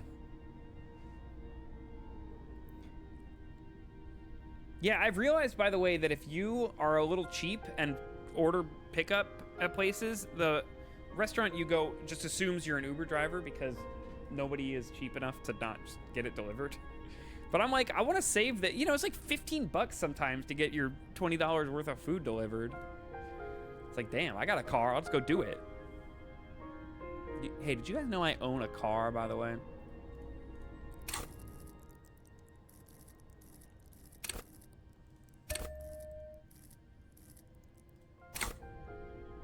Do like to save it if I have the energy. Yeah. Oh, that wasn't the mirror. All right, ready? 58%. Joyce told you about the new. Yay, let's go. It belongs in the new, the third decade of the current century. Enough time had passed from the failure of the revolution that for a fleeting moment, free market economy seemed like the ultimate uncontested way of life for our species. Base name of the person who made it? Yes. Things were good. It was smooth sailing. People made gold and champagne-tinted interiors and facades to suit the times, calling this the new style. But more importantly, disco happened. I love disco. For Revachol, your city, that meant only one thing. Guillaume Le Million.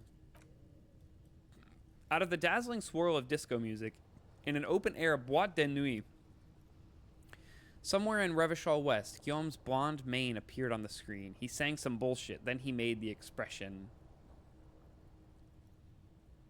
So I adopted it? Why?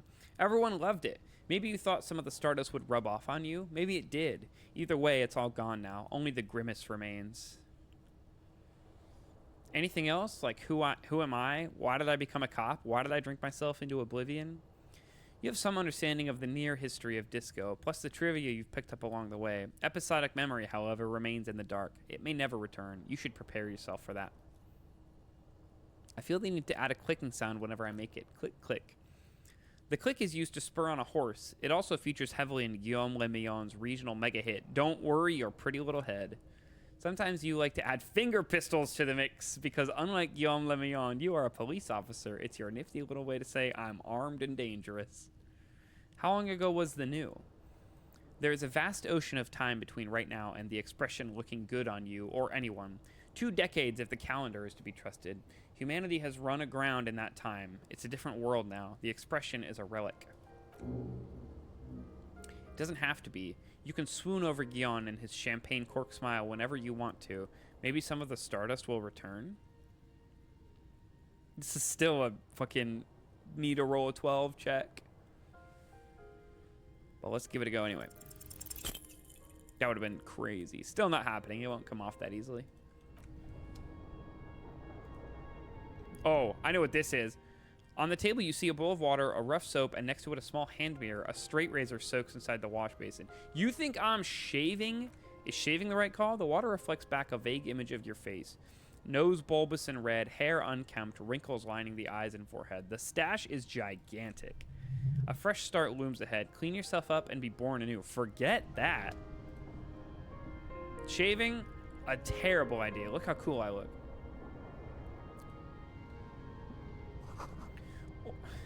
Sorry, I was just...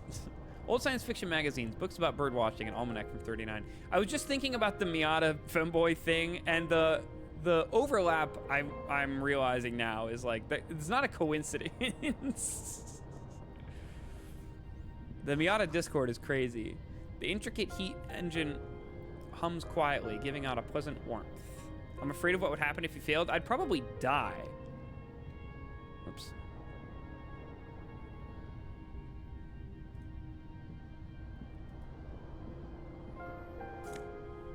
Ooh. A jacket. All right, I'm out of here.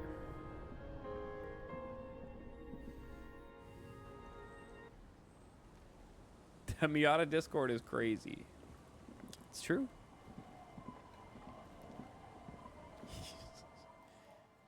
Miatas are also very popular in England for some reason. There's a lot of British people in there. Let me find this one meme. I don't know if I'm going to be able to find it.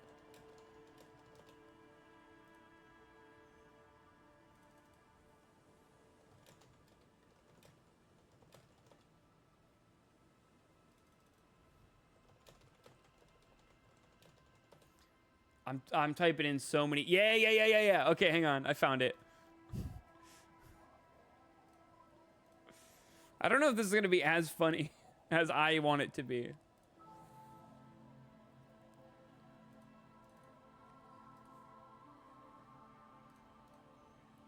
Hang on. Where did it go?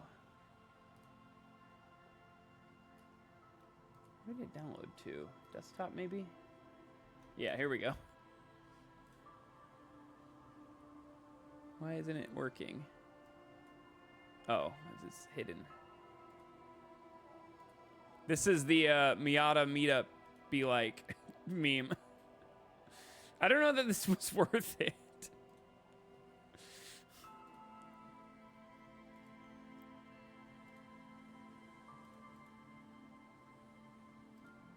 Oh god, chat's moving. How am I liking the game? I love this game. It is a fantastic game.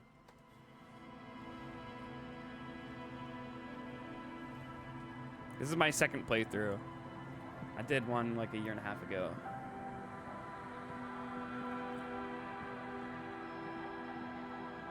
You're shocked that white dudes like Miatas? Yeah.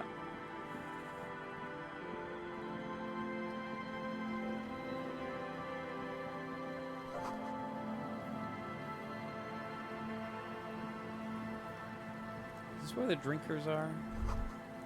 The rear tire of a motor carriage adorns these reeds. An unsuccessful model. Not mine.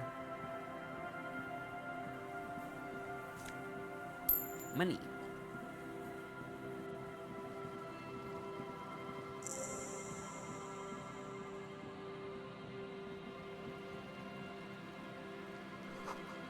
A school of fish huddle around the fence posts, then scatter into the dark. Ooh, there's more money up there. What am I doing over here again? Oh, this is the church. You feel the shadow of a very large building fall on you. Dusty pews in the shadows. Many seem to be missing.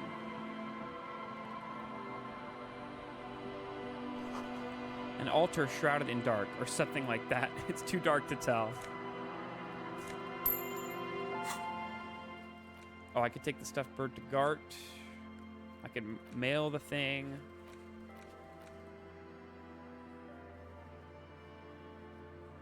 All right. We'll just go in the church then. Wait, let me click this circle first. St. Brune, 1147. Heavy wooden doors more than twice your height stand shut in front of you. The rectangular sea-worn ornamentation appears in stark contrast to the padlock carelessly drilled into the wood. Nothing happens, only the sound of the padlock rattling against the door. I don't think that's going to work. The carving on the door is block-like and angular, and the church, like the church itself, two large beams shoot downward, sinking into the wood before they reach the threshold. The surface is smooth from the wind, but moist to the touch. This cheap-looking padlock is sturdily built. It shackles together a hasp and a staple screwed into the wooden door. The lock is adorned with a yellow sticker. You see a yellow circle with two X's and a big curve below them that looks like a mouth. You're pretty sure you haven't seen it before, but what the symbol depicts is clear enough. A smiling dead guy. The curve makes it a smile, and the X's make it dead. Yeah, thanks. There is something blindingly modern about this symbol. Its modernness puts to shame everything you've seen before. What makes it so modern? The Nirvana logo? It's the contrast between the cheery chemical yellow and the rigor mortis. As if the cheery guy didn't know he was dead, or the dead guy didn't care that he was. Either way, you get the sense that the forces of future are at work here. These forces of future have chosen to depict something that reminds you of you. Have you seen this symbol before? He takes off his glasses and uses a blue handkerchief to thoroughly wipe them clean before inspecting the sticker. Then he looks up, pauses, and replies, "No." What does it look like to you? Looks like a dead man smiling. Suggests junior delinquency. What is junior delinquency? For Revachol ZOC, the moral intern defines junior delinquents as minors between the ages of 10 and 16 who have committed an act in violation of the law. These acts aren't called crimes as they would be for adults. Crimes committed by minors are called delinquent acts. This was part of your officer's exams. I don't remember that though, Kim, do I? What is suggestive of junior delinquency here? I haven't seen that sticker before, and I'm not a youth. I agree, it's very modern. But does the cheery guy not know he's dead, or does the dead guy not care that he is? What is the source of the irony here? That level of conceptual thinking is not part of my skill set. Inspect the staple. The padlock passes through a staple. The padlock passes through a staple that's been hastily attached to the wood. Closer inspection reveals that one of the screws is not a screw at all, but a nail. The work has been done recently and is unprofessional, to say the least. Should you want to get through it, it might be easier to just pry the whole thing off. This is where the pry bar comes in handy. Maybe we should circle the building first and look for another way. The building has seen enough mistreatment. There's a touch of guilt in his voice. Where do you think we should start? Can you hear the pulsing bass underneath the wind? He rises his hand to the ear. A sure sign of junior delinquency. Yeah, who would listen to music with loud bass? That's a sure sign of delinquency.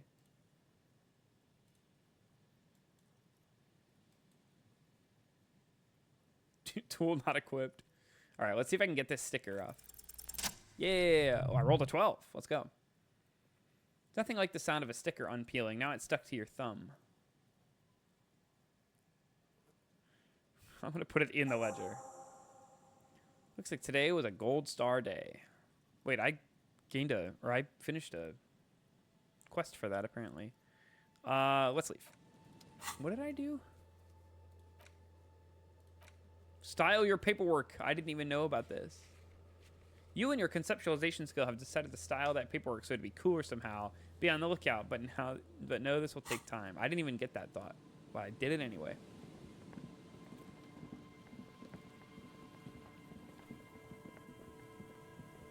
I guess I don't really know what I expected walking behind the building to do. It's not like you can see the back of it.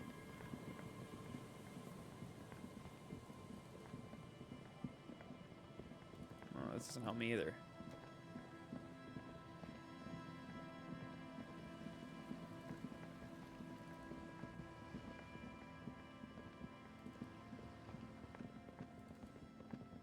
Yeah, there's really nothing back here, huh? Pretty, though. You can see the top of it. Oh, no, you can't. Go this way, Harry.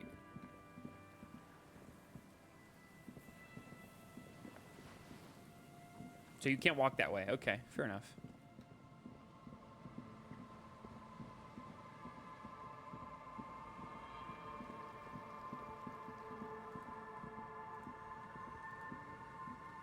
Wait, where did Kim go? Am I insane? I looked away for like 1 second. He's gone. Oh, there he is. He's just slow. Come on, Kim.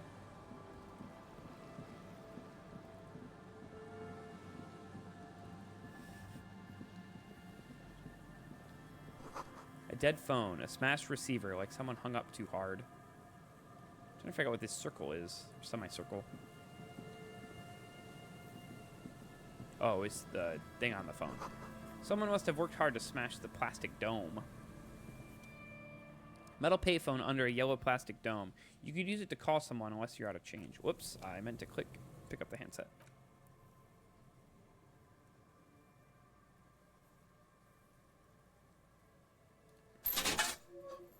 Dial a random number.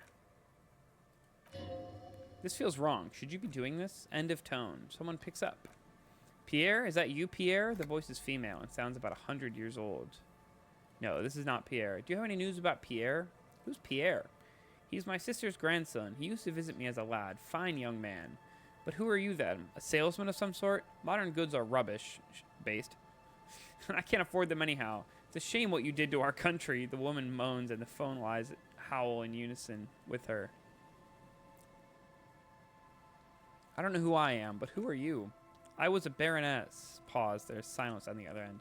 You won't get me and you won't get my money. See you later. I could keep dialing random numbers. I think I'm out.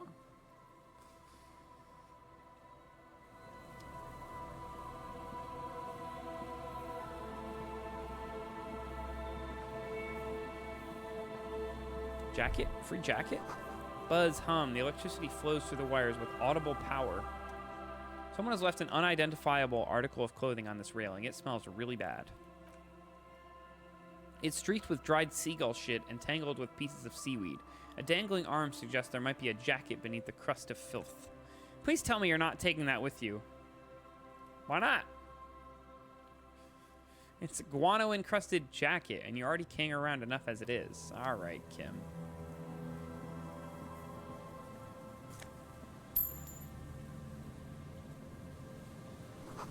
A makeshift roof. Vagrants have tried to make the boardwalk habitable.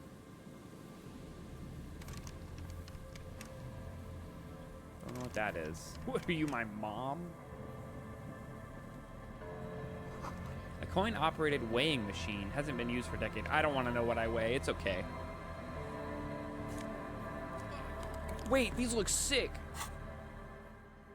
Am I going to run out of inventory space? What? These are awesome.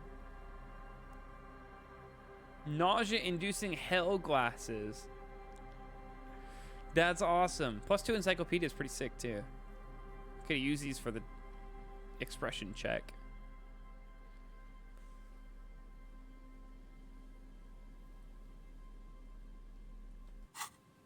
This game would be about 8 times better if you could put clothes on Kim and force him to wear the seagull shit smeared. I would feel so bad for him.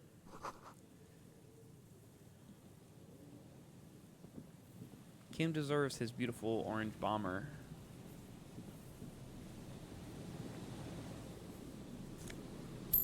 And I deserve all the money. Big wine canister is open and empty. Damn. Oh, here we go.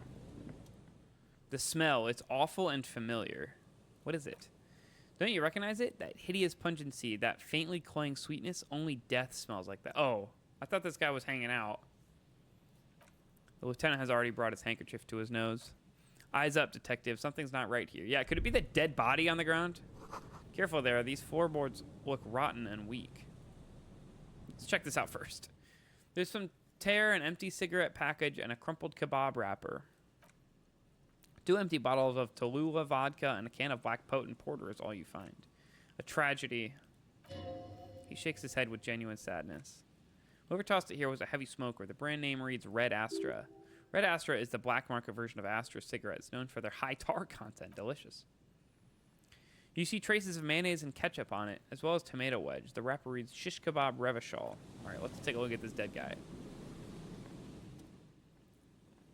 Oh, he's cute. Nice mustache. A man lies on the boardwalk, his limbs bent and neck turned at an unnatural angle. Right next to him is an empty bottle of spirits. In his cramped hand, a chewing gum wrapper. Hold on. The lieutenant squats next to the corpse and examines its face.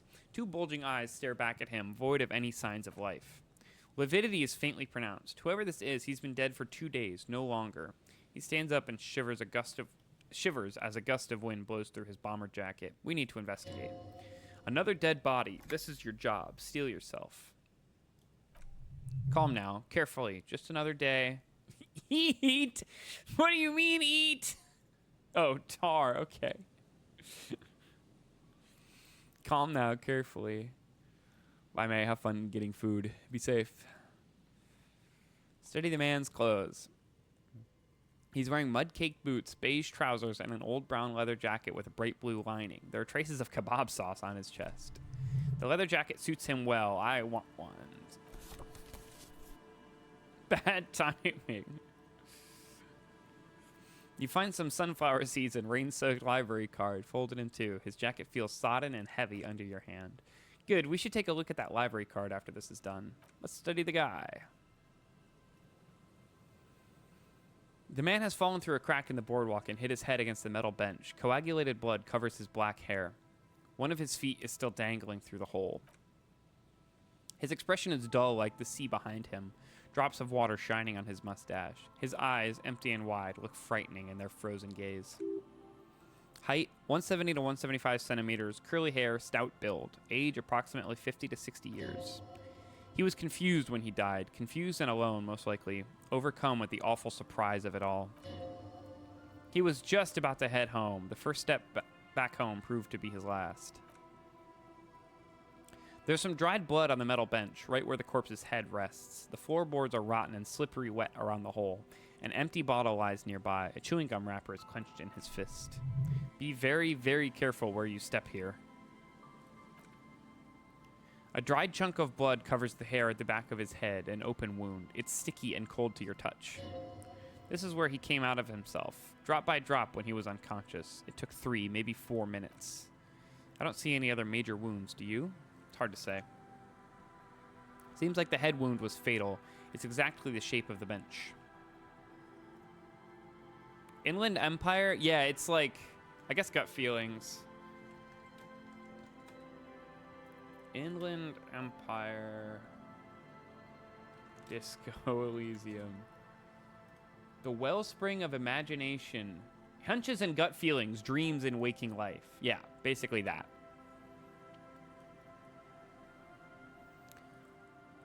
Step on the floorboard sounds like a mistake. I'm going to skip that one. Examine the bottle.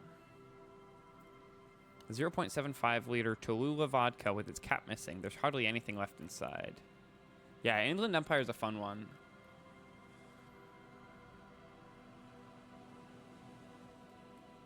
All the skills are pretty fun, to be honest. Tear all around us. He looks at the other bottles from forgotten near the coin-operated viewer. Rabowski Spearmint Chewing Gum. Green leaves on the cover. The man's mouth is half agape from the terror of the fall. The blackness of death, stench. You think you see white chewing gum, too. He ate the whole pack, right? It's to cover the smell of alcohol before going home. The worst thing is, I've seen it before. Almost the same scenario. Even the chewing gum. It's always the same. In a ditch off a road below the 881, he thinks. A young father. Then he shakes his head to make the memory stop. All right, let's see if I die from this. They screech under your feet ominously. It's hard to say whether the dead man's weight was what caused the boardwalk to break. It definitely looks fragile. The entire boardwalk creaks in the wind as you take a step back. Who is this man? Looks like one of the locals. He'd have to know this spot to come here. You don't just walk over here like we did. But that's a lazy assumption. What do you think? This is an omen, a sign from above that you need to stop drinking. Yeah, Spirit Decor is a funny one. I keep getting things that give bonuses to it, which is annoying.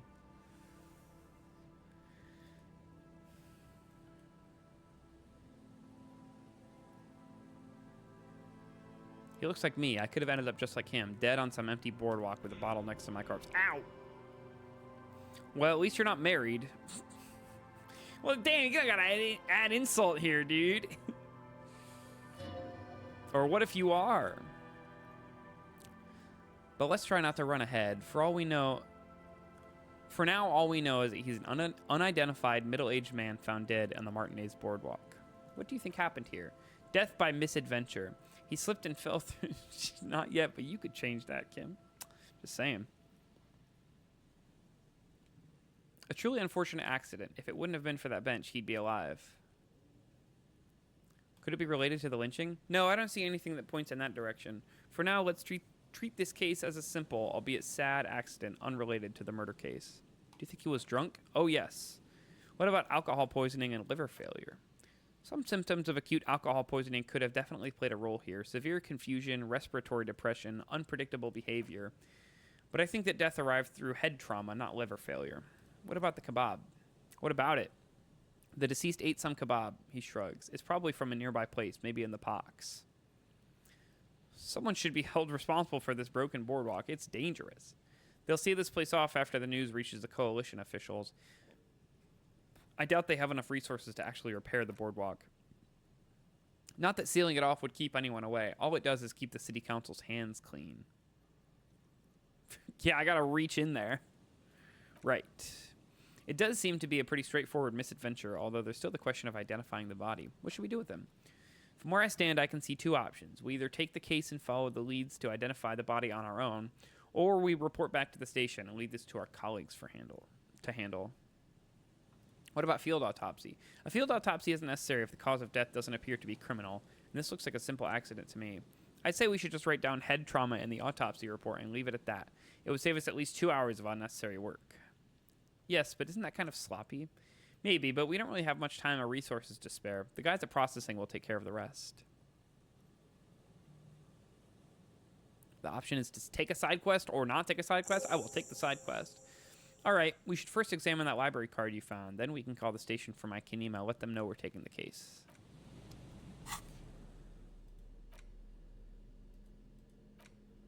Well, let's take a look at the library card. The library card is folded into two and slightly wet to the touch. The front side reads Central Jamrock Public Library Card, issued to Billy Magine. He's not my lover. Expires July 53. Whoever owns this card is an avid reader. You find a list of books written in blue pencil. Radio thriller. Stand a Little Less Between Me and the Sun. The last one on the list is The Glinting Curve by M. Thibault. A library stamp indicates that the book has been returned. Well, that's good. Most of these titles seem to be in the sci-fi genre. Some thrillers, too. If lost, please return the card to the library. Meet us at Moreau Street 78, Jamrock. Good. We should give them a call for my Kinema. See if we can learn anything about Billy Magine. Hey, it's just a girl who thinks that I am the one.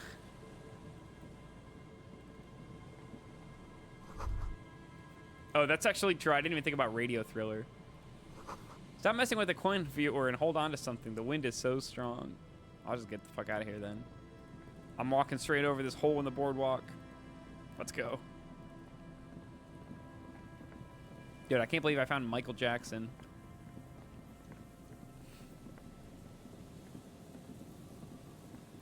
But the kid is not my son.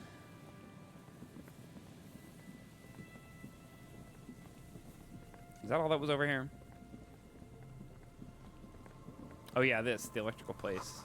Bars cover these long, dusty windows. Oh, who are you?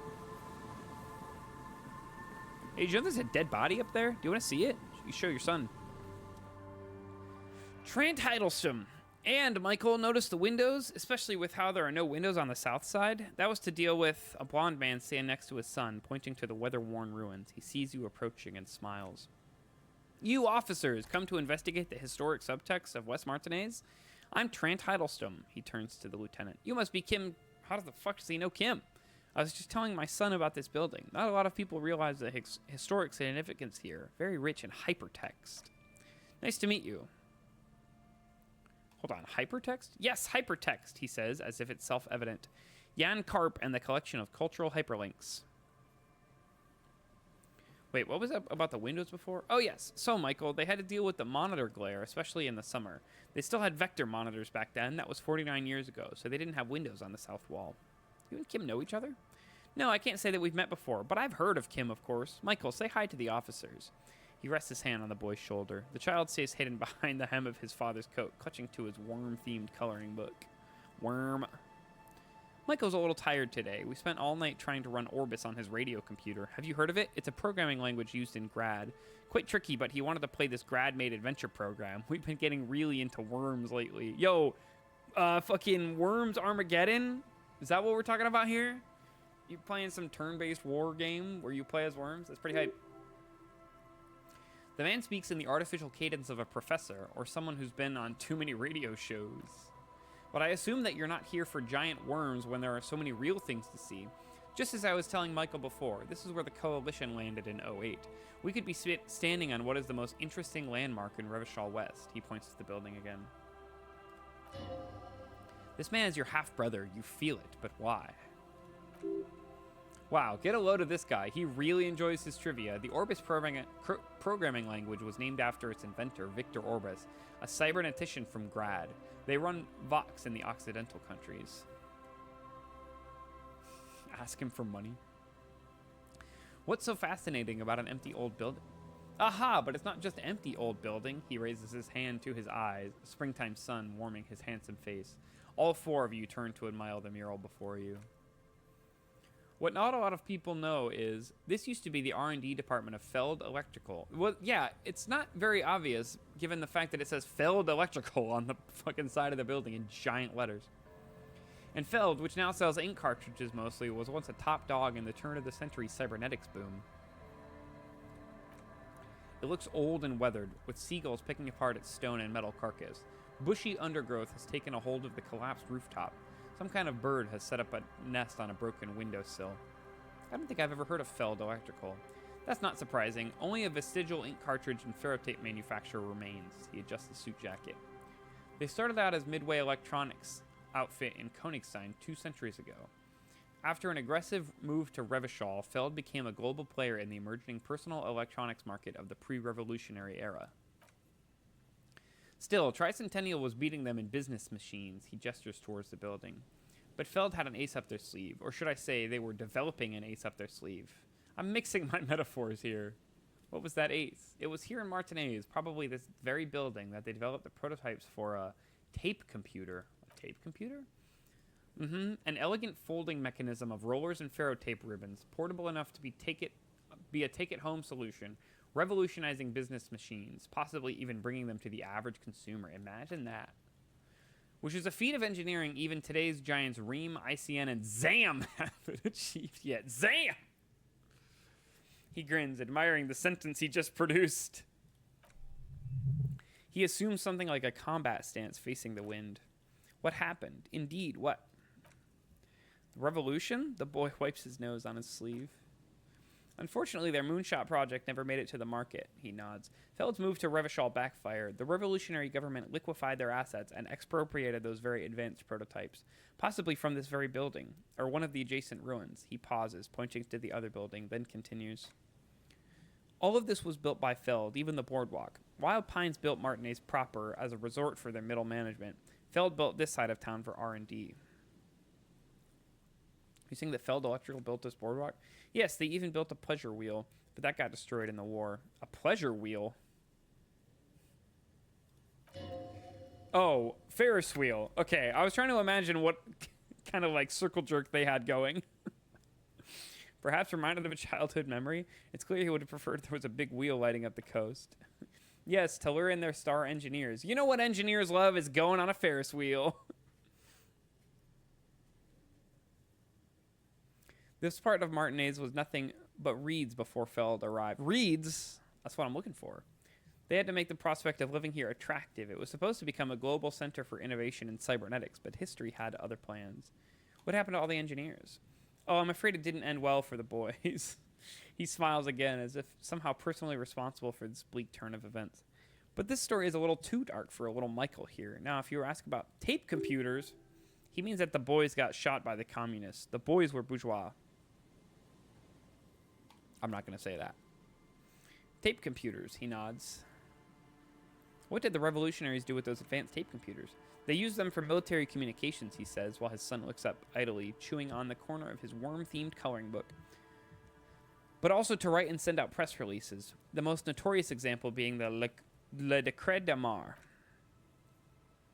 What's the March Decree? What does he say? The radio transmission sent out to news agencies and world governments by the newly created commune of Revachol on the 7th of March. Why does he know the exact dates? Because a nerd. A short-lived legislative foundation for a short-lived utopia. It's a beautiful piece of text, actually. A singer-songwriter I know, Charette, called it a love poem to Revachol on her political concept album, Bon Bazar d'Insolinde. You should read it. Every local library in Revachol stocks a copy of the decree. I tried to get Michael to memorize it.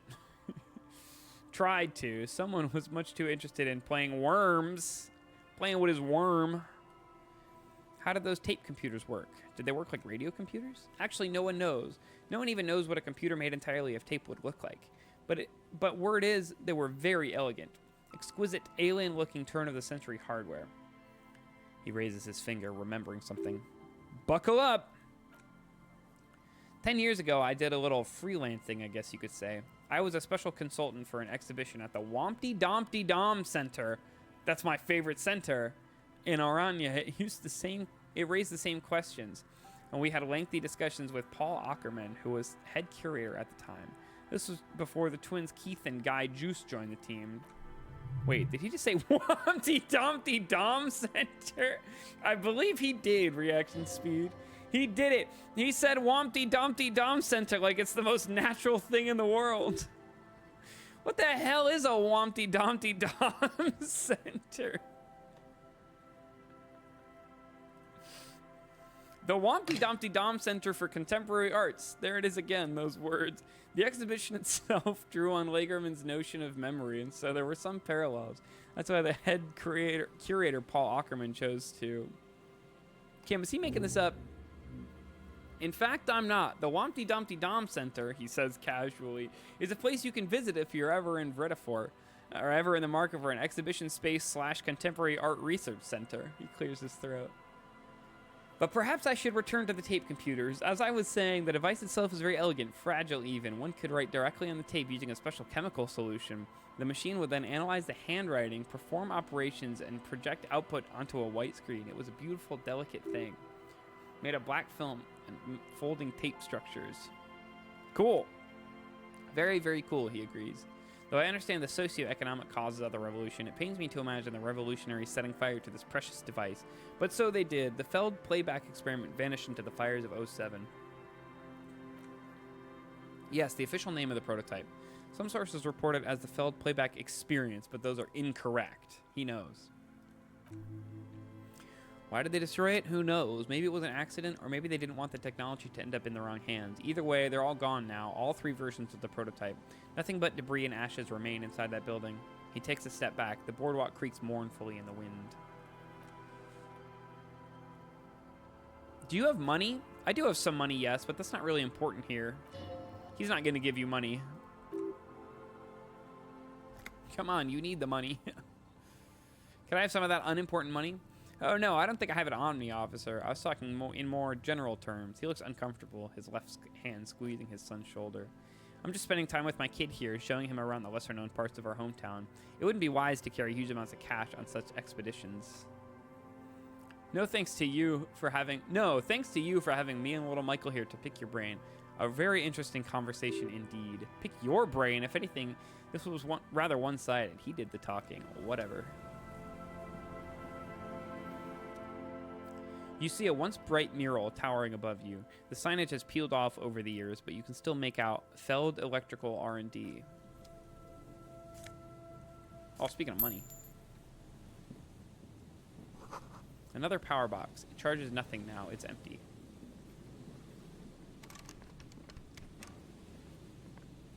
I'm not getting in here, am I? Brutal. The fence blocks the path. No way in from here. Can I get up there? There's a ladder. I want to go up it.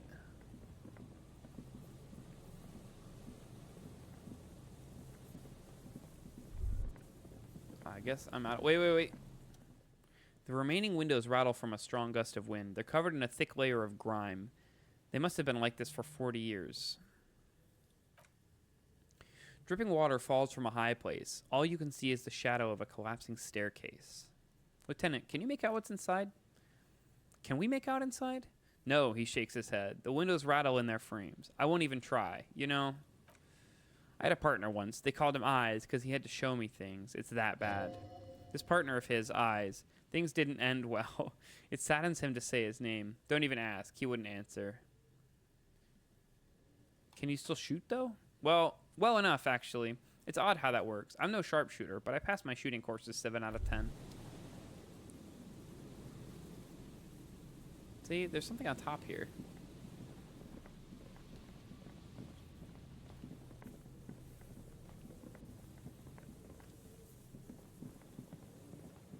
You had a partner? Hey, yo.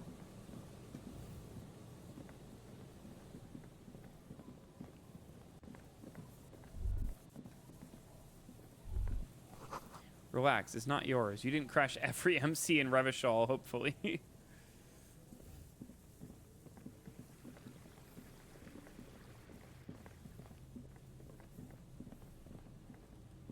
Oh, who's this? Oh, I know who this is. Some guy digging around in the mud for snow people or whatever. All right. Before I talk to Morel, I'm going to go to the bathroom, go a little snack. It seems like a good spot.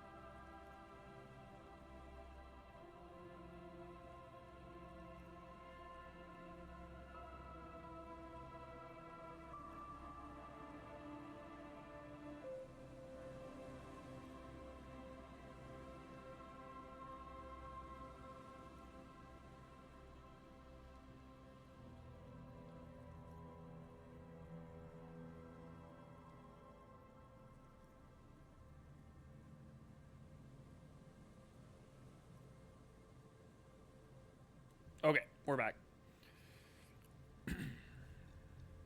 Smashed my last fig bar. Got some more water.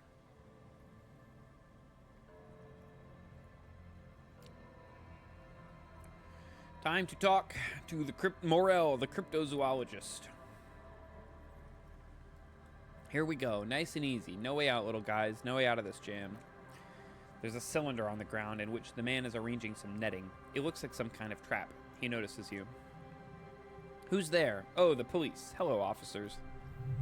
His self-conscious enthusiasm renders his movements ungainly.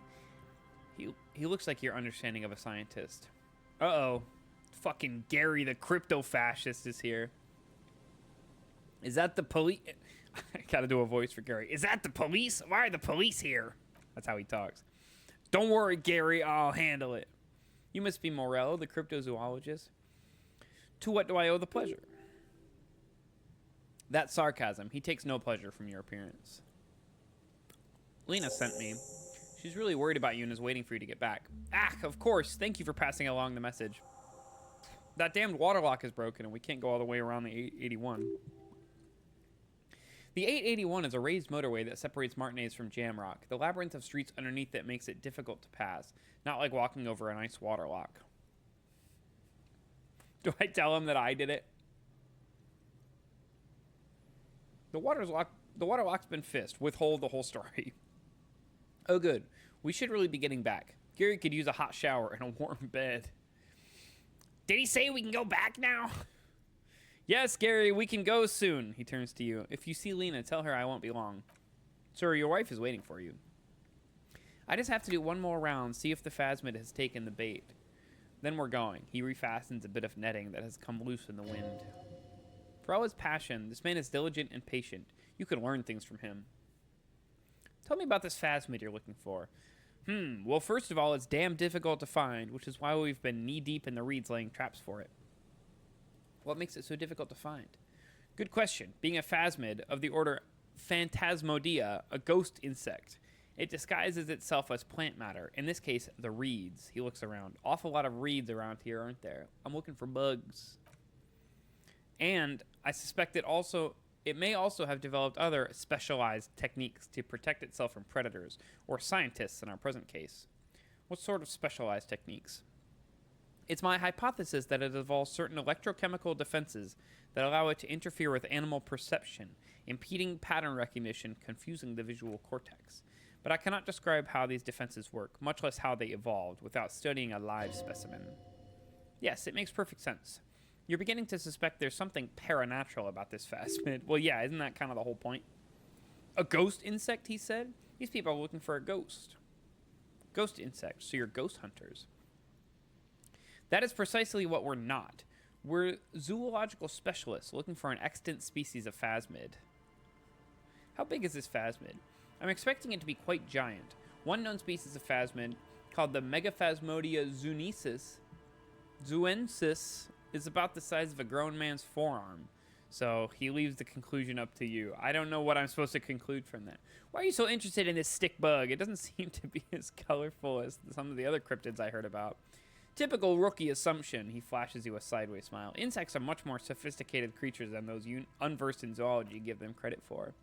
Even simply catching a glimpse of the Insulindian phasmid would be the apex of any cryptozoologist's career. But to study it and its defenses, find out how it stayed hidden so long. He shakes his head. What have you discovered about it so far? Very little, I'm sorry to say. No one's ever captured a specimen, so all our information is based on first and third hand accounts. So no one's ever found one? Not yet. He holds up an index finger. That's what makes it a cryptid. The lieutenant interjects. Just out of curiosity, if there's no proof of its existence, how do you know it's real? I know it's real, the cryptozoologist says, brusquely enough that even he seems taken aback by it. It's clear that his obsession with the phasmid is driven by something more than the pure pursuit of scientific advancement. Heated up leftover jambalaya. I destroyed a fig bar, and now I'm all out of fig bars. And I got fig bar all up in my teeth. By which I mean, you missed the crypto-fascist. You're going to like him. He's really annoying. I've heard enough first-hand accounts to believe quite firmly that the Insulindian phasmid is more than mere superstition. What would it be like to grasp and hold on to something you think is next to you, or just behind you, like a trace of vapor you exhaled one spring morning as a child? This is what he's searching for. A specter. Ah, back! Crew. Crunch. Crunch.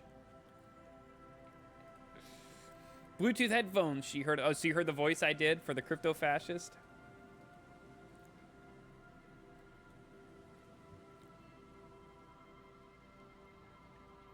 Lena said there's been a sighting of it here in Martinez. Thanks. Yes, the most recent sighting was by a couple of teenagers along the coasts here. That's what brought us to Martinez specifically.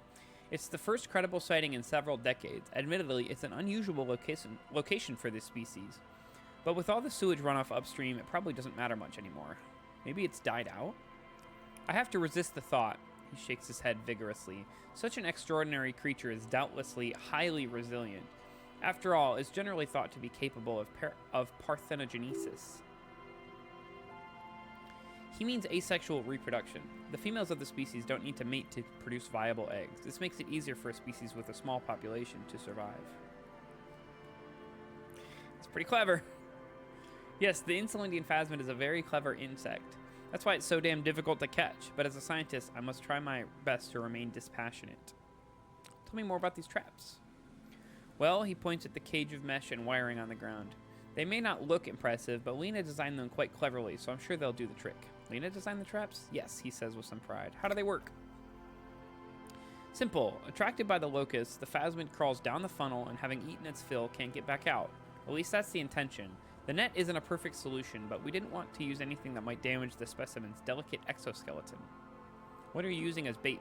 Locusts, he gestures towards the trap. Nearly all known phasmids are herbivores, of course, but we've hypothesized that the Insulindian phasmid might occasionally prey on other insects. Inside the traps, a number of locusts crawl and tumble over one another in a tiny, chittering swarm. What will you do if these traps don't work? They'll work, I assure you. The predatory hypothesis, using locusts as bait, accounts for the failure of previous efforts by other teams which use plants. We've given this some thought. Lena seems pretty eager for you to return, and I'm eager to return to her, I assure you, but I can't leave before we finish with these traps. My wife understands that just as well as anyone. Come on, Morel, we've been soaking on here for days. It's time to go back. I forget what voice I did for this guy already. And leave the traps? Absolutely not, he yells in response. I won't let Lena down. Come on, she wants us back. I'm soaked up to my nuts over here. We'll both catch reed crabs if we don't dry out soon. Won't let Lena down? Sounds like the cryptozoologist's wife shares a special connection to the phasmid somehow. I didn't know the phasmid was so important to Lena. Of course it's important to her. She's seen it. A verified sighting on record, one of the only 4 this century, and it's hers. Really? She sighted the phasmid? She didn't tell me that. Yes, that's how we first came to know one another, in fact. But that's her story to tell, not mine. He coughs, then continues. Needless to say, you must ask her about it, obviously. Suffice to say, it's long been our dream to find proof of the Insulindian phasmid together. I can't abandon course now.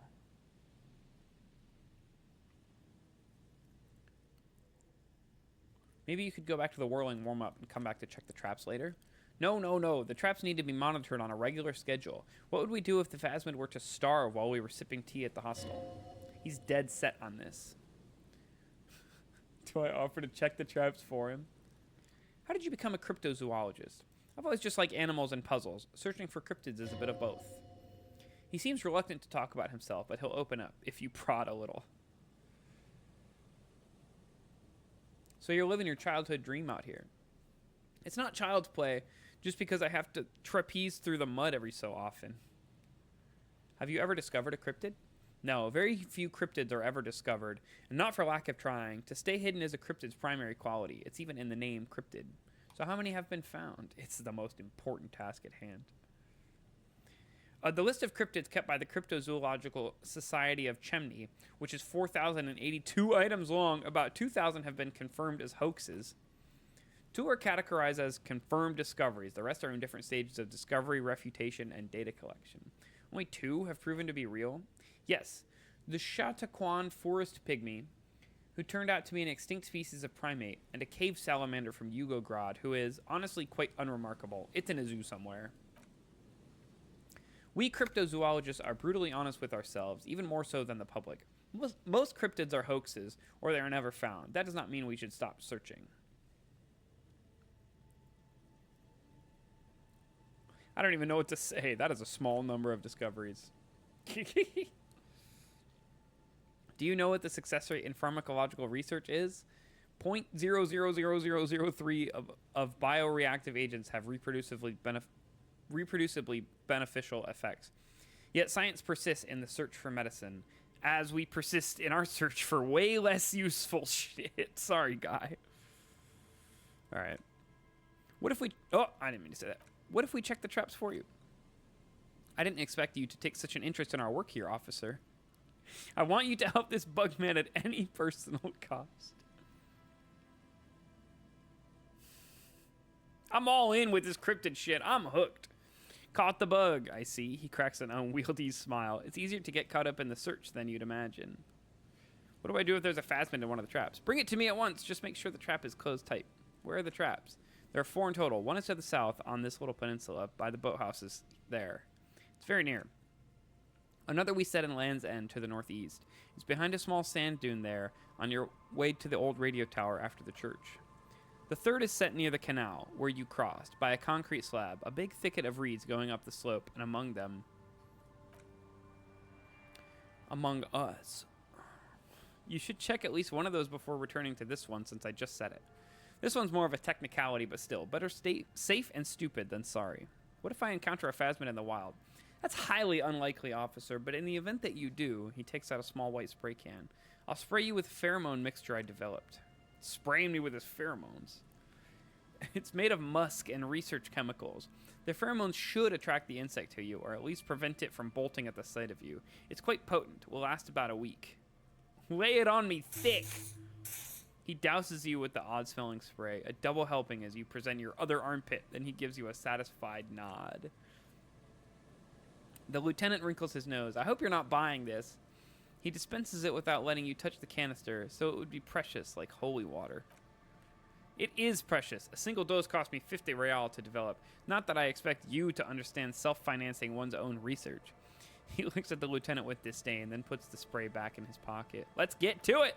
Right, which means you two can pack up and head back to the whirling. Whatever he thinks about this detour, it's clear that these men are exhausted and in need of assistance. Finally, someone's talking sense! Thank you for your help. Gary and I start breaking down camp. If you have any more questions, now's the time to ask. We'll be gone once you get to it. If it's more cryptid-related business you want to discuss, you'll have time for that later, too. But what if the information is vital on the hunt? Let's talk about specific cryptids. All right, what cryptids precisely? I usually discuss these things with specialists, so I don't know what we would have to discuss, he wants to say, but he decides against it, since you've offered to help. You need to ask him about specific cryptids you've heard about from Lena or his friend Gary. He won't just talk. I know all about the kind green ape. Look, I even have a kind green ape pen. I see you've been talking about cryptids with Lena. Yeah, I also tackled her one time. The green ape is one of her favorites.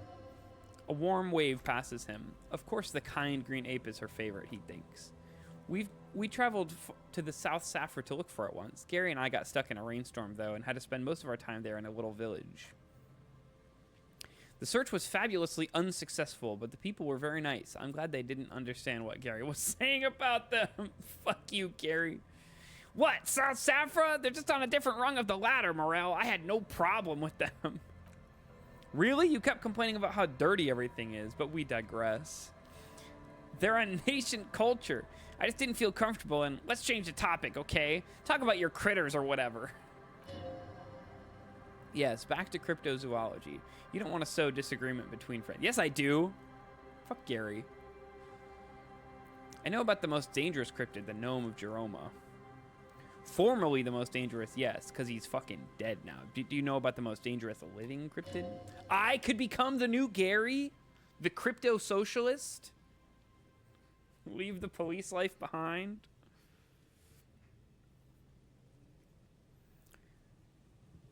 He does not want to make it feel like you knowing it is some big deal. Living? No. The most dangerous cryptid is a carnivorous ruminant known colloquially as the dread moose. The dread moose. Get the fuck out of here. Yes, the dread moose subsists entirely on flesh. It has even been known to dig up fresh graves in search of sustenance. Hold on, does it also attack people? Human remains have been found deep in the forest, torn apart, then trampled into the mulch by large hooves. Infer from that what you will. Okay, what does the dread moose look like? Like an ordinary Arden moose. Get the fuck out of here. How can you tell if it's the ordinary or the dread kind? You can't. That's what makes it so dreadful and hard to identify. It's just a moose.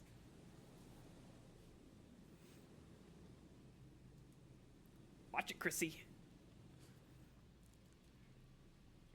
I'm 100% behind the dread moose. I utterly believe it exists. Of course you do. The bodies found in the forest are just one piece of physical evidence. There's more. Sightings in Vasa reaching back 4 centuries. But of course, nothing satiates the skepticism of a detective. He finishes the sentence for him. Then his tone turns surprising mild. Pardon me. I did not wish to seek conflict. It's simply my training to question things.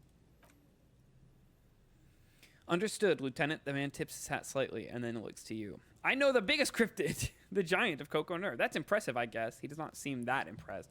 But have you seen it with your own eyes? No. Of course you haven't. Have you seen it? I haven't had a chance to travel to Coco Nur, no, and I likely never will. The Semarskilt desert region has been embroiled in a small civil war for the last 8 years. I fear this mindless barbarism may have wiped out the elusive creature entirely. Sightings of towering luminosities have grown rare recently, while they once used to be constant. It remains unclear what this has got to do with you seeing it, as he was inquiring before. He was just being defensive. I know about Chiobacter catlensis. Oh, everyone knows about that one, thanks to Professor Mijanu being the talk of the town for a time. He coughs in his fist. Although probably because her life ended as a result of her work in Katla, no one remembers her contribution to the search for the Nong-Ok. A new one. A flightless cursor owl found in the Seminese Isles. Its long legs permit the Nong-Ok to run faster than any other avian, perhaps any other animal. Who knows? When it's not hunting its prey in this manner, the auk hangs from tree branches like a bat, waiting to dive on hapless prey below on the jungle floor. Mijanu liked extreme animals, you see. One of the few figures of the academic establishment I respect. Really a shame she disappeared. When did she disappear? Oh, decades ago in the 30s. I didn't know her personally, of course. A chasm of academic pretension still stood before us, even though she had an unusual courage for someone from the other side. Just tell me about a cool cryptid, any cryptid. No offense, officer, but I'm not much of a pedagogue. I don't know what I would have done if Lena hadn't persuaded me to go back to field research. You should ask her if you want interesting stories. Me, I'm not a people person, unless you haven't noticed. And I don't make a good lecturer. My strength lies in fieldwork and persistence. He brushes an errant strand of hair from his eye. Alright. Thanks for all the stuff about cryptids.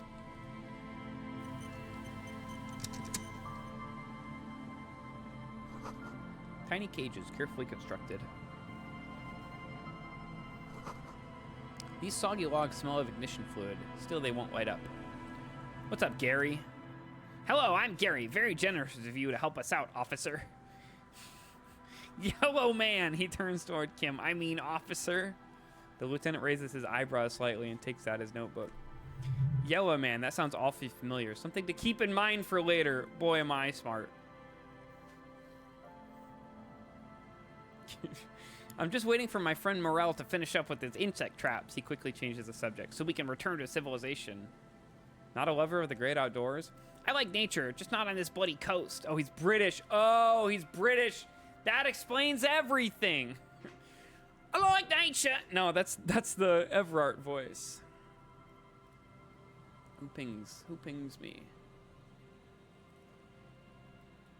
I like nature, just not this bloody coast. It's mostly drunks and degenerates that come here.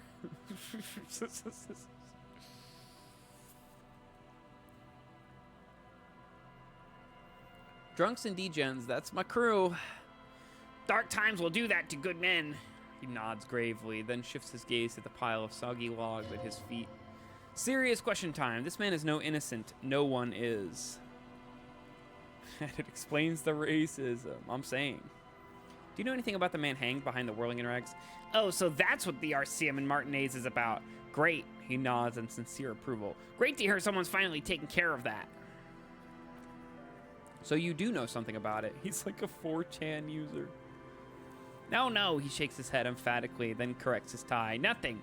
He was some kind of mercenary, but everyone here knows that. I'm just glad you're here to looking into it. That's all. I'm just glad holy shit. I'm glad to hear you're looking into it. That's all. Reading is so difficult. He's not feeling very comfy in his clothes, is he? Strange. Is this your mug? My mug? Why would you think that? You said yellow, man. That's not something many people go around saying. Really? I hear it all the time. All in jest, of course. No offense meant to anyone. He just looks like the kind of man who knows it's a crime to lie to an officer. Okay, I admit it. I threw the mug away in the trash container behind the hostel. I knew I shouldn't have it. I'm very sorry, officer. He pauses. Yeah, this is a good one. How to read. You're not going to find me, are you? I could fine him for 250 real. What do we think? 250, chat? Fuck this guy.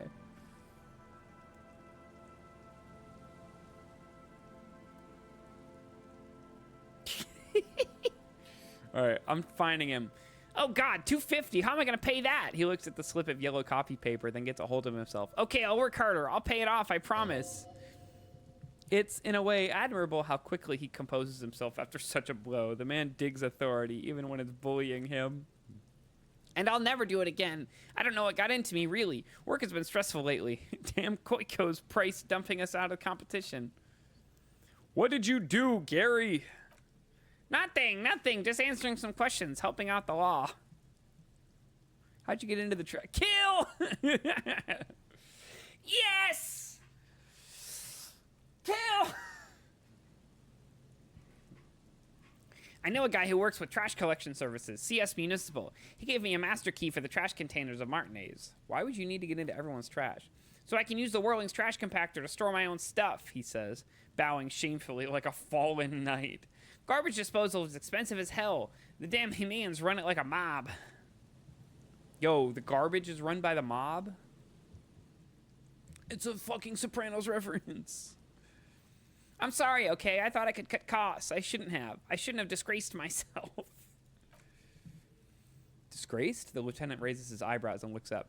No need for the histrionics, sir. It was, after all, just a trash container.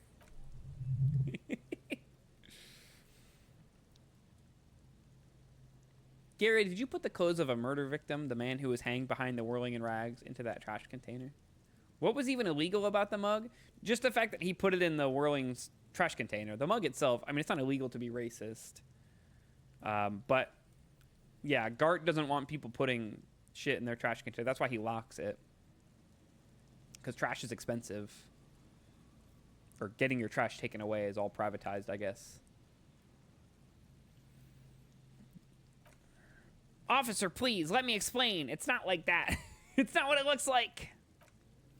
I was only cleaning up. I live right across the yard from where he was hanged, and I saw him stripped naked. All the clothes lying around in the yard, smelling. People are animals, you know? Yes, what happened? Then I came out to clean up the rags because no one else would. I put them in the Whirling's trash, along with a broken mug, admittedly. Changes his mind mid-sentence. Okay, I was coming to throw the mug away, and, well, I threw the mug there and the clothes, too.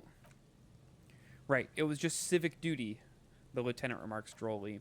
Exactly, that's what it was. Civic duty. You wouldn't know anything about the victim's missing armor, would you? Armor? No.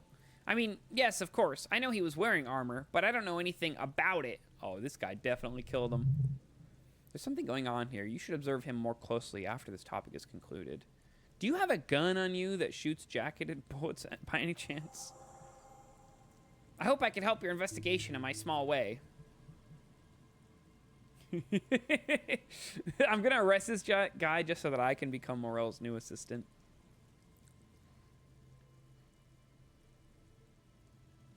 Analyze Gary's composure.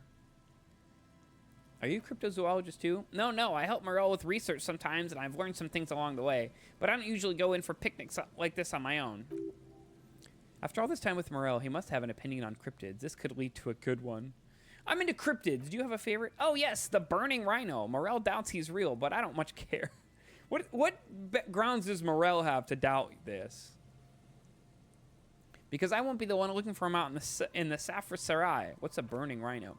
A rhinoceros that looks ordinary during the day, but burns brightly at night. Well, at least the males do. How do they burn? They have special ducts just above their shoulder blades that secrete a combustible fluid. When the rhino is just beginning to light itself, it looks as though it has wings of fire. Why only the males? The flames are not just for decoration. They're an integral part of the beast's mating behavior. During the burning rhino's mating season, herds of male rhinos, all aflame, encircle herds of female rhinos, forming a fiery ring as they begin to copulate loudly. Yo, they be fucking. Local peasants call it the passion ring. They fear the rhinos, as perhaps they should. Anyway, the lieutenant sighs without looking up from his notes. It's clear the burning rhino is dear to him on many levels, some even spiritual. You were surprised to see my colleague, Lieutenant Kitsuragi. Not many Sealites here, or anywhere rather than Seoul.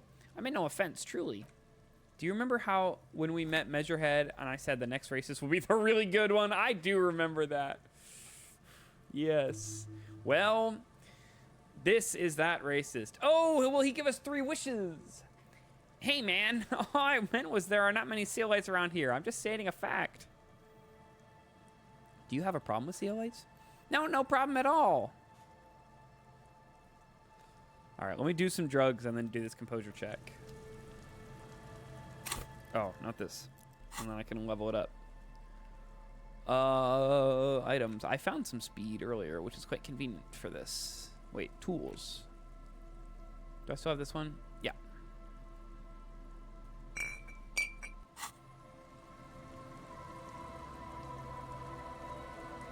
Ugh.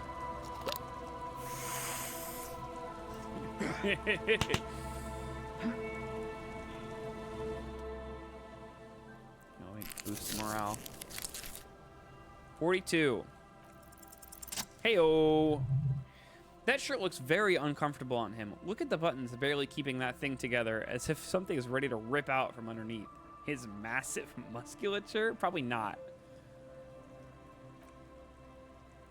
Yeah, it's like a piece of ceramic armor, for example. One that makes a clicking sound when the plates meet each other, resembling pearls or marbles.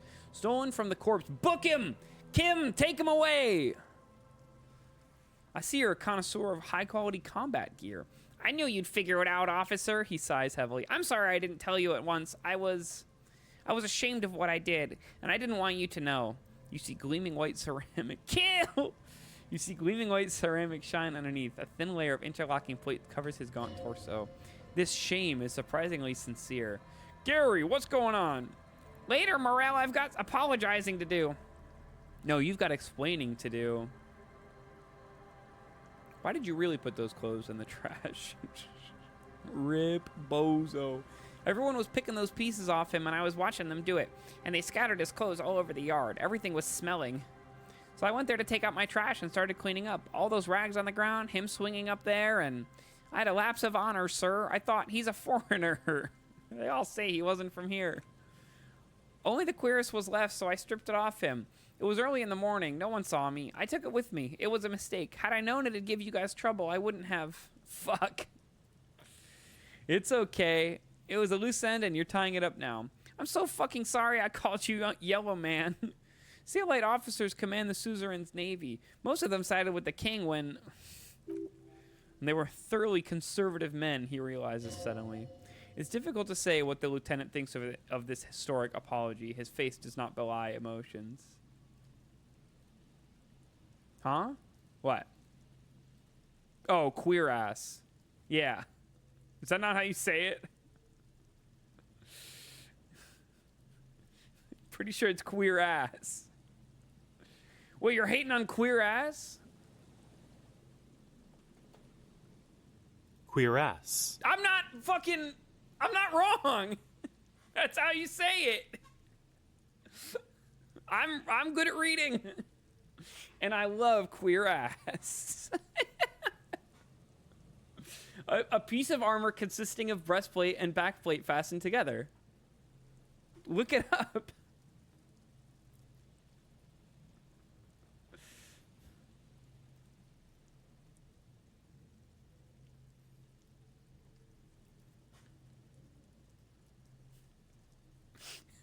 I'm never wrong, except for the times when I am. But I'm right about this thing by sheer coincidence. How do Brits say it? Cuirass?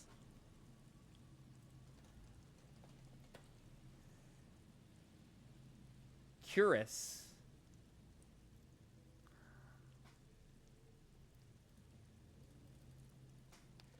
Cuirass.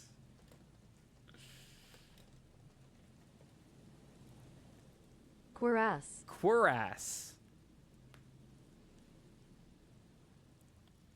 Apparently both are valid.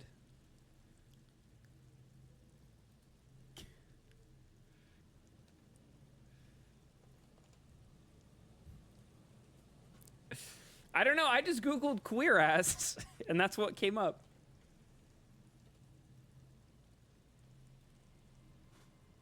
It's not quite queer. It's not quite queer. Cuirass. No, it's qui. Yeah, cuirass. I have never heard the word outside of this game, but I also don't play fantasy games, so I guess that makes sense.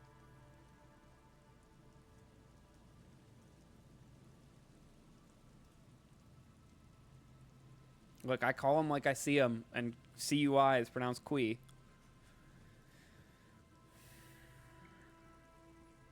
Why did you lie to me, Gary? Because I was weak. That's facts. This guy's the worst.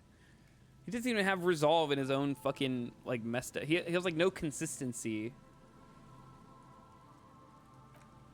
The hell, Gary? You in trouble? I'll explain later. He doesn't muster up the strength to yell. Yeah, because he's a little bitch. Give me that armor now. He sighs again, hangs his head, and unbuttons his shirt fully. A queer ass that matches the dead man's boots comes into view. Soon it's in your hands, smelling of his sweat. Ew. Yeah, that's what I'm saying. Even the racist lorry driver is like, I don't know, not as much of a wuss as this guy. Do you know who killed the hanged man? I always thought it was the Union. Some Union hardasses lynched him because of the strike. But almost everyone in town knows that. I wish I could tell you more. It's a good thing I did speed. This guy's every Twitter Nazi. That's facts. The difference is that I'm talking to him in real life. Which is why he's so easy to win an argument against. These heavy military blockades are riddled with bullet holes crumbling. Couldn't find him again. Couldn't take him in. But I did get... can I interact with the armor? Wait, can I wear the armor? I can wear the cuirass. Let's go. I could have probably gotten the full set and worn it. That would have been cool. Hey, yo.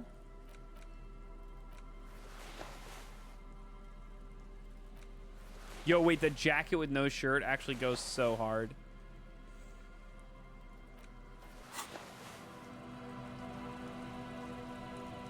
I was just thinking, do you ever click back through lines that you already selected to try another choice? Yes, the Gert drink one a lot.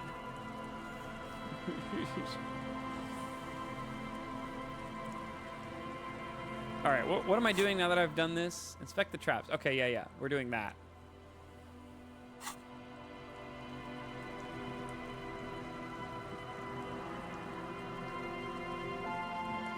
No, I don't do it very often, to be fair. But every time I pass by Gart, I ask him for a drink because I think it's really funny when he gets mad at me for asking him for a drink.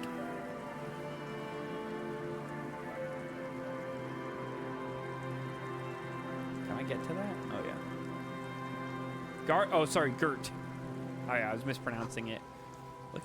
Looking back at you from the rust-colored water, you. Undertale moment.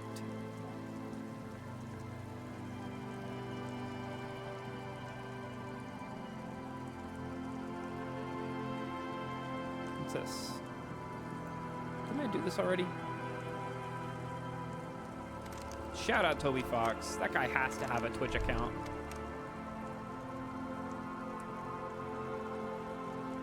I like this thought that's coming up. Really sick. Really sick thought, game. Oh, there's people down here.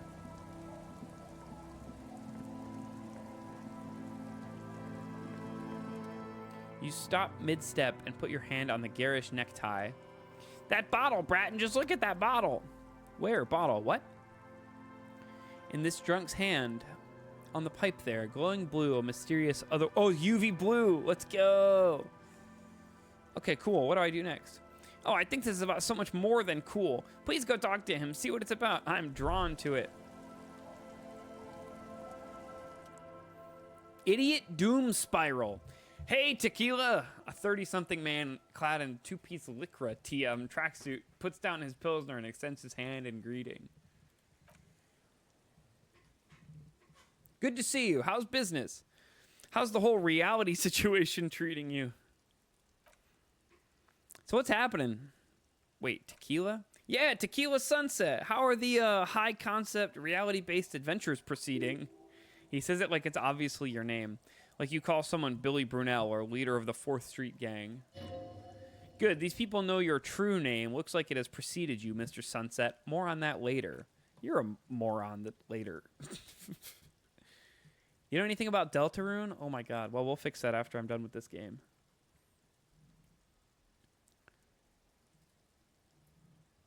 What have I told you? I've probably told you about Ralze. Yeah, not much else. Not very chuffed by that dart. I think about it a lot.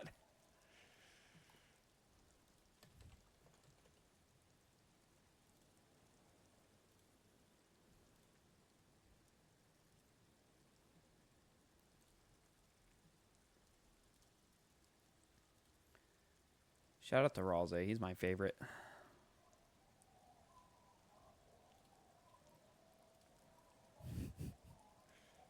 Sorry, I was tabbed out looking at pictures of Ralze. I like this guy. You should too. He respects you by calling you your true name. I don't know. People tell me I'm a cop. I'm getting used to that. It's good to hear that you're on top of things. Talking about used to. Did you know that I used to be a real mover and shaker? He thoughtfully picks his shirt's shit-stained Lycra jacket. Sadly, things aren't going that well in idiot Doom Spiral land. No fucking idea what this cunt even is, but he's chuffing back a fat dart, and that's all that matters.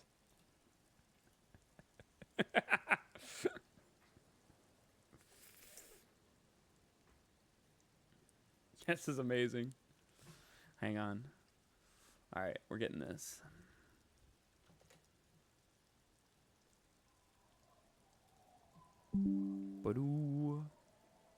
Yeah, Twitch does that now. Oh yeah, I'm surprised no one's gotten auto-modded yet. Rosie, say some auto-mod shit. Oh, except you're a mod in the channel, so it'll probably just let you say it.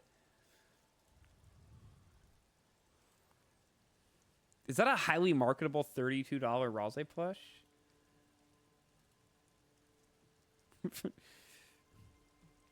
I think it'll let you say anything. No, say Robo Fucker. That's what it got me for. No, but it's against my chat rules. So Rosie would have to ban you. Actually, I didn't set chat rules.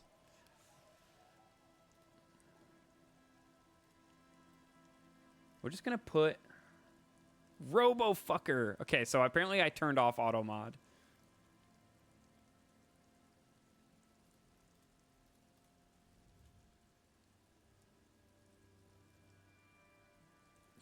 My chat is so insanely unhinged right now. Yeah, I don't know if I turned off auto mod or what. I don't know how to do that. How to turn it back on or anything. Not that I would want to. Moderation. Auto mod. It's on level 1. A little moderation. Yeah, I turned everything way down a long time ago. It used to censor, like, swear words. Like, you couldn't say anything.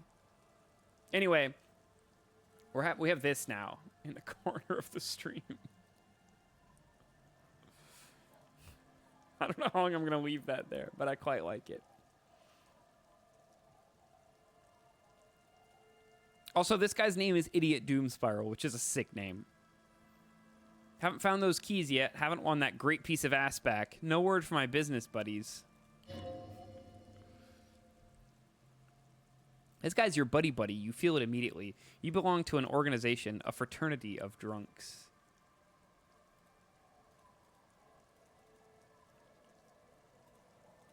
Yeah, Twitch is super misandressed.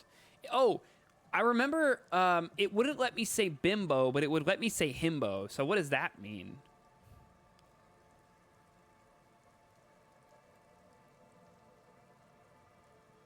I think I was trying to reference, why do guys want bitchy bimbos that walk all over them?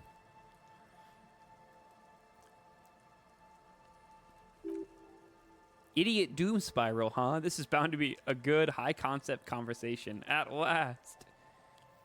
Can't say anything potentially insulting towards women based, automod based.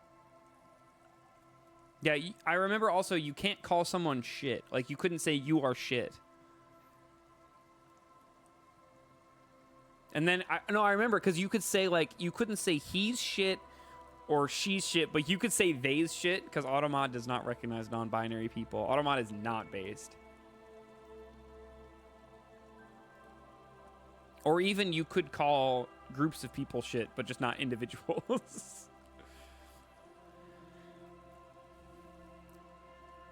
What do you guys do around here? They is shit.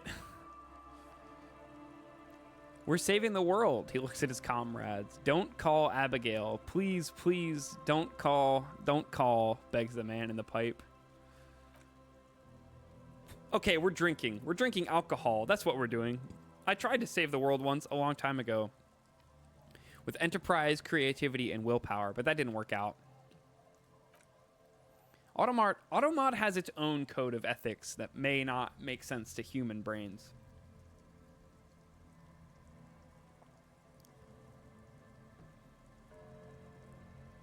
So now it's a pirate's life for me. What is a tequila sunset? It's you, your tequila sunset. How do you know this? We've met before, don't you remember? No, I don't.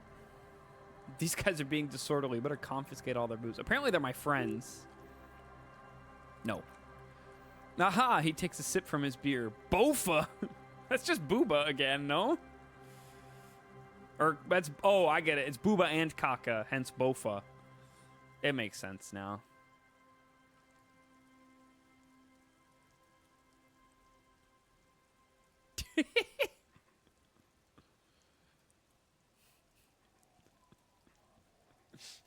That's pretty funny.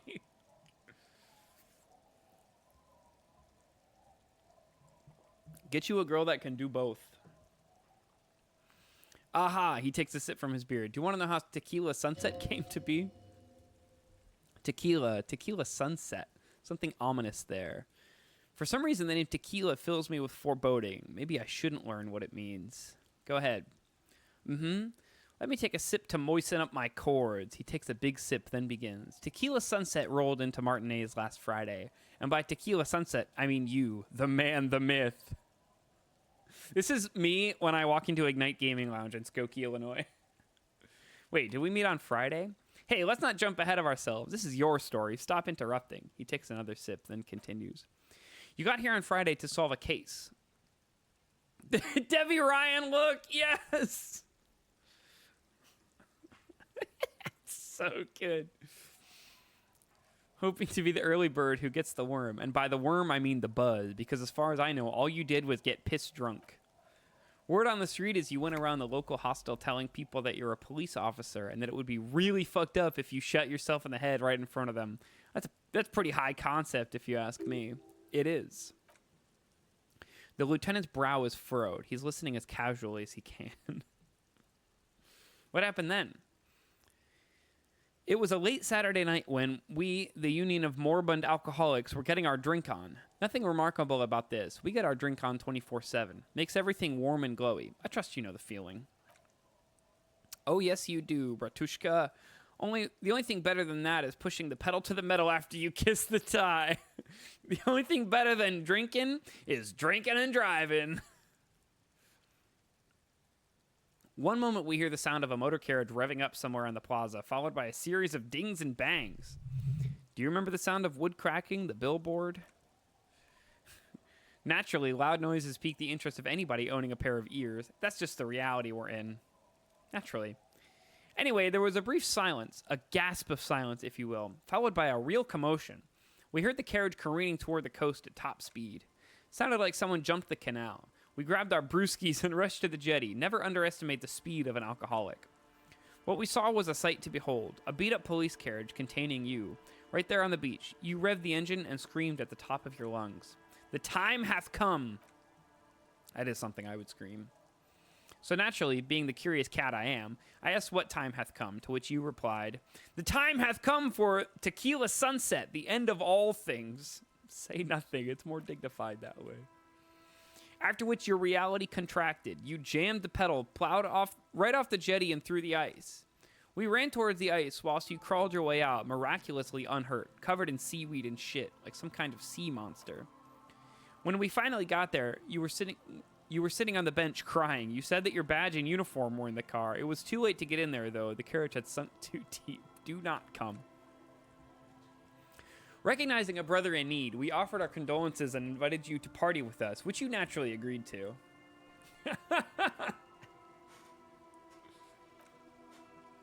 I'm gonna come. Folks, I'm gonna come.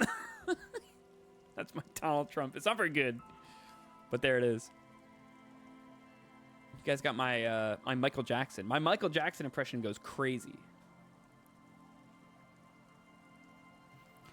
We asked about the whole tequila sunset thing, and you told us it was your name now, and insisted that we call you that from now on.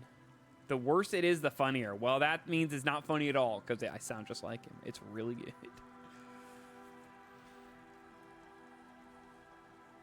Oh, or you meant Trump, I guess. Is Tequila Sunset an event or a name? I'm not sure. I think you were the event. Tequila Sunset. You know, as opposed to Tequila Sunrise, which is long gone. Tequila Sunset, huh? Sounds pretty good. Yeah, I agree. How long did we party for? Hours. It was an all-night drink-a-thon. Then at some point, I think it was Sunday morning, you got belligerent and wanted to talk about Revacholian women. Uh-oh. Oh. This post was fact-checked by real American patriots. How they're beautiful and also whores and so on. How one of them fucked you real bad. After a short while, you crossed the event horizon, looked sullen, got up, and left without saying anything. Also real. Wow, that's quite a story. Yeah, I bet Tequila's a fucking legend around the precinct. You must be proud to work with him. If only you knew. Did I tell you anything specific about the person that fucked me? You were pretty vague about it, but you kept saying you got fucked real hard and that we've all been fucked too. Ow. Please don't open that door. I'm healing. No one's fucked me. I do the fucking around here.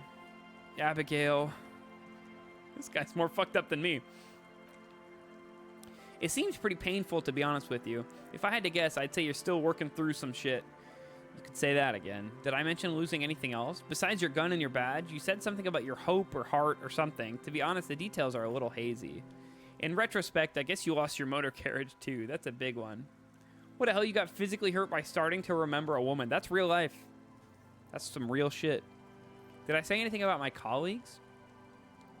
You told us that they were a bunch of fucking losers whose main interest was cramping your style. It's more like you were cramping theirs. No specifics, though. It was more about you that night. You were the star of the show. Did I say anything about the case? Yeah, you said it was no biggie and that you'd solve it in no time. He takes a strong quaff of his beer. And that you didn't need anyone to do it. You're doing it solo now. It be like that is going to become relevant during this stream. Spoilers.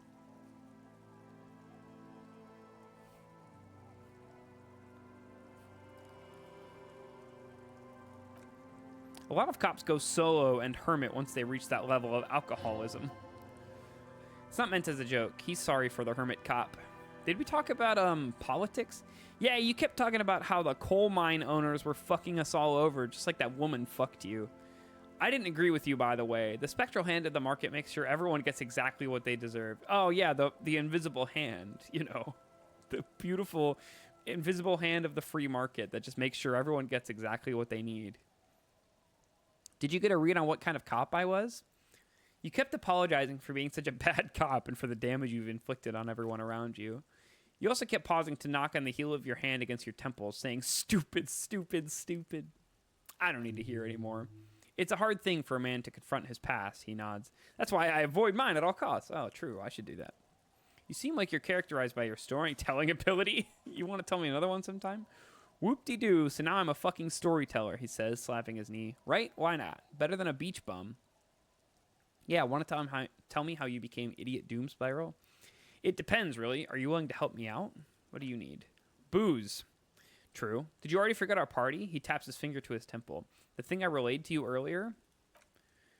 So have you got anything for good old Idiot Doom Spiral? A bottle for a story. Seems fair to me. I can't give you any. But I don't want to give you any alcohol. I might have more use for it.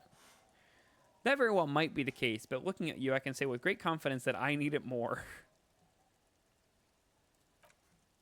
I don't want to give him my free shit. Oh yeah, I have this permanent halo around my head now. Oh, it's gone. The bushes are too thick and thorny to pass through.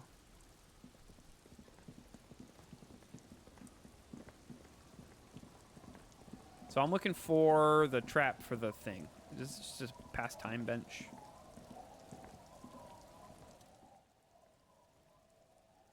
What's that? Oh. The lieutenant looks down the street. We can sit on benches after we solve this murder. Let's go. Oh, this is just when Kim's gone. Okay.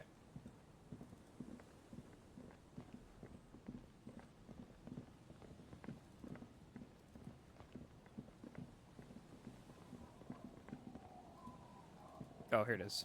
Is this the trap?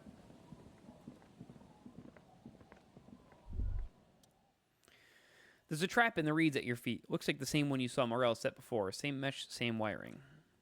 The reeds bend forlornly towards the sand. You see slabs of concrete.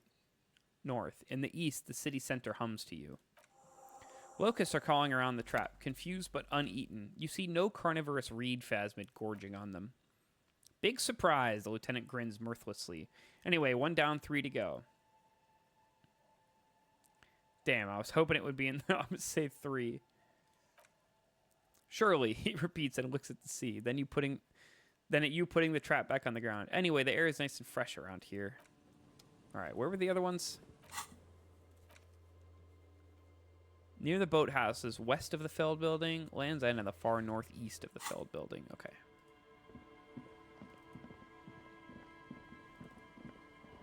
I'll go say what's up to Lily again. Hi, Lily. Hi, Grandma. Hey, kids.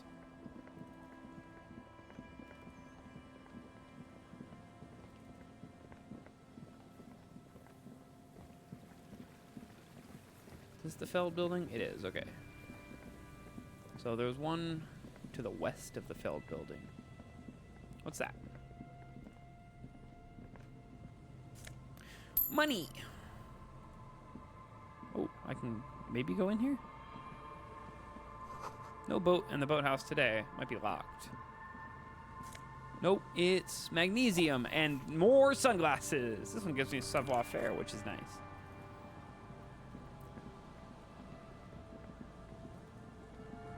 Oh, this one? Yeah, I guess so. Oh, this is the one he just set. The reeds by the abandoned campsite hiss and shake. Like a bird, like a bug, you mean? It's good the cryptozoologist left. This isn't a very cozy place to stay night after night. The trap is also full of panicked locusts. No sign of any cryptozoological beasts inside. Another empty trap. Let's keep going. The next one's the lucky one. Yep, the next one has a crab trapped in it. These are just crab traps, you do realize. What's the Roach song? Bleh, I can't do it. I can't even come close to making those notes come out of my mouth, by the way. I tried for like half a second. Wait, was there something green over here? Yeah, circle! You can't hide circles from me.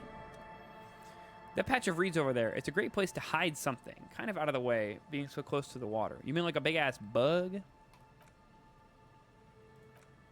Nothing, just a hunch. The hunch passes, leaving you out there by the old buoy bobbing in the water. Time to go. I can't see shit over there. Buoy bobs in the water. The number on it says 11. I guess we'll go over there. Oh. No, never mind. I can't get up there. This is the one I just checked, right? Yeah.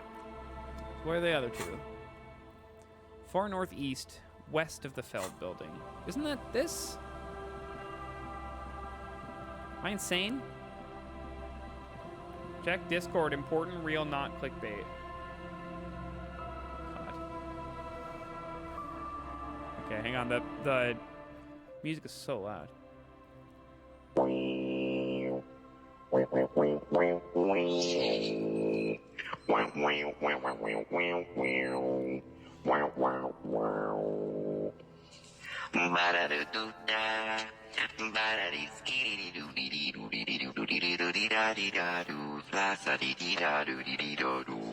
This goes so hard. Oh,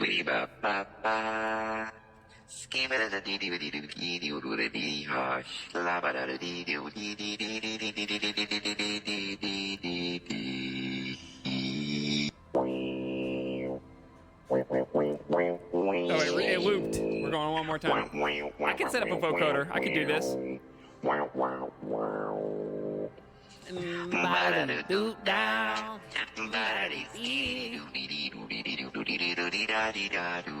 my god, I just realized Ralsei is still saying bitch in the corner of my stream.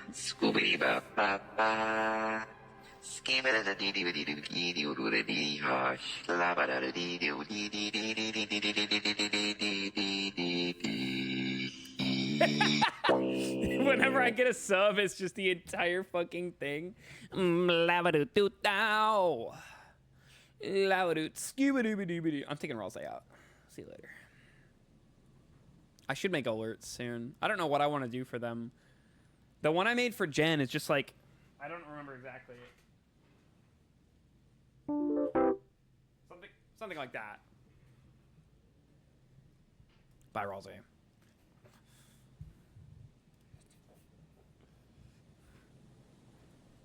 Make a scat subscription alert. Scabadoo-dow.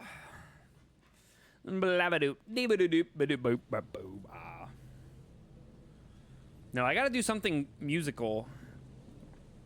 Not that scat isn't musical, but... So, am I mixing up East and West? I don't think so. Well, maybe we'll try and see if I can find Land's End. Blabadoo-dow. Sexy bass line. Yeah, but nobody can hear that on their speakers. That's the problem. I'd have to play something up high. That's why I was all above the 12th fret earlier. Oh, May, were you here when I was going to town? Instead of my starting soon screen, I was just playing some bass.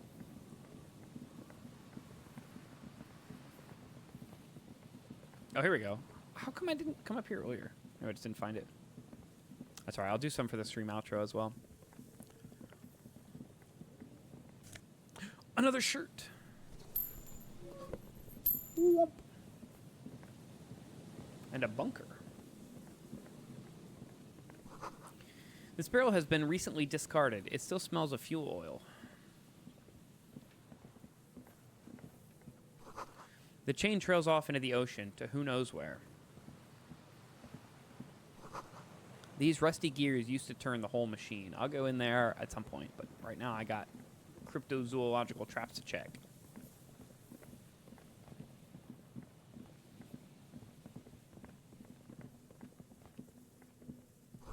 Cigarette butts cleaned away under a rock.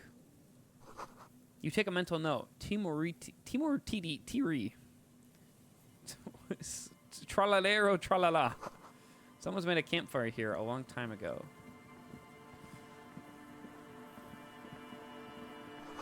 Rusted, broken control box for the radio relay tower. You will definitely go in there, yep. Another new necktie! Oh, a scarf even. Tiny inlets here, off in the far distance where the posts trail towards. Oh yeah, I want to go over there. The ladder is too rusty to climb. The sea air has eaten away at it. This relay tower coordinates boat traffic in the bay, barely. Well, where's the damn phasmid trap? Am I going insane? Is this not, like, where it ought to be? Here it is.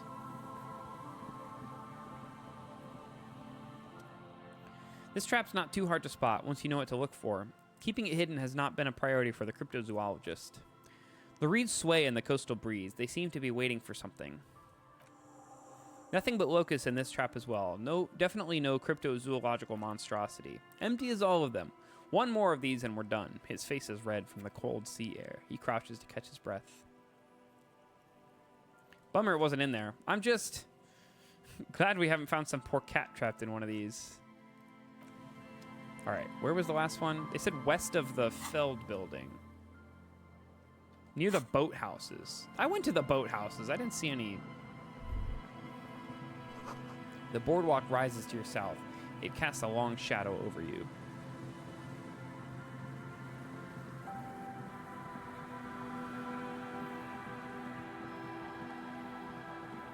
Okay, I guess I'm going this way.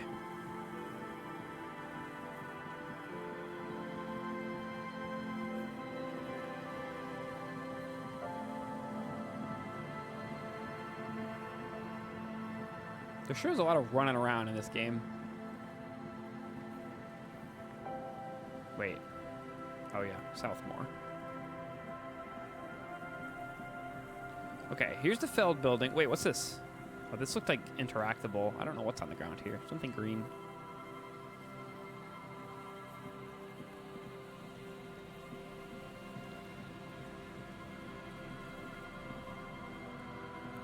Blabba-doo-doo-dow. Okay, where are the boathouses? Are they south? Yeah. Okay. This section of the coast hasn't been used in decades. Oh, there it is. Walked right past it. It takes you a moment, but you finally spot the last of Morel's traps. This one is partially obscured by the reeds. Behind you, the ruins of a residential building rise over the reeds, shielding them from the wind. The reeds rustle confidently. The trap feels light and silent as you pick it up. Something is different here. No locusts. No phasmid either, but still. The lieutenant studies the trap with you. Well, the bait worked on something. This doesn't mean it was a reed monster, though. Unless you see one in there, I just see an empty trap.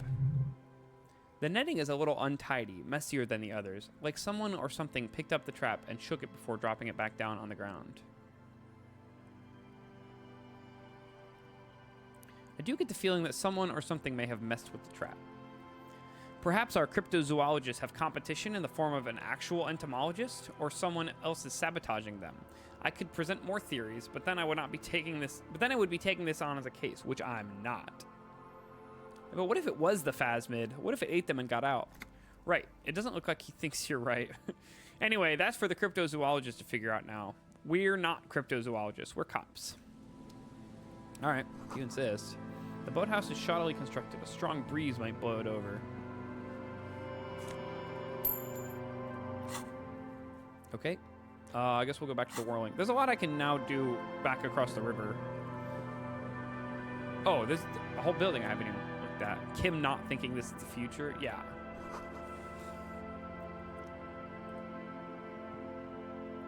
Is this another wall I can look at painting? A scattering of bullet holes is spread across the cracked wall, searching from one corner to the other.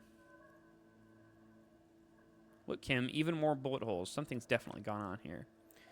Correct. The lieutenant examines the wall closely. The density of the bullet holes is unusual, even in a general average bullet hole frequency in Martinet's sense. Grim affairs.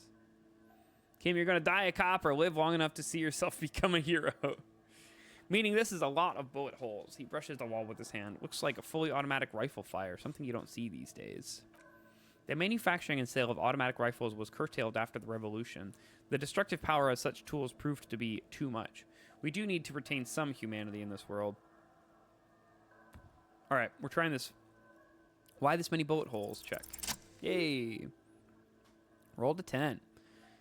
A row of ghostly shades stand facing the wall. There are many of them, a dozen at least, their heads lowered and eyes blindfolded. It's quiet, no sound, no movement. 10 meters away, other shades are lined up in an orderly manner, automatic rifles primed. A gust of wind blows by. The coats of the firing squad flap slowly in the breeze. A single person stands on the side. The sun blazes high up in the sky, baking the planks, the sand, your skin. The order was carried out in the afternoon. A long time has passed since the moment of this fusillading. Rain and brine have since washed all the blood away. Not a trace remains. What is this? The abundance of bullet holes leads to two options. Either an inordinate amount of executions were performed here, or they did not use a conscience round, where only one soldier has the loaded rifle. Looks like this was a mass execution with everyone fully armed. A host of men, probably in everyday clothes, ragged from the conflict and covered in dust. They were not sitting, a common practice for executions in some nations, as demonstrated by the height level of the bullet holes. They stand, facing the wall. It's impossible to discern any details about their personality or background. Ordinary people, familiar, each and every one of them. Who were they? Comrades, the forsaken, the wretched, who tried to rise against the horrors of the world. 7 men in combat uniforms and dark coats, holding automatic rifles aimed at the people. Soldiers from some side, but from which one? Men of duty, dark duty.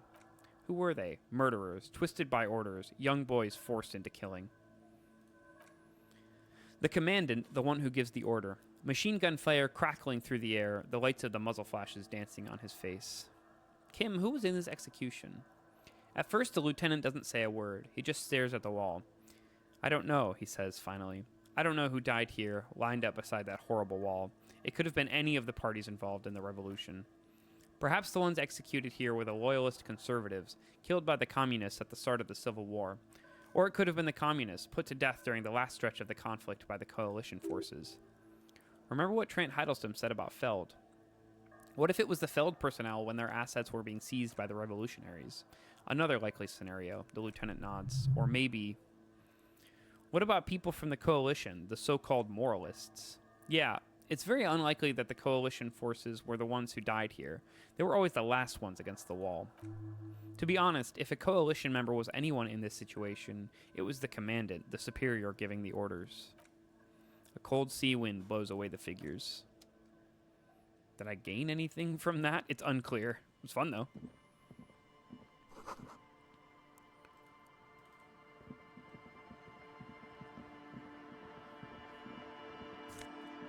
I gained 20 cents. Beautiful.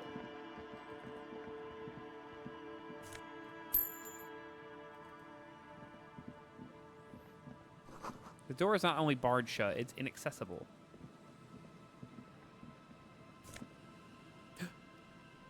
I got a fallen Peepo!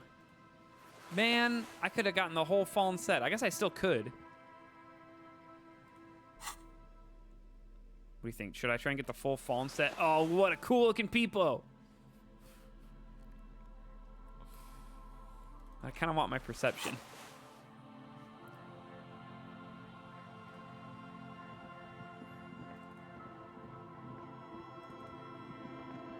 Alright, time to go back across the river, I believe. There's like a whole bunch of quests I need to finish over there.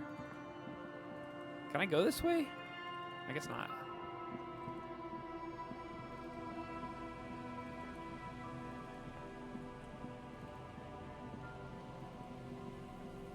The fallen shoes are $50, by the way. Although, now that I have a free place to stay, maybe I can afford them.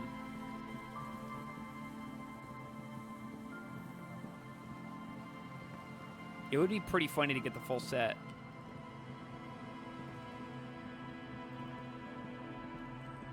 But maybe also kind of a waste. I don't know. Tough to say.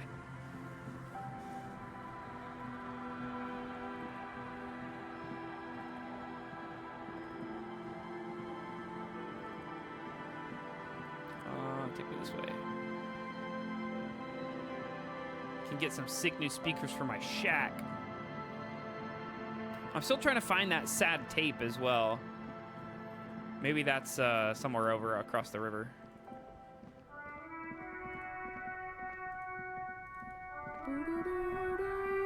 I guess I'm going to the Whirling, but I also wanted to call... Who did I want to call? I'm calling somebody.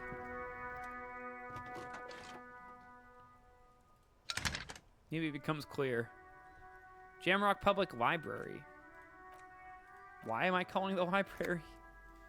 Oh, the dead body we found. I've got Central Jamrock Public Library on the line, and I've already introduced you to their librarian. Connect and call in 2-1. Behind the waterlock somewhere.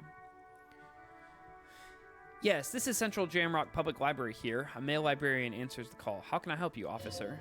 He sounds worried yet ready to assist. This is how people get when the police call. I'm looking for information on Billie Jean. Billie Magine, you said? Give me a moment. I'll have to check our database. Yes, hello, are you still there? You can hear him fiddle with the printout. I found Billie Magine's home address. Is that all right? No phone number, unfortunately. Yes, home address is fine. Here we go. Rue de St. Ghislaine, 33B. Oh, it's in Martinez. That's where I am. That's convenient. Cape Side Apartments. I already have the key for that. It says here that they returned their last book just a few days ago, but I wasn't at work that day. Do you know someone who was? Marie? Oh, I get to talk to Marie. Marie, do you remember a reader named Billie Magine? They returned a Thibault book the other day. You hear someone answer from afar. Yes, it was my colleague Marie. She said it was Billy's husband who returned the book. Oh, Gage. He has to look for this new sci-fi release. Lose Radio City 87, but we don't have it yet. Oh, no, Billy's the woman. Never mind. Do you know the husband's name? Sorry, no. Marie only knows him by sight. Well, I'll show you him. Marie knows Billy. She's been working here longer than me. Sometimes her husband returns some books for her. And then goes out for a little drink later on the lookout. Can Marie describe to me what the husband looked like? She said it was an older man and that she's pretty sure he had a drink or two. Yeah, that checks out. Sorry, Marie wasn't really paying attention to that. Thank you. Happy we could help. Anything else? Yeah. Please describe the body. So Billie Magine is not my lover. She's just a girl who thinks that I am the one. But the kid is not my son.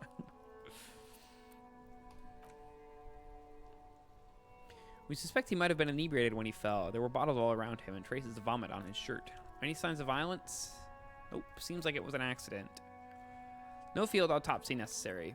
What about his belongings? Did you examine his clothes? He was wearing boots, trousers, and an old leather jacket with a bright blue lining. I found a library card. Yeah, I already called the library. Yeah, we're taking the case. I've assigned the case to Lieutenant Kim Kitsuragi. Please follow up on this library lead to identify the man. I did this out of order. Okay. What about the armor? Can't I ask her about the armor? I guess not.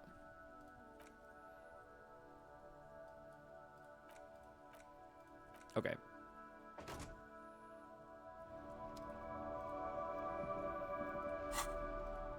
Now what? Dead body on the boardwalk. Go to Billie Magine's apartment. Oh, I get to get... That's right. The bird for Gart. And I'll probably talk to the cryptozoologist as well. But mostly I'm just here for Gart. Or Gert, I mean. Oh, what was this? The theme on that pinball machine is a standard royalist theme used on everything from pinball cabinets to full-flavor cigarettes. Clinging to a picture book version of the past century, waiting for the king to come back and cast out all the profiteers and homosexuals. Basically, imagine a yellow plastic crown with a liquor brand emblazoned on it.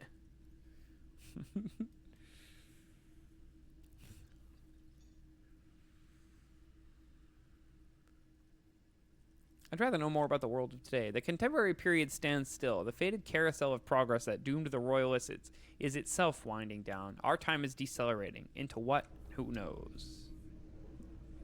All right, Gert. Remember Wander Song? You were good in that. Gert, I found a new bird for the whirling. What is this thing? It's no biggie. I just thought it would look nice on the wall. I'm that kind of cop. What, the interior decorating kind? He inspects the bird somewhat suspiciously, then mellows. You know, I'm sorry. This is actually a nice bird. A competent piece of taxidermy. I can fix it to the plaque and have a new bird in the establishment, I guess? He hesitates. So, I don't know. Thank you? I'm going to go with thank you. People just don't know how to accept gifts, especially taxidermy. He likes it. He likes the bird. It solves his broken bird problem. I feel good about our work here today. It's all about the little things, like bringing people random stuffed animals. It's not actually about that, but he liked it. Goodbye. All right, let's talk to these. It's great to see you again, officer. My wife can't wait to thank you. Go on, talk to her. Okay. Oh, sweetie, she says, beaming. I don't even know how to thank you for finding my husband and helping him out. I hope he haven't been too much trouble for you. It was a truly epic long-distance trek. I'm basically also a cryptozoologist now. I knew it, you hear Kim quietly say to himself. I'm not surprised. It's already getting out of hand. Have fun. Don't fall. Like Junior. Well, in that case, sweetie, let me give you a small token of my gratitude. She hands you a ribbon tie. A ribbon tie held together by a silver bird skull. It's a tie, Mesca in origin. The pin is an antique, quite special to the cryptozoological community. The little silvery knob holding the tie together feels warm in your hand. It's in the shape of an avian skull with 8 eyes. You could ask her about this when you get the time. It's probably a cryptid, but the phasmid, of course, is more important. You never told me you've seen the phasmid. Oh, you don't want to hear about some old woman's... You have no idea how much I want to hear about this old woman's ramblings. Ramblings? Nonsense. Your description of the phasmid is the most precise I've ever heard. But, darling, I didn't even get the size of it right. You were a child, my dear. Really, it's extraordinary what you were able to describe. Now go on, tell our friend about it. He's proven his interest in the field. Reflexively, the lieutenant readies his familiar notebook. Well, it was summer, she starts. I was building a racing track out of sand on the beach near a tall stand of reeds. Quite a tall one, many times my height, I remember, when all of a sudden... Wait, where was this, and how old were you? I'm getting ahead of myself. I was 5.5. In Betancourt, in the suburbs. My grandmother had a summer home there. She just started forming memories, real memories, not the billowy haze of infanthood. Betancourt got bombed in the war. It used to be quite near, circa 20 kilometers from here. I ran that far once. It was too damn far to run. The strangest moment of my life. I looked up, and one of the reeds moved. Not like a plant, but like a living thing. It stood up and looked at me. Its body unfolded like some antique toy. I've never seen anything like it. I didn't know this can happen, so I reached my arm out and touched the thing. It just felt like a stalk of reed, but it moved. Swaying, towering above me. She looks at you. After a while, 20 seconds, a minute maybe, it left. Went into the reeds. Actually, did you follow it? I tried, but I was only a child. There was mud and high water. I couldn't see it anymore. I was just standing there, knee-deep in mud, looking around me. Where did you go? Don't go. I ran back home to my grandmother and I asked her if reeds could walk, and she told me... and told her they were looking at me. She chuckles. Of course, she just laughed at me, but I knew what I'd seen. For years, it was a story I told at parties when I wanted to impress boys, that sort of thing. Yeah, you know what really impresses boys? Accounts of seeing giant bug cryptids. Of course, most people just took it as a strange, amusing anecdote. So did I, honestly, but then I met Morel. Oh, it worked. She did impress a boy. We were on a date. Can you imagine? I can imagine it. She tells me a story. Oh, this is Morel's voice. We were on a date. Can you imagine? She tells me a story, and it's the most detailed report of the Insulindian phasmid I've ever heard. The sound, she told me it hissed. So that's how they met. This is beyond significant for them. It did, yes, like reeds in a gust of wind. The way it moved, the color, how some of its limbs were white like marble. He breathes excitedly. It matched perfectly with what I know from other accounts. It was amazing. If it weren't for Lena, I might have given up hope years ago. It's no exaggeration to say that she restored my faith in my profession. He looks at her with admiration, forgetting a wide smile on his face. You were on a date? Our first, yes. The old woman looks at her husband tenderly. Its limbs are white? Not all of them, he answers for her. There is some white coloration reported, along with beige where the camouflage ends. How big was it? It's hard to say how big things are when you're quite small yourself. To me, it seemed to be taller than I was then, but that's probably not the case.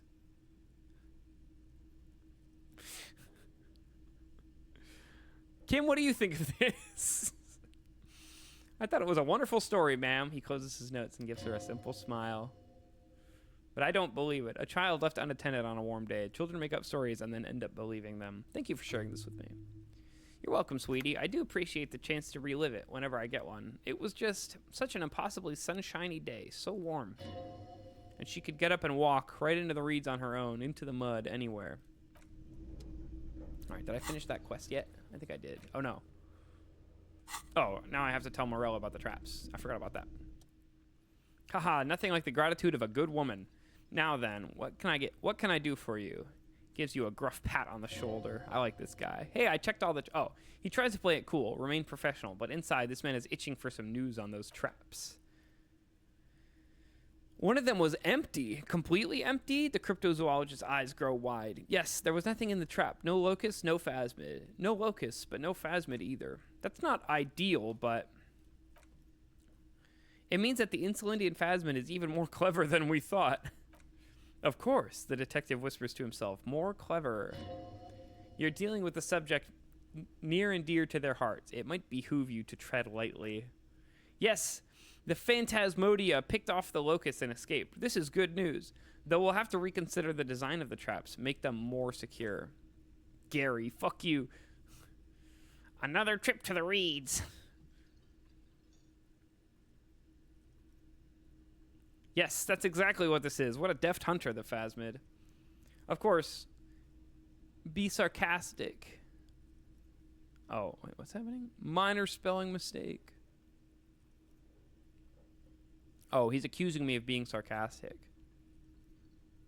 Behove. No, not behove. Behoof. Unless you have an alternative hypothesis you'd like to venture, mine stands, okay? Actually, no. Excuse me for getting emotional. This is a big deal for us. You've helped us twice now, and brought some great news, too. My gratitude, and the gratitude of the Société Cryptozoologique de Revachol is yours. Heartfelt gratitude. But does it feel like closure? What really happened? Some kind of foul play might be afoot. Theft? Might be a hoof. Brrr. That was my horse noise. How was it? It's pretty good.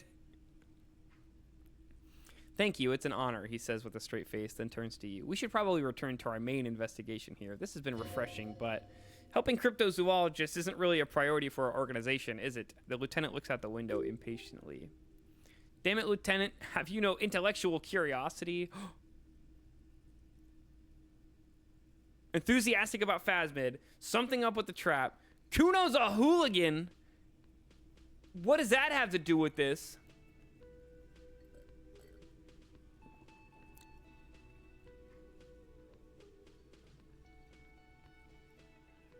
Did you know Gary was hiding the armor?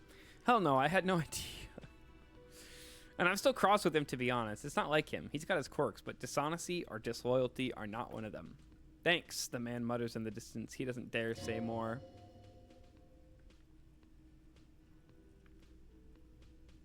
If I fail this check, I'm uninstalling the game. Stream ends, and that's it. No, you gotta be shitting me! What the fuck? I didn't think it was possible. What the hell?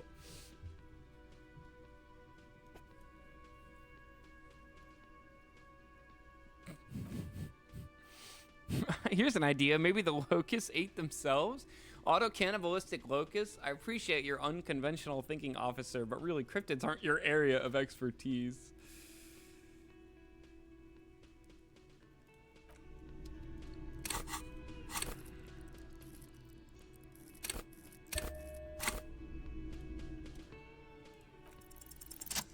Okay.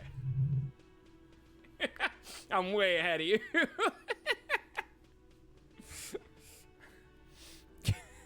Consider the way the empty trap was disturbed. Yeah, there was no hesitation there. I knew what I needed to do. Consider the way the empty trap was disturbed, as though shaken. Most likely the hands of a young person, hands small enough to fit inside the trap too. You should ask the red-headed boy Kuno. I think a little hooligan called Kuno may have stolen the locusts. A little hooligan, but what would a child want with bugs? Yeah, what would a child want with bugs? A shadow of worry passes over the woman's face. Oh, my dear Morel, you've been an old man for too long. Kids love to torment insects almost as much as they love to torment old folks. I thought he was a cool, drug-addicted shithead who doesn't care. I'll talk to the little gremlin. Delinquent's my favorite. It doesn't sound like they're really his favorite. Oh, you've been such a dear to us. Please let us know whatever you turn up. I have a feeling we're getting so close. Well, I see you've gotten all the help you need. The man turns to his companions. I'll see you tonight at my place. Let's play suzerainty, but no more field trips for me. After this is your last chance to talk to Gary. Really, Gary? The woman's voice is a little shaky suddenly. We're getting somewhere here. I'd love to play suzerainty, but... Lena, I'm sorry, but you're not getting anywhere. It was some kids. I know that the little mutants around here, they leave anything out in the open and they'll steal it, even if it's bugs. He looks at his tea. Morel, it's been fun, really, but I need a bath, and I have deliveries to handle. When this tea is done, I gotta run. No need to apologize, Gary. You've been more than helpful, and fascist, and you stole the armor. Fuck you, Gary. What the fuck, Gary? This is our thruple when they make it. No. The real thruple is gonna be me, Kim, and Lillian. The first man to break formation is always a blow to the leadership. This is bigger than he lets on. Alright, I guess I'll talk to Gary then. Always a pleasure to see an officer of the law. I mean, officers. Yeah, put some respect on Kim Kitsuragi, you fuck. Yeah, might as well have a quintuple.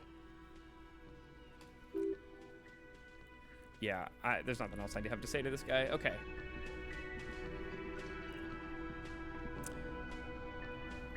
What else was I gonna do? Oh yeah, I guess I can go talk to Kuno. Wasn't there something else that I was gonna do when I came back on this side?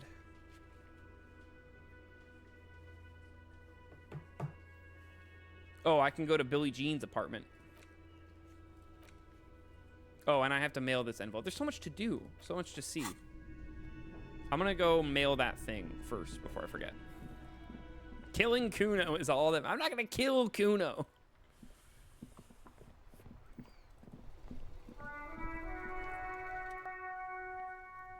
I knew we'd get to use this mailbox for something other than kicking. You drop the white envelope in the darkness. It lands with a soft thud on what sounds like a couple of letters. For good or ill, the deed is done. Let's go back to Everard. I don't know why I couldn't have just handed it to him. Anyway.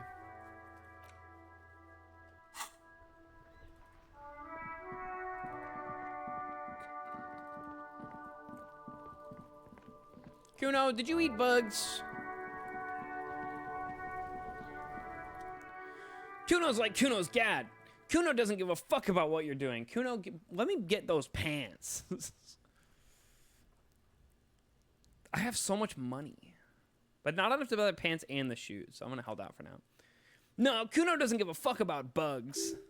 So he knows locusts are bugs. Oh my god, the little one seems distraught. I told you that shit is lame. Shut up, C. Now they're going to take you to a lame prison. She sounds like she's about to cry of disappointment at Kuno's newfound lameness. What's this about? Deny everything, Kuno. You need to lawyer up. She's right about that. Poll, kill Kuno? What the? How did you vote 87 times? You can do that? How do you vote 100 times? What the? Oh, with channel points. Fair enough. All right, guess we'll kill Kuno. Wow. Kuno's not going to say anything without his lawyer present. Well, Kuno, your lawyer is not going to block you from this 9mm. You stood no chance. What do you mean? Lame, that rings some bells. Could this be connected to Night City, aka the City of Rage? Kuno, is this about Rage City? Oh god, Kuno, no! The little one from behind the fence takes her hat off. You mean her peepus. It's gonna happen now! They're gonna make you lame. Stop it, C! No one's gonna make anyone lame. Kuno's got this under control. There's definitely something going on here. You should check Kuno's shack, the one with the pig's head. Should I buy his pants? Kuno doesn't fucking care! Well, that is the damn truth. What's down here? What did I acquire? Anything funny? Oh, yeah, the tie. Gives me good stuff.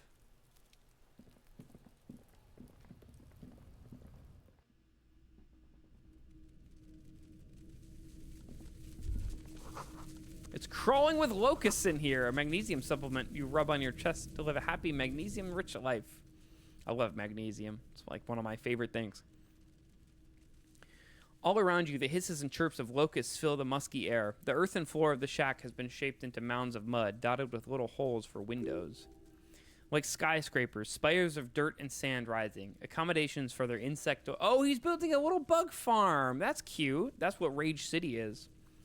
Well, Detective, it appears you've solved the case. The lieutenant looks around, writes something in his notebook, and turns to you.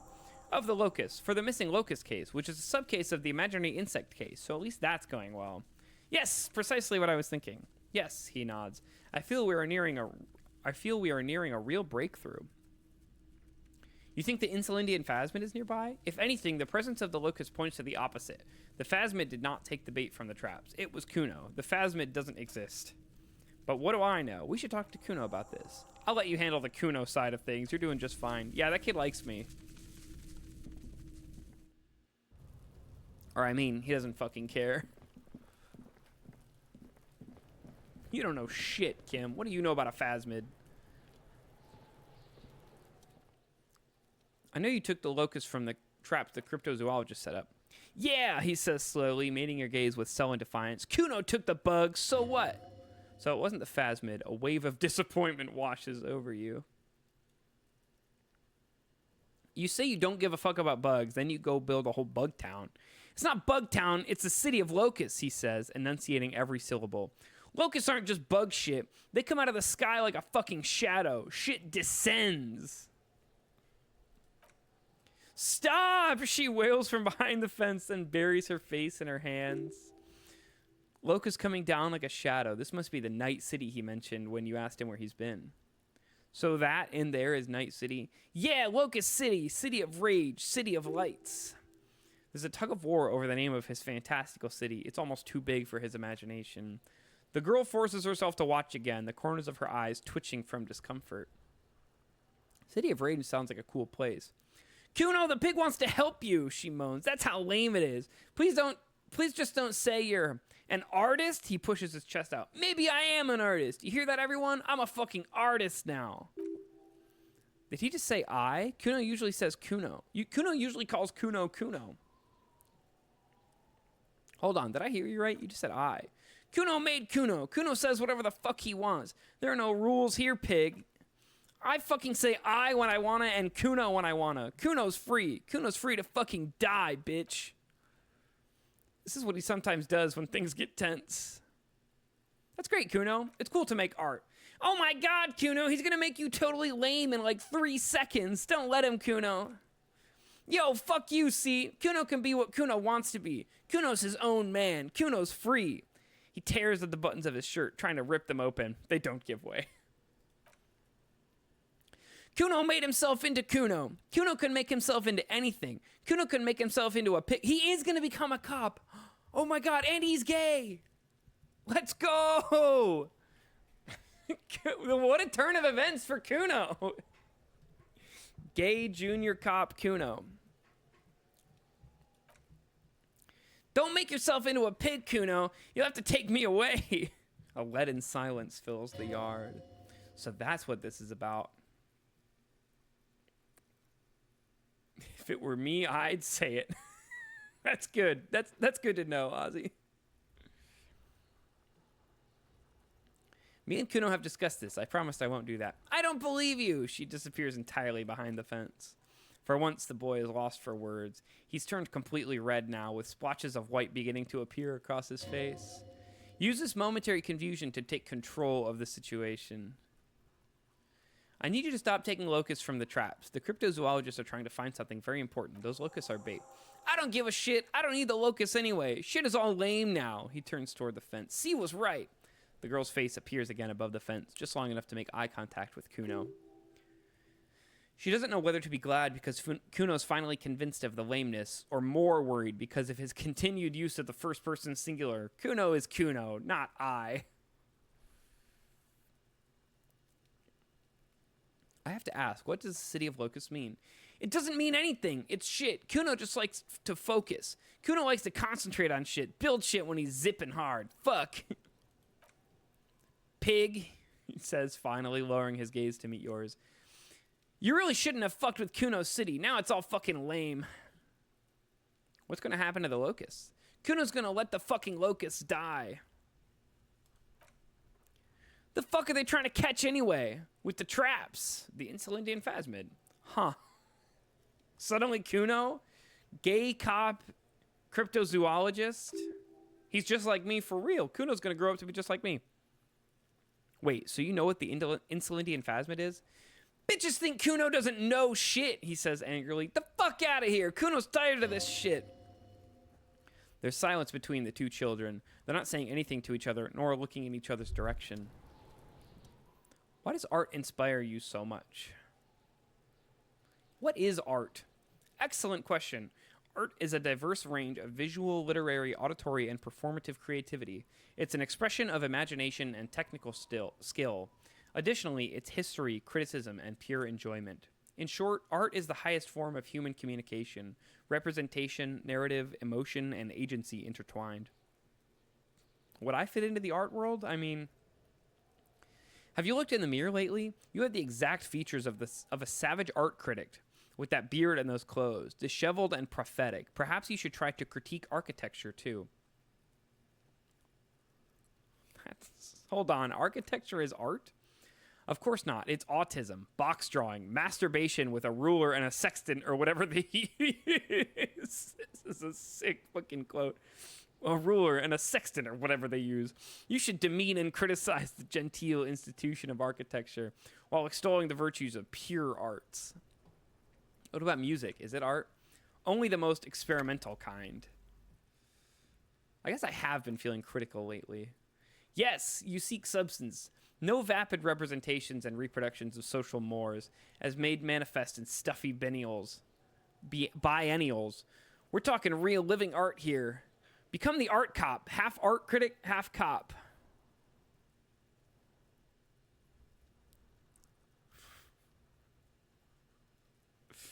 Let's go. I'm opting into whatever the fuck this is. Exactly. It's not only your duty to catch the criminals of the street. You must also apprehend criminals of the printing press and the gallery, the trite and derivative artists and writers of the world. Shout out to the biennials. Go ahead and provide savage criticisms, art cop. The world is yours to rip to pieces and assemble. Do I want to think a thought? I'm all out of thought slots, but I have a bunch. Wait, maybe I only have two. I've got Col do Mama da Qua. The Wompty Dompty Dom Center. Don't forget about the Wompty Dompty Dom. I fucking can't get over the Wompty Dompty. You're a cryptozoologist. Act like it. All right. All right. Col do Mama da Qua. I do have a lot of these, actually, that I could think about.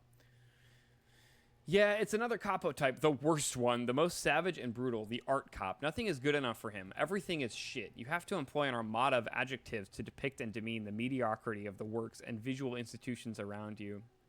Really flex that critical muscle. Until the vocabulary for punishing mediocrity comes second nature. I'm not doing that one. White Morning. I don't remember getting this one. You see yourself from above. You're passed out on the blue tiles of the hostel room floor. Even from this distance, you can see your eyelids flutter at the mention of what? A great white object, letting out its sweet smell, like a lily of the valley. The little man's forgotten its name, but he still remembers the feeling. And look, he moves. The feeling animates him. He instinctively reaches out for the feeling's best friend, a bottle of Commodore Red. He puts on his disco clothes and gets smaller and smaller. I'm trying to remember when I acquired this thought. I kind of want to think this one. Or do I think about the Marxism? People think communism was some crazy idea that had its comeuppance 40 years ago, a fever that shook the world, never to return again. They were right. Until he woke up today, a spiritual corpse responsive to only the call of Commodore Red, prostitutes, and Krasmazov. For him, communism is still a thing. He will single-handedly raise the commune of O2 from the oceanic trench where it has been resting, covered in ghosts and seaweed. He is the big communism builder. Come witness his attempt to rebuild communism in 51.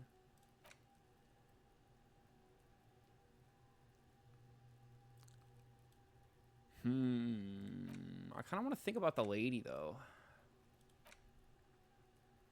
What does the 15th Indo tribe get me? 10 cents for every green orb clicked. Oh, I didn't know I was gaining money. And a learning cap for savoir-faire. I might actually just forget about the 15th Indo tribe. This one seems important for my politics. This one seems important for my love life. And this one seems important because Rosie really likes the cryptids.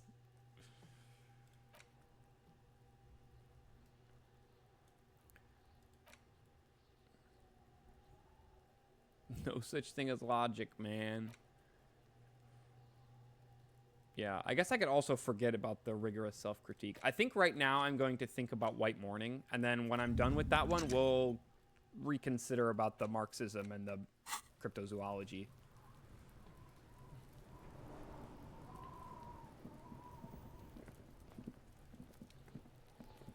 Okay, let's see. Oh, I gotta go in the apartment building. Okay.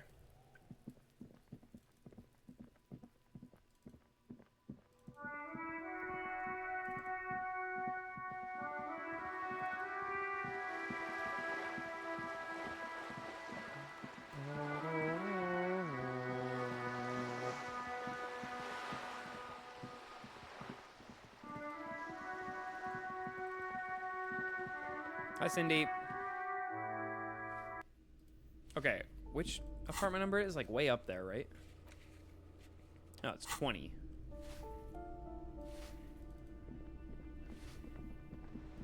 Which one was 20? This one was 10, so it has to be on the next floor up, right? Isn't that how apartment buildings work?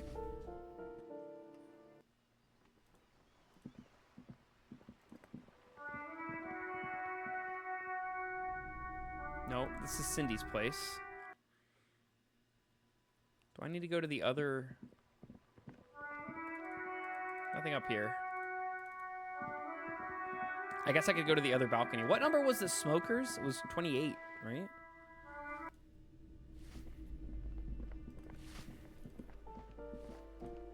Yeah, these were all single-digit ones. Master Investigator, you just can't keep yourself away from locked and hidden places, can you? What do you mean? Nothing, nothing. You're right, get in there, deep. Invade every personal space, break every lock. I'm just browsing. Yes, that's what it is. A quick peek here, a short glance there. It's all quite delectable. Oh, there's shoes here. With 5 cents in them. What's this? $4. Damn, I'm rich. Okay, I guess I go this way. Was that this one that was locked? Number 20. This is the door. You already know it's the right door. This is going to be so hard. Don't knock. Just leave. You don't need this. You don't need to sat it up. Hold on, Kim. We should discuss this before we move on. What should we expect? You're right. Let's talk this through. He looks at the apartment door and lowers his voice a little bit. We have our first preliminary identification. In all likelihood, the deceased is the husband of Billy Magine. I'm sure it's Majan, right? But Billy Magine is way funnier to say. We need to confirm this as well as deliver the death notification to Billy herself. Now, delivering a death notification is never an easy task. There's a reason why it's often called the most stressful part of our job. This is why it's usually done in pairs. You got this. I'll be monitoring reactions, ready to act if necessary. Do you have any advice on how to tell her he's dead? Just don't say that. You know how they feel. You don't. Oh, just don't say that you know how they feel. You don't. What if I don't want to do this? Yes, it's hard. He stares at the front door for a moment, his face still. But there's no easy way to handle this information. It just has to happen as soon as possible. All right, let's do it. Hello, who is it? A voice calls out from either side of the door. He gives you a short, encouraging nod. Is this Billie Jean? This is the police. Please open the door. The police? A moment. Please give us us.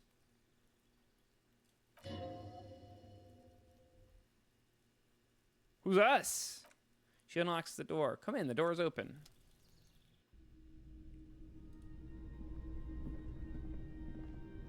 What's up? Do you have any money for me, by the way? It's you from the book stand. Oh, this was the chick reading books. The royal we. Oh, yes. As soon as we're ready.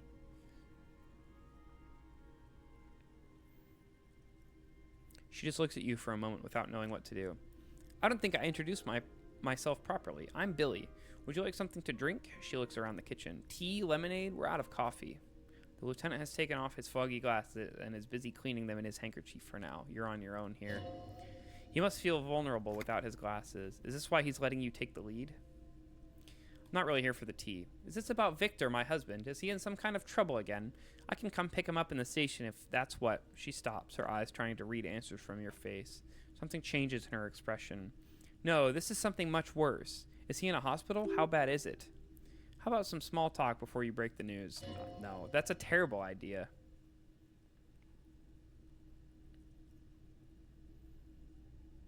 How do you fail this check? What is it? Your husband, he's been better. All right, we don't get to find out. God, do I just say he's dead like that? Yep, that's the most important thing. Use that word. No euphemism. This is what you came here for. Ma'am, I'm very sorry to say, but your husband, Victor Magine, was found dead on the Martinez boardwalk. What did you say? Your husband, Victor Magine, is dead. I'm very sorry for your loss, ma'am. Oh, she touches her neck, eyes pale like pearls in seawater. Oh, she says again. But he was just... She looks at the kitchen table, where 2 cigarette butts are still in the tray. He was just here, alive. We understand this comes as a huge shock. I want you to know that me and my partner, he points at you, are here for you if you have any questions. Take your time, ma'am. What happened to him? She turns to you. Her neck and cheeks are covered with red blotches. Her double chin is shaking. It's still early to say. No, I'm just going to say this. It was an accident. He fell through a hole in the boardwalk and hit his head. Was he drunk? We don't know yet. I'm going to fucking lie my ass off. You crazy? I'm not going to be, yeah, he was fucked up. I see. She withdraws, trying to picture the scene. And you just found him there, lying in the cold? How long had he been there? If you say 2 days, maybe it will be etched in her mind forever. It's hard to say at this point.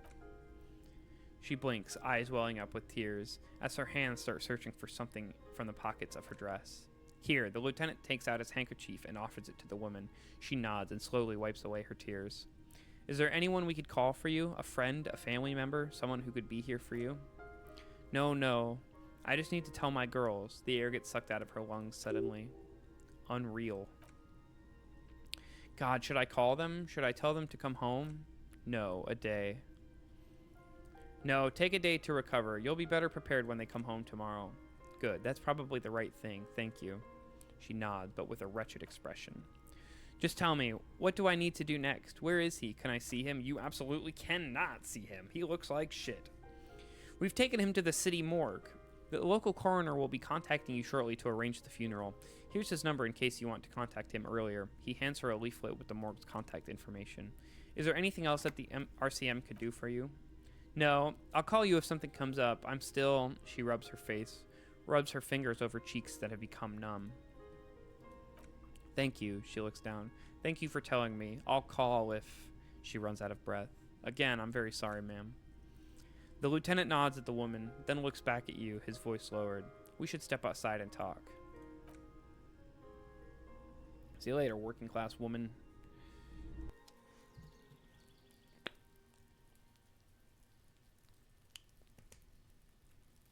What's up, Kim? You did well, the lieutenant says as soon as you've left the apartment. The balcony feels cool and quiet with a stunning view over the district. What now? I'll call the station when we're finished with the day and let them know the name of the deceased. What about Billy and her kids? They'll manage. They have to. It's not your place to live their lives. That's it? That's it. We should get back to our case now that our duty here is done. Right, this is closed then.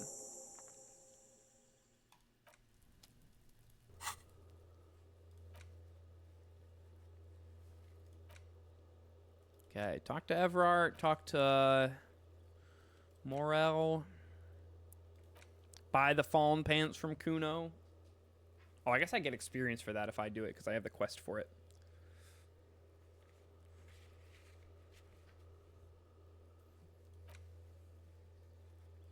Maybe I'll buy the pants. It sounds like I reread that quest, and it sounds like buying the pants is going to give me some, like, new... Like, I think I was reading it backwards. Buying the pants is going to get you closer with Kuno.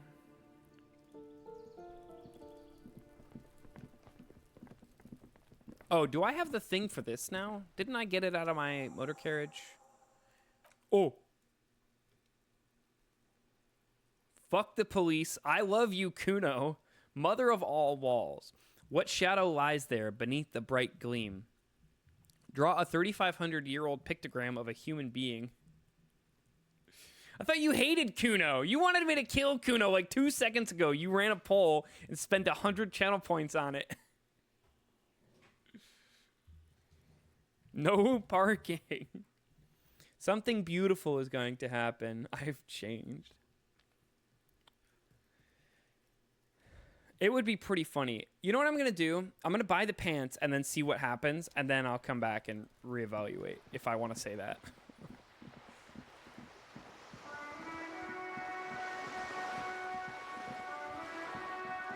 I kind of want to say something beautiful is going to happen, but I don't know why.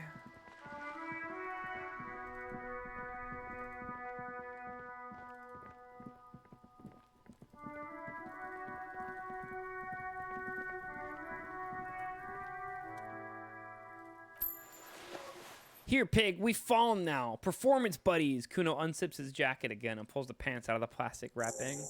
Kuno can already see you soaring through the air like a fucking eagle. He looks at you with pride. Pig's in Kuno's debt now. Money debt.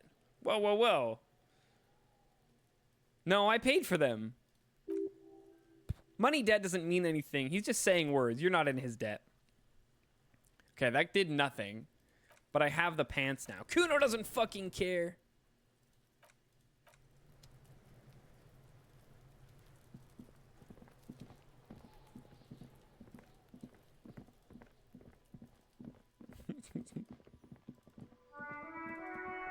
I guess I have them now. And I can almost afford the shoes, which means I only need the jacket. Wait, do I have the foam jacket? No, I have the pants and the hat. Or sorry, the peepo. Where did I find the jacket? I don't remember.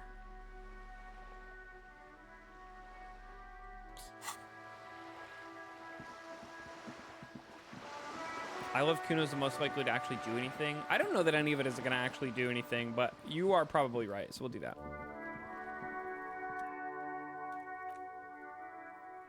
Oh, I'm cool. Look how cool I am. How am I going to reach up there?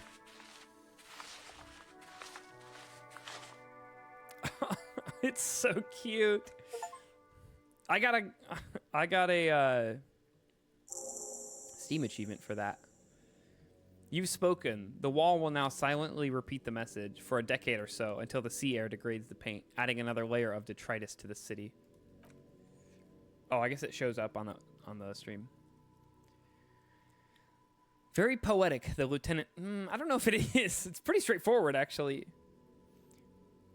Real poetry. Should we return to our murder investigation? I hear there's a really bad one we're supposed to solve. Kim, you're being a hater. Actually, I want to talk to Cindy, see if she says anything about it.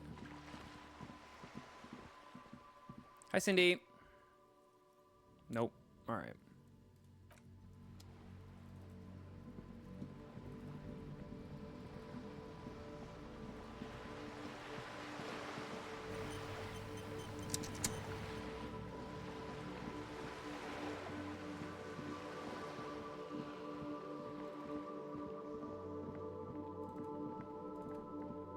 Does Kuno have anything to say about it? It'd be really funny if he didn't.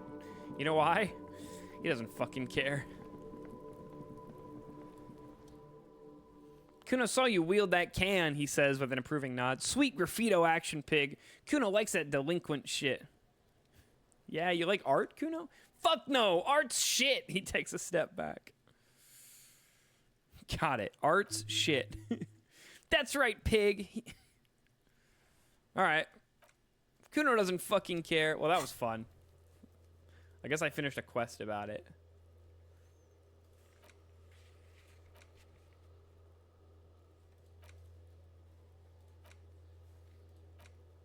All right, talk to Everard and talk to Morel, I think are the only two things I can do right now.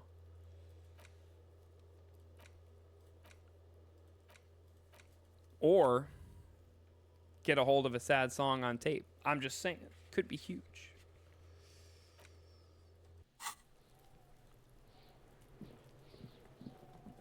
Oops.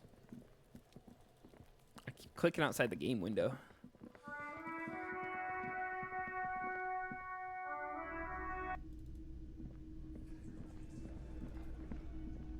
Oh, not Gert. Morel. I had a chat with this kid Kuno. He promised to stop stealing the locusts. So it was just a child. He purses his lips, crestfallen. Thank you for telling us, sweetie. She turns to smile gently up at her husband. This is good news, right? It means we can try again. Something is secretly gnawing at her confidence. It's not this Kuno kid or the missing locusts. It's something else. Yes, you're right. We just need to restock the empty trap. Then we'll need to inspect the traps one more time. Then maybe we can... The aging cryptozoologist breaks into a hideous coughing fit. He has a 38-degree fever. His resilience has given way. She looks at him with tender... Oh, he's dying. He's definitely dying.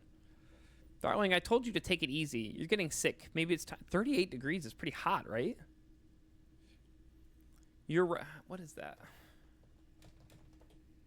Yeah, 100. Okay, that's like a fever for sure. Not a deadly fever. Okay, maybe he's not dying.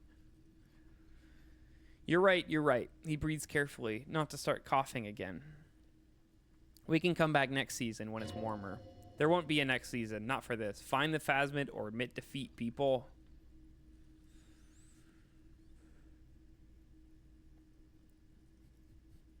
We've come too far to quit. I'm going to restock the trap. Let's do this. We're getting really carried away with this, aren't we? He makes a show of suppressing a sigh. Might as well just sigh. Fine, it's better than having these people get pneumonia on the coast, but after this... Really, it's too much, officer. He starts coughing again. What Morel means is, we're grateful for your help. I don't like this locust sound effect. It's not pleasant. Here's a fresh batch of locusts. They should slide right down the funnel. And thank you again. We will definitely mention you should this lead to a discovery. I'm not talking co-discovery, of course, but... This would show them all. We need to get you on that list of discoverers. No question about that. All right. I'm going to go talk to Everard first, but then we'll do that. The trick is to remember which one it was. The trap you saw empty before. I remember which one it was. It was by the boathouses.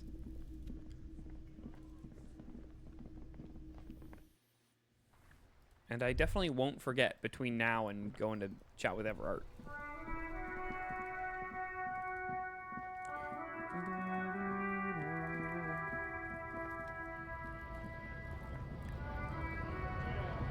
Get to walk past my favorite guy. Call me mañana.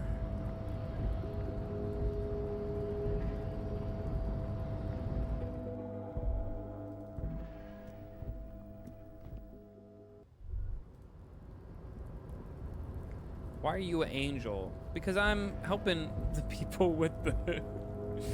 Because I'm a really good guy. I don't know. Did you ever notice that Kim's portrait, he has a halo behind him as well?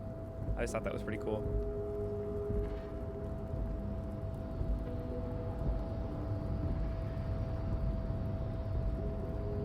Look, the game, it's a little buggy, you know? Just like that phasmid, hey-oh.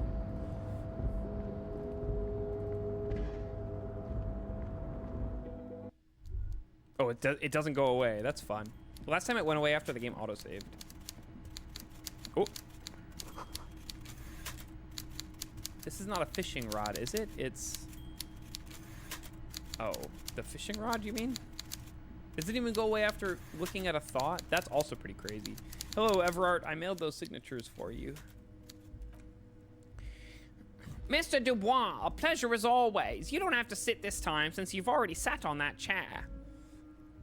The golden boy returns once more. Wonderful, simply wonderful, Harry. He claps his hands together like a child who's just been offered cotton candy. Of course, I already knew this. My friend, the mailman, confirms the letter is on its way. You've done a great thing today. You've given the children of Martinez a future and proven to be a true man of the left. I can finally trust you now. You're in my inner circle. Oh, this is going to be a long conversation of me doing the fucking Everard voice, isn't it? You too, Mr. Kitsuragi. He nods to the lieutenant, smiling broadly. We can talk about anything. The strike, the murder, your lost gun. Nothing is off the table. That's how he says it. Hear that? You did it the honest way. You got the real signatures, and now he's happy. Well done. What fine print was on the document that I mailed? What was the catch?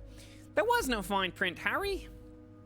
But I do hope all that construction noise and limited street access encourages some people to move. After a year of that ruckus, who wouldn't? And when they do, they will have a good place to go. I'm currently working on renovating the buildings near the roundabout into affordable workers' palaces. He proudly spreads his hands to demonstrate the size of the palaces. They're very large. So the village is doomed, the lieutenant says grimly. You were there. You saw the place. A wasteland. There's nothing left. But mark my words, officers. He slams his fist on the table, causing some of the coffee to spill. We're going to reset it. Reset, he repeats. I have big plans for Martinez, and they do not include humans living in those pig sheds on the coast. That land will be used for municipal buildings and commerce. What do you mean? Harry, imagine a youth center supermarket church complex, employing hundreds, no, thousands of people. The coast will be lit up with enterprise and life. How does he say it? Life. I don't know how British people say things. I've been doing this voice for too long. All those ruins out there turned into low-income housing. He leans forward. Harry, enough is enough. We're taking this district back. The war was 50 years ago, for God's sake. It's time to move on. You got a license? Low-income housing? If even that part of it is true, then why not? I accept your salute, Harry. He nods. All of it is true. I've got the center, I've got room for a retail complex, and in 4 years I'll get the church too. The wheels are turning, Harry, the wheels of progress. This post-war limbo, I won't stand for it. There are kids practically playing with their own feces out there. It cannot go on. There is true indignation in his voice when he speaks about the state of things, and even a touch of pain. And then there will be a giant statue of him towering above it all. Wait, what, will you erect a statue to yourself? I'm not a symbolist, Harry. I'm a realist. My statue will be Martinez rebuilt. 5-story building complexes, kids off speed. Whoa, I was in and now I'm out. He wants the kids off drugs? Landowners in Ozone hating me. That will be my statue and yours. We're doing this together. You would look nice as a statue. No, I would not. Sounds like you got this. You can rely on my vote. Oh. The voice is killing me. He's gonna make Kuno start caring. Nobody can make Kuno care. Kuno doesn't fucking care. Oh, I do, Harry. I really do. He crosses his arms on his chest. I'm gonna make the working man richer than Joyce Messier with that vote of yours. That's my job. Just like yours is to keep the peace. Can I have my gun now? Harry, I've got to be honest with you. Your gun was found 2 days ago. Withholding this information weighed heavily on me, but it had to be done. Fine, where is it? An old woman has it, and let me tell you, Harry, word on the street is she's a character, so watch out. This must be the woman who bought the gun from Roy, the one he described as terrifying. So the gun's still with the woman who bought it from Roy. Yes, the same one. I see you've done your research. The pawn shop made the gun easy to track. He smiles and shakes his head in wonderment. Crazy stuff, Harry, selling your gun like that. Wild, anyway. Union boys are going to help you fix it, he winks at you. Don't worry, Harry. I like being in the Union. The neighbors of this old woman contacted my men because they trust me in the Debardeurs Union. Apparently, she was waving it around at the entrance to her building.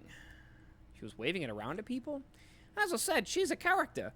I didn't have time for details. He smiles. You know why he didn't have time? I'm a busy man, Harry. It sounds like she's unstable, but don't worry, no one got hurt. It sounds like a very disturbed and desperate individual. We might be looking at someone with a medical history here. Watch out. Who is this old woman? Unfortunately, I don't know anymore. You're going to have to go in blind, Harry, but she's an old lady. How dangerous can she possibly be? Well, she has a gun. I want the tunnel meme. Why would I paint a tunnel on the side of a wall? I'm a busy man. Oh, and she calls herself the Pigs. There it is again, the Pigs, like Roy said. Not good at all. I, for one, find it refreshing. Finally, someone calls themselves a pig. A smile flickers in the corner of his mouth. It actually sounds extremely bad, but let's not give him the satisfaction. Can you set up a meeting? I already have. Of course he already have. He holds out his index finger. Tonight, starting at 10 p.m. near the old fish market on the coast. The one on the boardwalk. Oh, I love that boardwalk. I found a dead guy, almost fell in and died myself. It was awesome. Be careful, Harry. I would never set you up for anything dangerous, but you did ask for this. Now, he claps his hands. Back to the fun stuff. She will be there from 10 until 2. More fun stuff. Seems like we already have fun stuff to do. Did you order the hanged man killed? I did not, Harry. He shakes his head energetically. Although I am very, very glad he's dead. What do you gain from him being dead? Why, a war, of course. And what do you have to gain from a war? Victory, Mr. Kitsuragi. I have victory to gain. We are going to start a war with the Wild Pines group and win before they even realize there is a war. They're trained military people. Aren't you afraid for your men? Harry, we outnumber them 1,500 to 1, and that's just Martinez. With all the unions in Revachol, and with public opinion on our side, we can hold off 2 men. We can hold off 2 men. True. With 15 of your own. I'm confused at the numbers here. Or 15, or even 50 men. I guess that's where he was going with it. The more they send, the worse it's going to look for them. They made a huge mistake hiring those guys. No one likes foreign mercenaries. The leftists hate them, and the fascists hate them. Even the moralists think they're bad in bad taste. How's this connected to the strike? Harry, there is no strike, only war. Class war. Or in business terms, a dawn raid. Or wait, he pauses to rub his chin. Is that when you still pay them something? Because we won't do that. Based. We're not going to give nothing. We're going to take Terminal B away from them. The roads, the gates, the containers, that big crane, even the damn coffee maker. We're going to take all of it for the people. And fuck Wild Pines. So that's why you haven't let Joyce in. Kim, you're a real smart guy. You know that, right? Yes, it's also why I'm not saying that again. It's also why I let Gilmont go. I said it once. I ain't going to say it again. He's too nice. I can't put him through this. Plus, he knows how to get in here. That woman can't tell her tits from her asshole. She has no chance. What? Tits from her asshole. It's a local saying. I'm glad that he knew that's what I was saying what about. Let me get a look. I'll tell her which is which. Actually, no, it's not. Why are you telling me your plans? Back, but you're gonna go to bed. Okay, tuck.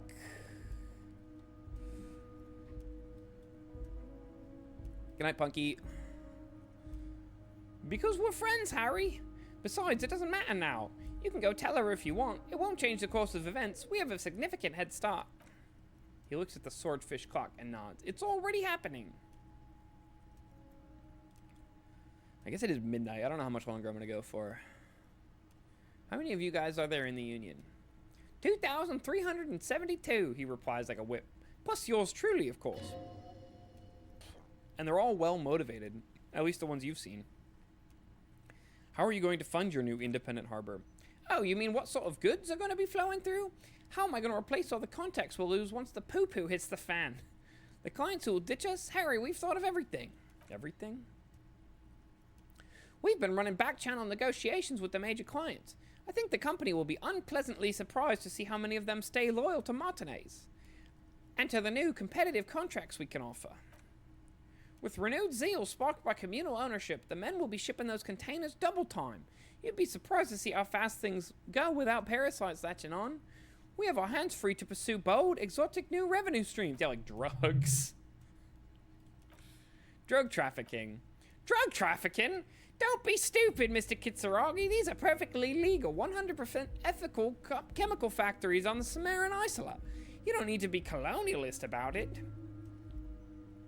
All they do is produce components to keep the pharmaceutical industry running. That's people's health we're talking about. Old grannies, little babies, people with disabilities.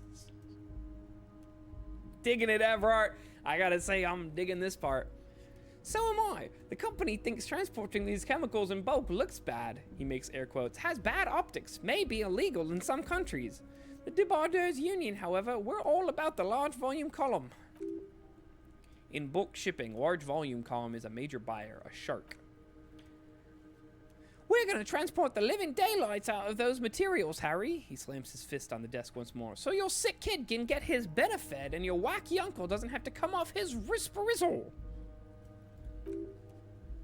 Benefit is a children's cold medicine, usually apricot flavored, and risperizzle is used to treat severe psychosis. And the kids on the street can get speed and Phyrolidon. I'm an old-fashioned guy, Mr. Kitsuragi. I sometimes grab a beer with the boys. Fucking Brett Kavanaugh mentioned. We like beer. We drank beer. Drinking beers, hanging out. I have no idea about the things you just mentioned. Sure you don't. But if I were to supply ingredients for some sort of rainbow party, I would make sure the Union took a fantastic share, and I'd keep that stuff far away from Martinez. He's basically admitting to it.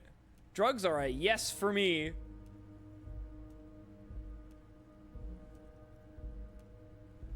It's a well put together plan. It's also far removed from our men and the people of Martinez who put their trust in me. Anyway, let's not focus on the sensationalism of the drug trade. This hypothetical drug trade is all anyone ever seems to be interested in. It would only be a small part of the harbor's turnover, just like the harbor is but a small part of Martinez. Let's look at the big picture. Martinez as a whole. There are little girls out there with dreams of making music, young mothers who want to start businesses, models who want to walk catwalks, and steel welders who want to weld steel. You know how they do. I'm going to unite them all into one economic body. We're going to incorporate this place into Kingdom Come. Everyone's going to be in on the wealth, and everyone's going to pull their weight. Let's keep focusing on the drug trade. He was almost admitting to it. I don't want him to do that. I'm a money guy.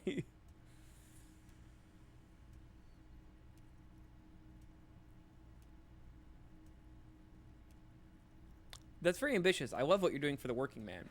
Thank you, Harry, thank you. He bows courteously in his chair. You have no idea how much it means to me, because in many ways, you are that working man. You have already done so much work. I've done so much work. 3 days. And I've barely drank anything or done any speed. Can I ask you about specific union members? We're way past specific union members now. This is the big time. We're talking about the future of Rivershoal here, Harry. You can bother Leonard with that. He points to the door. He loves to run his mouth on such matters, but on big time mode. Big mode! There's something different about him now. He's more vibrant, more alive in his big time mode. That's it for now. Great, Harry, great! I think we have truly built a bridge between Martinez and Jamrock today. I mean, we literally did that. Also... We have united the RCM and the Debardeurs Union. Suddenly there's sadness in his tone. This, he points to you than himself, has been so great. I'm sorry we don't have more fun things to do together, but if you ever feel like bouncing something off me, I'm fat as hell, and it'd probably be really easy.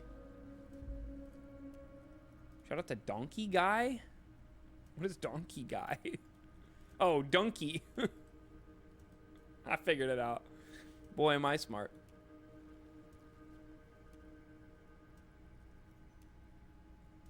Donkey big mode. I still got this halo around me. Alright.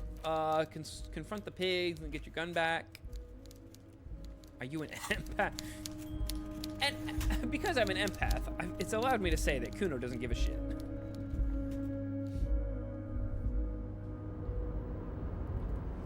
And, oh shit, I didn't mean to go back in. And that it's pronounced queer ass. My favorite kind of ass.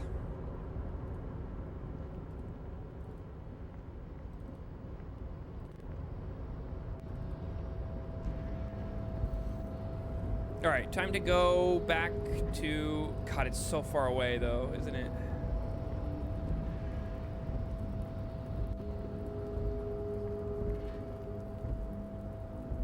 Wait. Can you convince that door to open yet?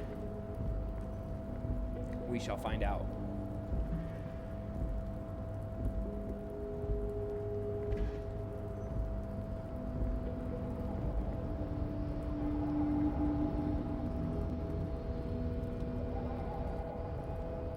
yeah, didn't I like gain a thing that lets me been in the world for 2 days? Is there a... let me leave. Is there a... yeah, hang on. I probably am wearing stuff that gives me minus to rhetoric. I don't usually think about... no.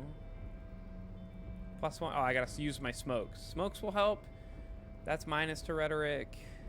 +1 logic. Oh, here we go. Put this shirt on.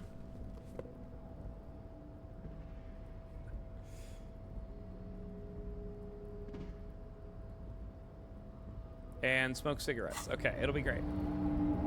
Just running around with a bottle of speed in one hand and a box of cigarettes in the other, by the way.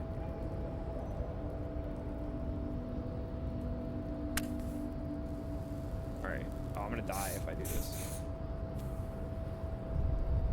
Yeah, okay. Okay.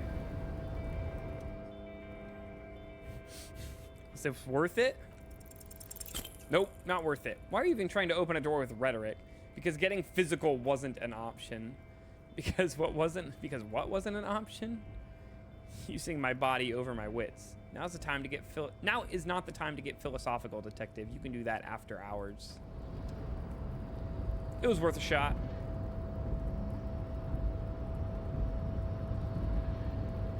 One day I'll save scum that just to see what's inside.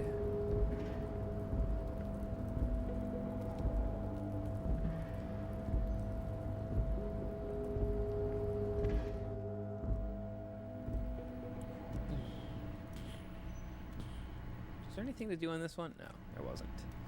I already called the video store. Okay, off to the phasmid traps.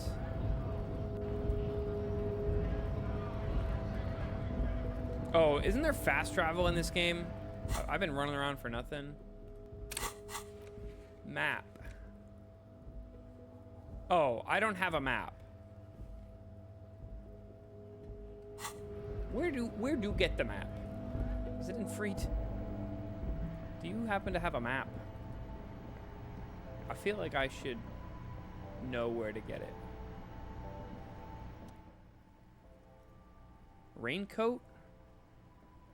+1 endurance. It's pretty cute.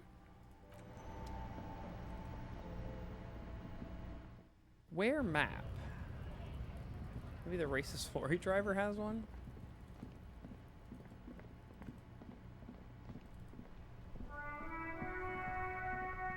I'm so willing to be backseated on this map thing, by the way.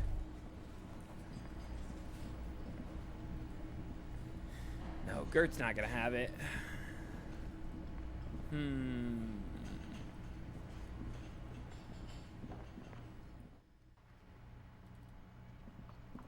Oh, maybe the bookstore? That seems like a reasonable place to have a map. Upstairs in bookstore, okay.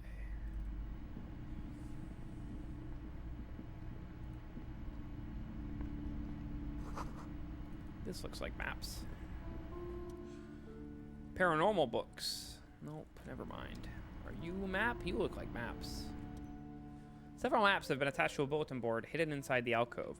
They're held up by small pins. The board has come loose from one corner. Look at the map of Revachol. The north coast of a verdant island is shattered by the delta of a river. It is the River Esperance. Countless bridges put the shards back together, connecting city blocks to river islands. La Delta says a great artificial heart in the center, teeming with life forms and construction. To the east, rolling hillsides, Le Jardin, Stella Marie, the suburbs of St. Baptiste, swallowed up into the megacity. They sound rich to you. This is Revachol East. West of the river, Couronne. It's somewhere to live, not bad. Then there's Jamrock. It's bad. People shouldn't live there, but they do. Then Faubourg. It's almost as bad and much larger. Then Coal City. It's the worst. And Martinez? It's so small you can't even see it on the map. No, wait, there it is, north of Jamrock, the strip of coast next to the Greater Revachol Industrial Harbor. It looks downright despondent. It's almost Coal City, to be honest. No, this is somewhere to be. This is all you have, but it's still something. Streets and sodium lights, the sky, the world, you're still alive. Look at the map of Martinez. It's not really a map. It's a tourist thing, a picture postcard with buildings on it, drawn from an isometric perspective. Oh, that'd be convenient. isometric perspective. A date in the upper right corner says 48. It's not even too old. Still, it's detailed. Could be pretty useful for scouting ahead. You see the jagged boxes of an industrial harbor, even the whirling in rags there. Oh, I guess I should have started at the country. The large map displays archipelagos. You see a constellation of small dots on the light blue emptiness of the Insulindic Ocean. The largest in the northeast is Le Caillou. You are here. Another, far away in the southwest, Semines Islands, Ile du Fantôme. Ozone, Laurentide, Fast à la Mer, Archipelagos, North Arcade Islands, all just specks of dust on the vastness of the Insulindic. On the edges of the map, the color fades into a blur of dotted lines, black and white, disintegrating into mathematics. In the northeast, a dust mite stands on the north coast of Caillou. In a bookstore, it's you. Can you see cities on the islands? You can. On Caillou, Revachol, a single black star. On Ozon, Fond de l'Air and Vermendu. On Archipelagos, Croyant, Morin, Villers, and Semenine. Old Voy. And on Laurentide, Diora of the Seven Seas. Lost little pearls of light, tiny fires in the dark. 850 million people live on these dots, an oceanic world of culture and commerce torn apart by history. The ocean breaks apart into a tangle of cosines and azimuths, all pointing into pale nothingness. Mundi is the north azimuth, Grad is the northeast azimuth, Samara is the east azimuth, Seoul is the west azimuth, Isolas they're called. Connections to other worlds, worlds past the Insulindian, unknown to you. You only know you've never been there. You have little idea what they are, distant stars, gods, but looking at them makes you feel almost non-existent. Whatever they are, the Isolas are immeasurably large compared to you, and very, very far away. Perhaps they are gods, gods of distant and outer dust. I'm sorry, officer, the map of Martinez is the only one available. Well, that's the one I want. They're quite valuable, though they might not look it. The map of Martinez is 90 cents. Why is the map of Martinez so cheap? That old thing? It's an out-of-date map of a tourist location that never was nor came to be. From when some design studio people tried to spruce the place up 4 or 5 years ago. They also renovated the horse statue. Oh, it was those guys.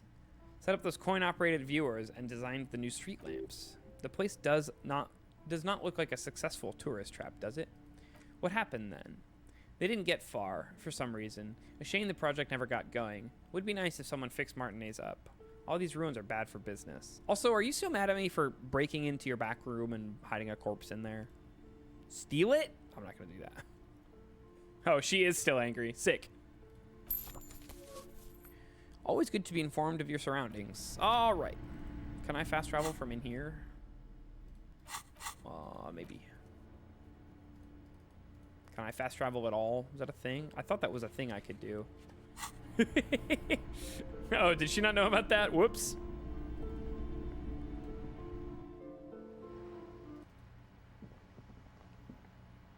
Okay. Can I fast travel? Oh, whoops. I clicked too fast. And the answer is yes. I guess it's close enough. Is this the right way? Yeah.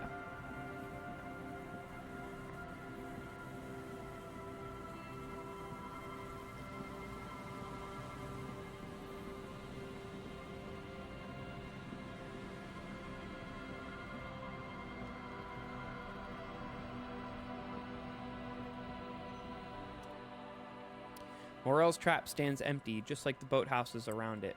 The wind ruffles your sweaty hair. Now you snuck back there with the corpse, had Kim help you put it in the fridge, and then 5 minutes later you were like Eureka and fingered his mouth.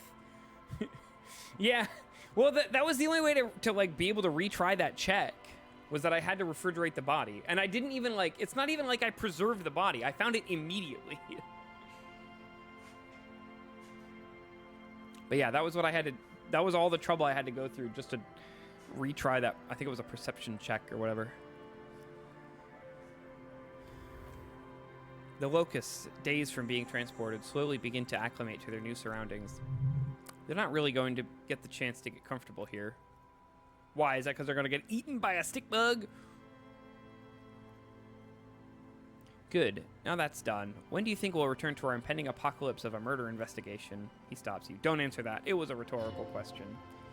He doesn't want to, but if there's one more cryptozoological runaround, he must force the investigation back on track. This better be it.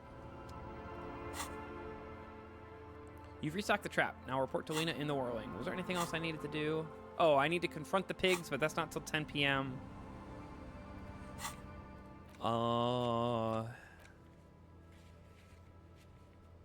Did talking to Everard give me any interesting new quests? I'm trying to remember. The gun... He didn't order the lynching. We talked about ideology. I don't think there was anything to do in terms of the murder investigation. Yeah. He didn't give me any new stuff to look into for the actual murder.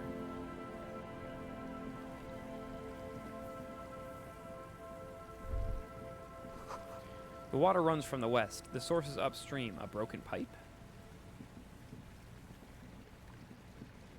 Oh, I'm running, but I don't need to. Oh yeah, this was when they were gonna build the pleasure wheel, they call it, apparently. Oh, I can't fast travel for some reason. Why can't I fast travel? That's bizarre. Also, egg? What is this egg?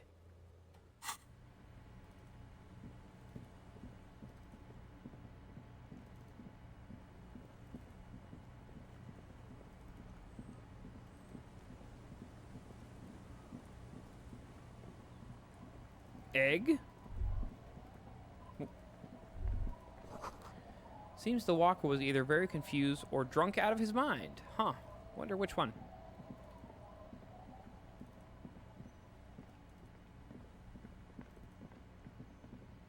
Need to be standing near a fast travel point. Oh, so I should have walked back to the church.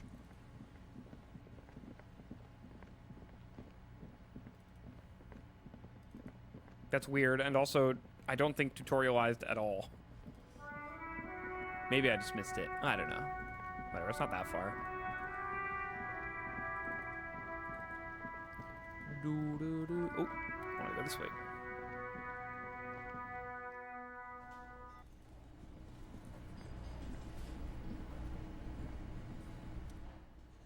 I restocked your empty trap. Where's Morel? Thanks, he died. Her smile is weary. Her earlier ebullience, not going to define that one for me, are you? Has left her. Morel still isn't feeling well. I convinced him to stay at Gary's to get some rest. Fucking Gary, get out of here. I'm afraid the cold has really gotten to him. It's probably for the best. It's awfully cold out there in those reeds. I'm sorry, dear. You've had to drudge through them so many times. Such is field work, a young person's game, as they say. Her voice is shaky. So who's going to go check the traps? Morel will eventually. I don't know. He might not. Or we'll talk Gary into going back out, perhaps. The lieutenant stares at his shoe caked in mud. He doesn't say anything. Once more into the breach, then. That really is too much, sweetie. Thank you for your dedication, but I can see you're coming down with a cough yourself. Very strange. Why is she not letting you do this? It's like she's given up. Lena, what's wrong? You seem different. Different how? The half moons of her glasses reflect you as she looks up at you. Answering a question with a question, for example, defensive just isn't her usual style. You've given up on the phasmid. I'm in doubt, sweetie. That's all. Everyone is now and then. You're in doubt about what? It's a strange feeling. She looks down, biting her lower lip. Debbie Ryan gif. I haven't really told this to anyone, but you are a police officer. And when a police officer asks, you must answer. That's how it works. Do you ever wonder if some lovely story from your childhood is just that, a story or a dream? Seeing the Insulindian phasmid was just a story I used to tell people. I didn't really think about whether it was real or not. But Morel told me you'd seen it. You also told me. Morel's so proud of it. He always tells everyone. A terrible sting in the heart, regret. You seem to really believe it happened. Doesn't that count for something? No, sweetie. There's more to it than that. Morel was so eager to believe my story was evidence of the phasmid's existence. That I'm some queen of the cryptozoologists. That, and for years his belief made me believe too. That I'm a queen, an extraordinary witness to grace. But now we're both getting old, and he's still working himself sick out there in those reeds, looking for it. She shakes her head, but unable to meet your eyes. But what if I was just wrong? I think I was... The lieutenant opens his notebook, but doesn't write anything. First, tell her her marriage hasn't been a lie.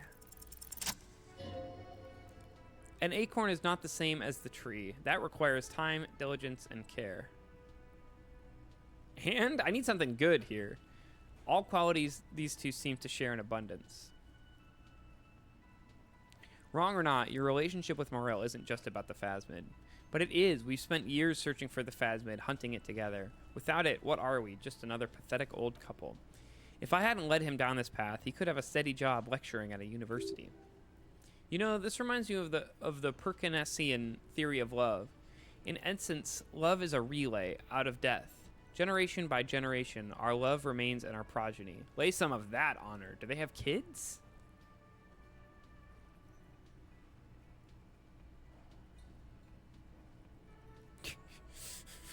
Normally, when I think about stuff like women and marriage, I feel bad. When I think about you and Morel, I feel okay. That counts for something, no? Oh, of course it counts for something, but we've had our hard times too. She looks down at her legs. I was a paraplegic before we met. He didn't know before I arrived. On our first date, if I weren't the queen of the cryptozoologist, if I didn't tell him that story, she has to swallow to relax her throat. It's keeping her from talking. He'd still be into you. That's not how these things work. Maybe, but then why do I dare not tell him? She sighs. I've wasted enough of your time with this drama. I really must stop talking about it, lest I start crying and waste more of your time. What you have to know is the Insulindian phasmid probably does not exist. Let us fools chase our ghosts. There are a million better things to do with your life. Are there? Some of the other things are pretty bad. Thing is, you're not sure you made it up either. I'm not sure of anything. She looks out of the window. Sometimes I still see it, you know, the real memory. Not the memory of the memory, but it's so hard to tell the two apart. Do not listen to her. Rising, unfolding from the reeds on a hot summer's day, like a benevolent god. Either way, I should go. Poor Morel is running a fever, and I need to get him home to Jamrock before we overstay our welcome with Gary.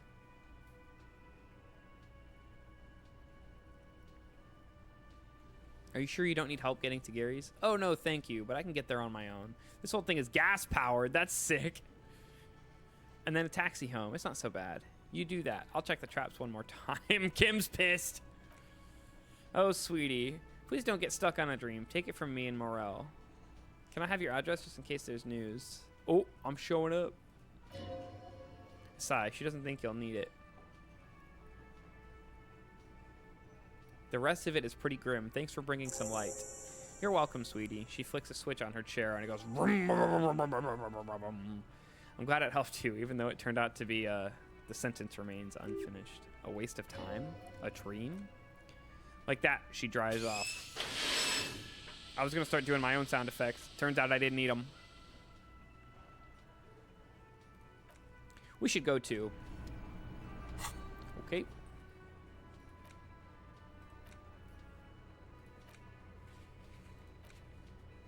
I wonder if I can do this one yet. Has it been a day? I don't remember what the time was that I called her the first time. Let's go find out.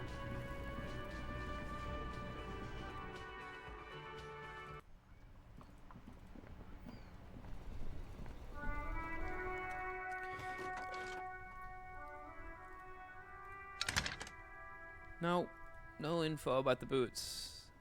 I swear I called her yesterday, and then it said to wait another day. Huh. Anyway. I'm pretty sure I'm out of stuff to do. Ooh. Unless.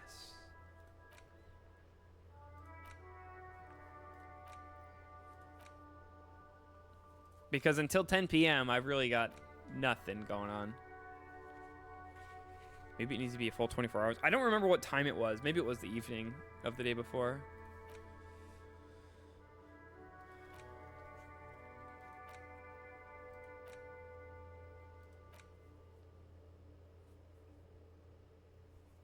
Oh, wait. Didn't I find the armor piece? Why is this not done?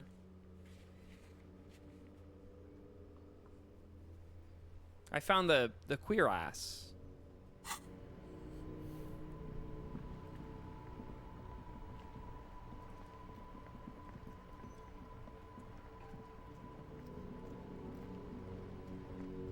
Where am I going? Yeah, I was fucking wearing it. Why did I not finish the quest for that? All right, I'm gonna go search for a sad song on tape, mostly because it's only 6 p.m. and I really don't have anything else to do. What was the other one that I was confused by?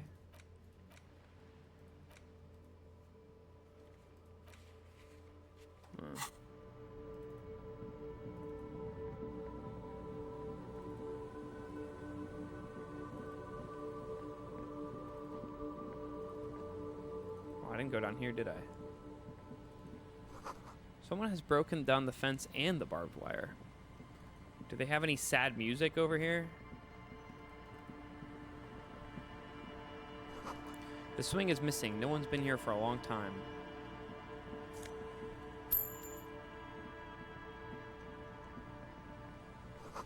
Glory, says the graffito, to the ghosts of us.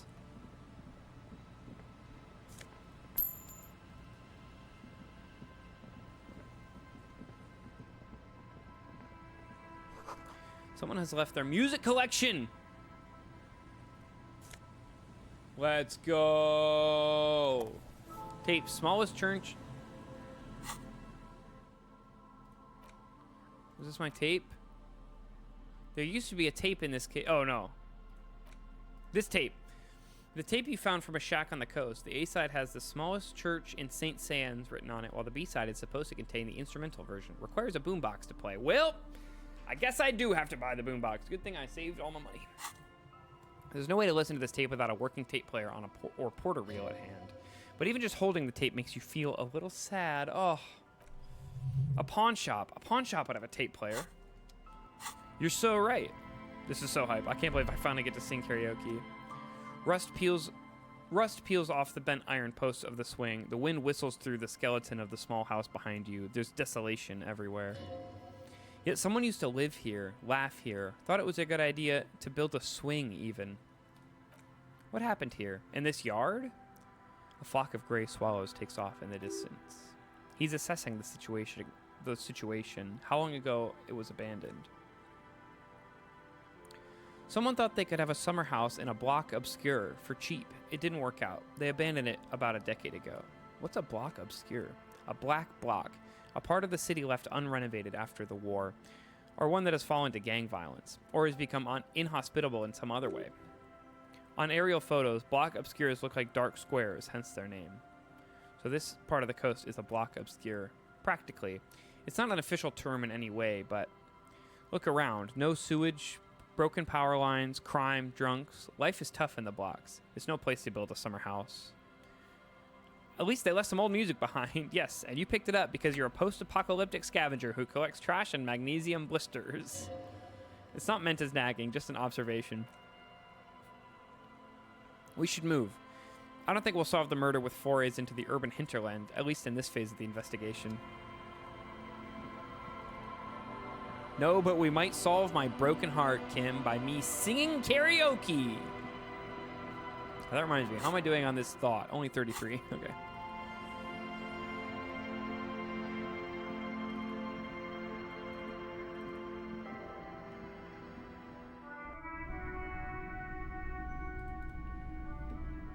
Give me that. I want to buy that boombox. And here you are, quality sound reproduction on the go. It'll play anything, wherever. Turn any tape into a conversation of sound and shapes. I'm gonna go outside and listen to it.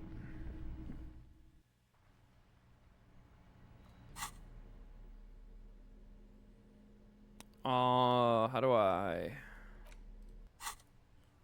The porter reel is just what you needed. The reel is attached to the apparatus with a satisfying click. The tape is routed behind the magnetic reader. You press the large button marked Commencer and the tape starts spinning. There's a small delay before the song starts playing. Press your ear against the speaker. It sounds like someone's moving in the room, getting comfortable. Then the organ starts playing a simple melancholic tune, echoing in the hallway. A lone singing voice joins in, telling you about the tiniest church in St. Cyans, surrounded by an even tinier yard. You almost feel the seaside mist on your skin. It's mega sad. Within seconds, you know this is the one, the real shit you've been looking for, the one you trashed your room to. This one tells it like it is. This is your tune. A click, then silence for a bit. Then the tape stops spinning. It's too sad. I might cry and trash the room again. Forget that. I'm singing it. Of course you could sing this. You could take sad to a whole new level with this, and you already know the lyrics since you've listened to it like a million times. Yep, they're all here, all 3 verses. And the B-side of the tape contains the instrumental version. It's like the world itself is telling you to do it. Only one obstacle stands in your way. Gart, you have to convince Gert to let you sing karaoke in the whirling. After you've won him over, you can express yourself. Let the pain out. Make everyone understand. Well, I did give him that bird. The lieutenant watches you pack up the boombox. He doesn't say anything. For the best. Sing karaoke. Convince Gert to let you sing karaoke. Let's go.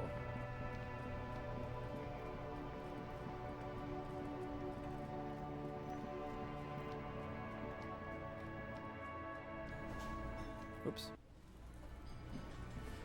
I do like how when you walk in this room, everyone's A-posing. Hey, he nods in greeting. Was there something you needed? Well, bringing him that new bird sure made a difference in his attitude. Gart, I need to sing karaoke now. No, you don't. It's not happening. He tries not to look at you. It's dangerous to acknowledge the karaoke man. You need to approach this situation logically. Ask him why he has the PA system installed if you can't use it. Why do you even have the PA system if no one's going to use it? It's for the... He begins confidently, but then stumbles on his own words. It's for no one. It's a prop. I'm not letting anyone use it after the great karaoke catastrophe of 44. What happened in 44? A lot of people got killed because some asshole wanted to sing karaoke. Can happen. That is one of the risks of karaoke. It's not a prop. It's for your clients. I know it's used. Okay, yes, it's for some clients, he admits reluctantly. Okay, fuck me then. Just fuck me. I'm not going to say that. I'm going to say the other thing, but I think that's funny. I'm a real client. I paid my bills, and I have the right to use the karaoke machine. Ha! Well, he comes up with a counter-argument. We don't have any tapes. Funny you should mention that, Gert. It's all right. I brought my own with me. The man in the vest and the violet shirt stares at the tape you've just given him. Go ahead and fuck. Why don't you just fuck me, Gert? He begins to frown hard. If you're man enough. This is the look of a man who's defeated. He knows he's out of excuses. Fine. Climb on that stage and do your thing. Just get out of my hair. He shakes. Dude, Kim's gonna listen to me. He's gonna know how deep my soul is after I sing this sad song. He'll have so much more respect for me. Damn this karaoke machine. Oh yeah, time to do the damage. We're not talking about my bill for tonight. Let's go. This feels right. You belong here. The stage is all set up for your performance. Feels silent. You can hear the pellets creak under your feet. You feel a little dizzy, a little unsteady suddenly. So, are you ready for your thing now? Let me know when I should turn on the karaoke carousel.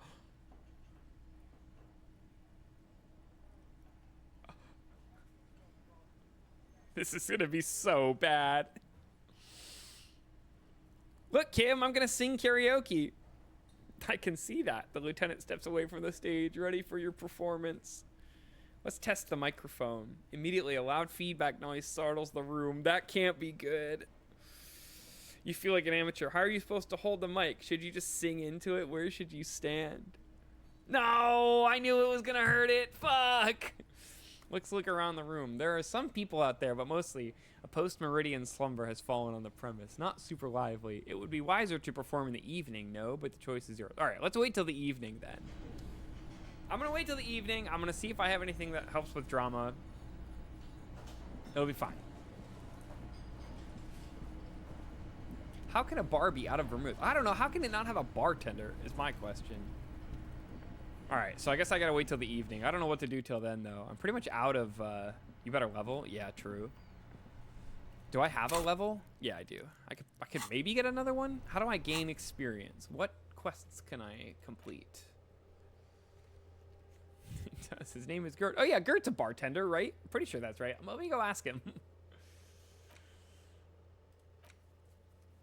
Maybe I do karaoke after I get my gun back, but also maybe it'll be too late at that point. I don't know. Tough to say. It definitely has to be past 9, so 10 should be fine. Can I call Alice yet?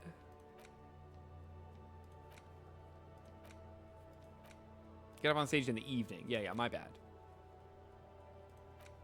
Maybe I'll go and peek into apartment 10 just to pass time and get some experience.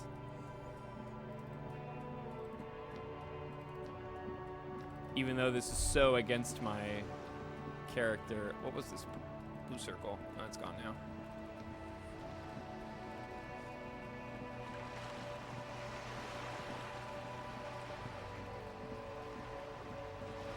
I love you, Kuno. I forgot about that. What's in here? Did I do this one yet? No, it's locked.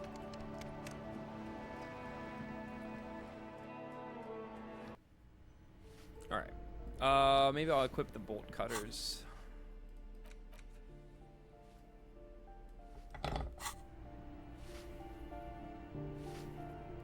Is this number 10? No, that's this one. This is number 10. Let's take a look. You know what? I'm going to save scum this because I don't know that I really want to do this.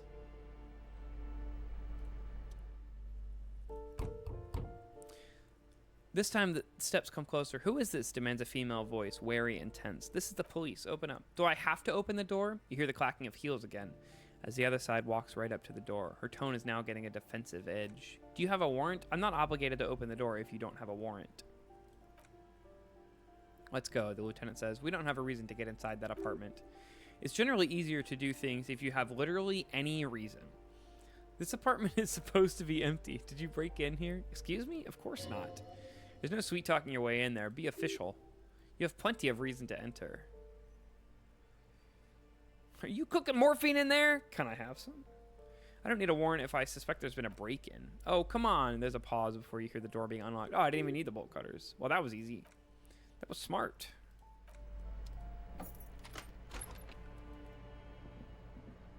Hello. Oh, nice outfit, Hillary. Oh, God. Not this. Satisfied? My name is Marielle Charpentier, and I'm an agent with Martinez Realty Associates. I am not breaking in, as I have every right to be here. The keys, see? She jingles a set of keys in her hand. Her voice is really cheerful. Well, she's a real estate agent, so I guess that makes sense. Despite her obviously hating you. Do you want to see my ID as well? You can't legally ask me for it, but why not? Want to see my residence permit too? She fumbles through her purse, fishing out a light paper-clad passport. I don't need your ID. I just want to ask some questions. Very well, but please make it quick. She slips the passport back into her purse and checks her watch. I need to be back in La Delta in an hour. What are you doing here? She sighs and looks around. I need to get it ready for the next lease, but as you can see, the previous tenant completely trashed the place. Sounds like they knew how to have a good time. It was some kind of moribund old man who used to be a business owner. You'd think they'd make rent. She stops, hesitating. A sudden serious look crosses her face. This story didn't have a happy ending. Oh, she fucking killed the guy. But that was months ago. Oh, okay. Well, whatever. Anyway, was there anything you wanted, or is that it? I'm in a hurry. Who lived in the foreclosed apartment down the hallway? Oh, that's another huge mess. The former tenant owes us 3 months of rent. 3! We closed the apartment and planned on auctioning off the valuables, but... And again, I have no idea how stupid mistakes like this can even happen, but Ron, when he came to close the door, didn't close the neighboring door, and there's a hole in the wall. A hole in the wall, can you believe it? She spreads her hands. And then the tenant ran off with his stuff. He's gone, the money's gone, just like that. She snaps her fingers. The sum must have been puny. Oh, it irks her, the incompetence. Couldn't have been that much money. These apartments look pretty shabby. These apartments are perfectly fine. They have gorgeous architecture, a million real view of the bay, good ventilation, neighbors, life, spark, and they're affordable. I tell you, Martinez has a future. In a few years, it's going to blossom with artists and creatives and those radio computer wizards. The radio computer wizards are invested with magical economic powers. Ain't that the truth? It's as if they're real wizards, able to resurrect dead real estate and breathe life into bank accounts. My money has also disappeared, I think. Well, it does not disappear from my hands. No, I don't let it. So what happened with the wall? Don't ask me what happened with the wall. I have no idea how we're going to find the time or the resources to fix it. Both apartments are now unrentable. Both! She's still shaking her head. Manicured hands now crossed over the chest. All right. Of course, she replies with a smile, but her eyes remain glazed over. She's been waiting for you to leave. Well, I'm not gonna. I'm gonna steal all the money. A blister pack of medicine. You should take it. I would love to. Looks like a fine mattress. Shoes!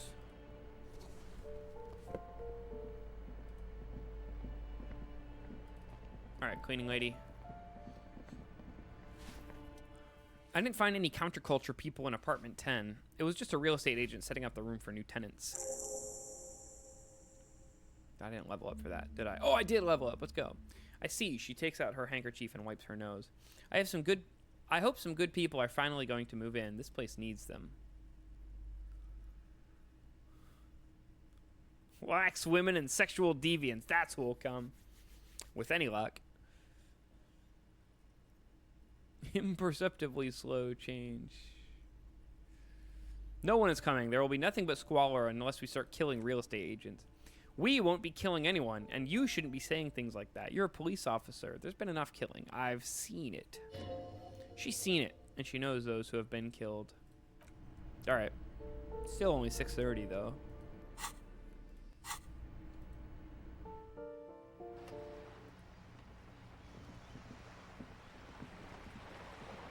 Oh, what's this?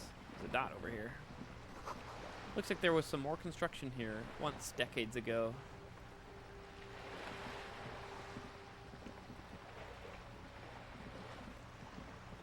Could waste a bunch of time talking to Joyce. This is a different color now. Oh! Because I can get into it now. Why is that? That is strange. Anyway, new coat.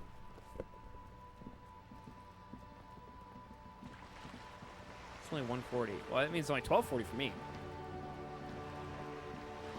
The night is young, as they say.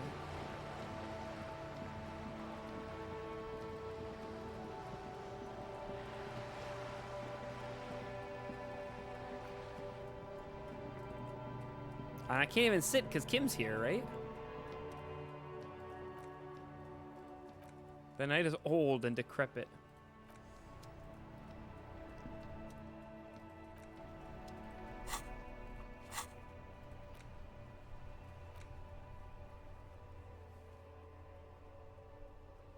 Oh, I did find my badge. I could talk to Joyce some more. All right.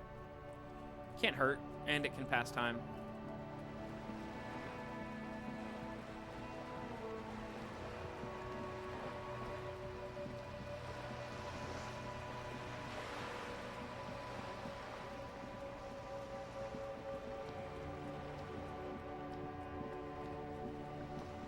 Speaking of old and decrepit, what's up, Joyce? By the way, I talked to Everard Clare. You have? She smiles carefully. And how did you like Mr. Clare? Everard Clare is a hero of the workers' movement. He's the champion I've sworn fealty to. Huh, she nods understandingly. Yes, I have chosen his side in the class war. My loyalty does not have a price and is non-negotiable. Be on the lookout for a side-shifting class knight. I'm not saying that. Of course, she curtsies slightly. You are an honorable man, way above the money I could offer, so I won't even try. And of course, I do not expect you to share anything Everard told you with me, not being a corrupt worm myself. She pauses. However, if you felt like passing some information, how could I stop you?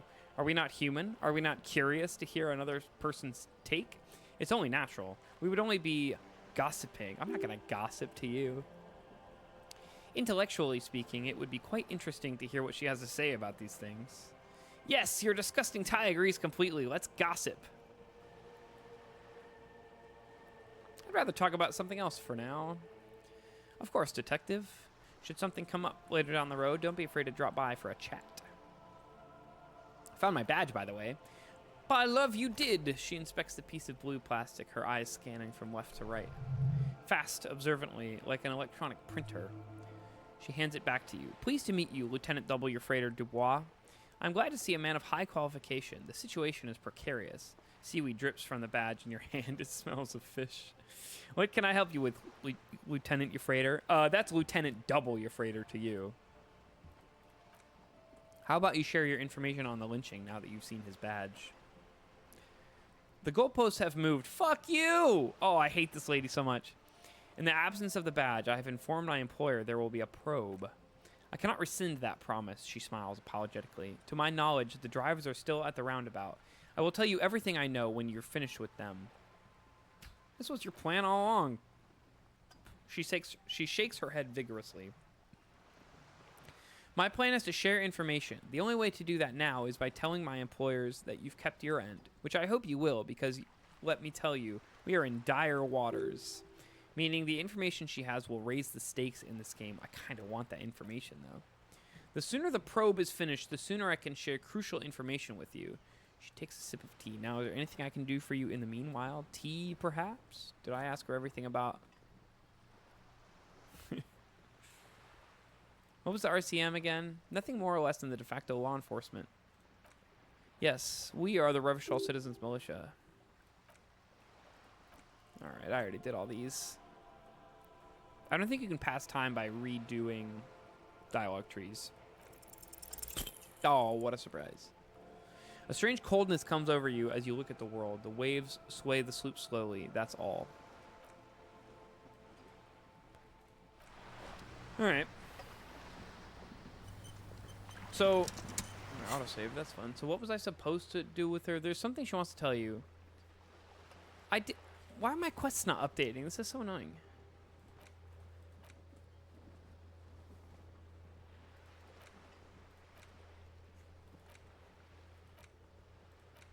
Like, am I crazy? Did I not just get a new quest from her to do something about the lorry guys? See if I can re-get that quest.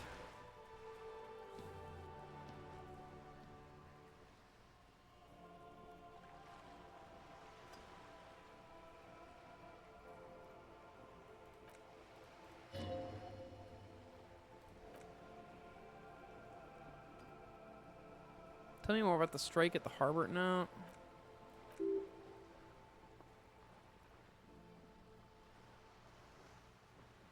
Yeah, that whole dialogue option is just gone now. Maybe it's because I told her that I'm not going to help her.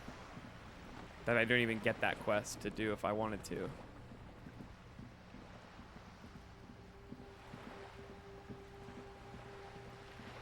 Oh, I guess time does pass when you're just going through dialogue trees again.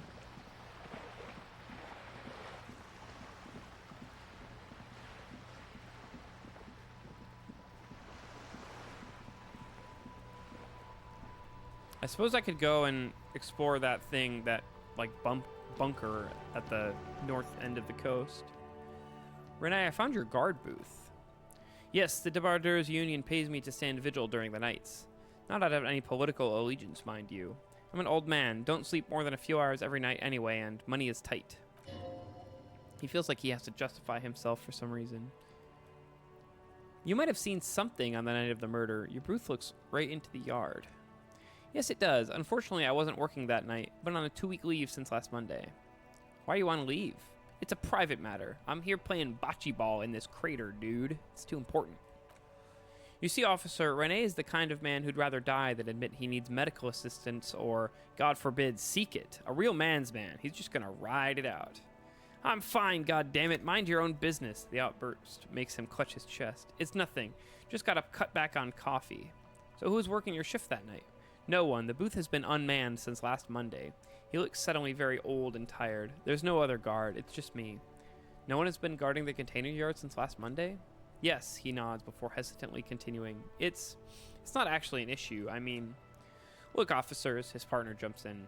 The container yard doesn't actually need a guardsman. Never had one before Rene. Mr. Clare had that booth built specifically for him. It's mostly decorative. Mostly decorative. The possibility of someone being in there is enough to discourage any ill-minded individuals, he tries to argue. Everett created this job for Rene because he knows the Royal Carabiniers' pension of honor and PTSD isn't something a man can live off. A decorated kingsman collecting tear reflects bad on the whole neighborhood, his words.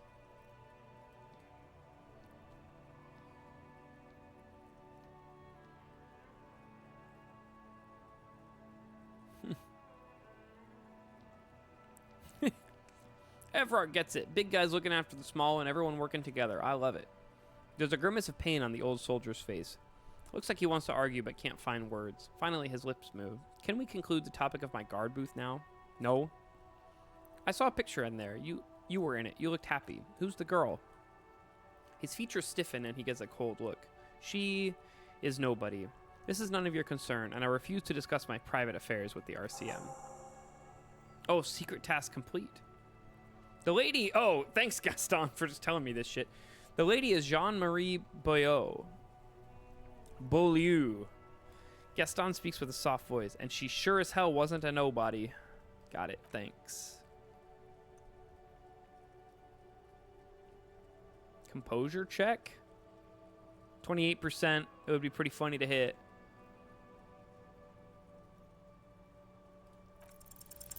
Oh. Still, all you see is an old soldier refusing to replace his uniform with civilian attire.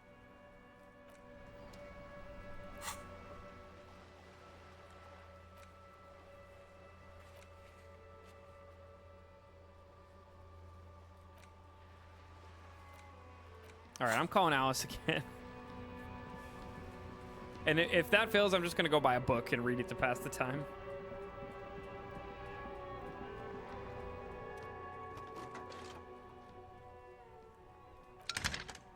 Nope, nothing. I could talk to Sylvie again, but that feels not like what I want to do. I would like to leave that girl alone. Okay, I guess it's book time then.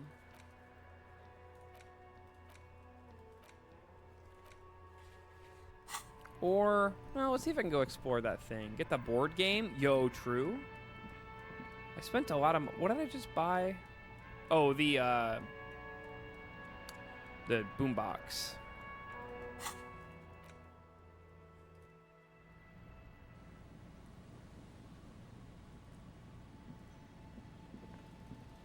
All right, we'll go up here and see what I find. What is that? Oh, that's that ugly jacket. I remember. I remember. All right, what is this? Oh. An old door worn by elements guards the depot. The wind has blown a sand dune in front of it. The door hasn't been opened in a long while. You see a handle. What is this thing anyway? It's military, a service depot of some sort. Used to service what? The washerwoman mentioned a depot up the coast. The lieutenant looks at the hunching, concrete toad in front of him. She said it was for moving ammo and cargo across the bay. This might be it. Red check can't be retried. I'm gonna not try it then. It seems crazy. Getting in there seems like a thing I want. Alright, well that was fun.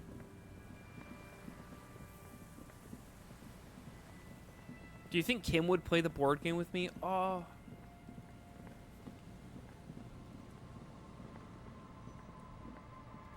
Oh, I guess I can also try and break into this church now. Kim, what did he say? He wanted to like walk around at first. I didn't see any way to get in, so I'm just gonna do it. Wait, I have the chain cutters equipped. Oh, pry bar is the thing I need. You don't think he would? Maybe. Oh, this is still only 8% even with the damn thing. It'd be an amazing bonding experience. We're gonna find out. Because I don't want to... I guess I could try it. It's a white check, but I don't know. Doesn't even seem worth it.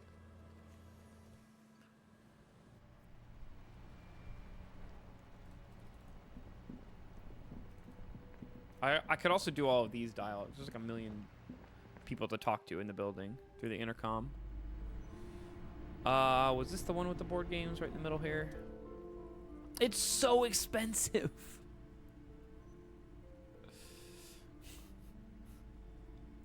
I'll never afford the fallen shoes. Wonderful board game, sir. The Viticulturist is a classic for sure, or perhaps you'd like Archipelagos of Insuland, a very educational game for those interested in geography. Raubritters is a fun game of economic competition, but can get quite intense after a while. We have games for the whole family. You can play with your children. Who are you going to play board games with? Do you have any friends or family? Do I have friends? Look at the lieutenant. Are you actually friends, or just colleagues thrown together by circumstance? Yes, kids, friends, chicks, I have all those. Look at me, who'd want to have children with me? Don't be so hard on yourself, sir. You just need to clean up a bit. And technically, your friends are a bit like family. She fiddles her pendant. Oh, I could buy the other game for only $12. For playing with friends, I'd recommend Suzerainty. It's a civilization building game where you build a civilization, then set off to brutally colonize and repress other civilizations. It costs 12 real. Wonderful choice, sir. A wholesome family game. All right. Time to play Suzerainty. A civilization building game where you get to choose a nation and set off to colonize and exploit other cultures. A star-shaped note on the box proclaims the game now includes a completely new genocide option. In your hands, you hold a brand new copy of the game Suzerainty. It's snugly wrapped in a skin of plastic. The cover features a charming illustration depicting a mass of grinning laborers loading goods onto a ship while a richly dressed administrator oversees their work. The exact location and time period are left deliberately vague, but it's clearly meant to represent the economic relationship between the Revacholian suzerainty and its many vassals. The box has a nice heft to it. You hear the rattle of individual wooden tokens and their weight shifting back and forth. Toby Fox made this game.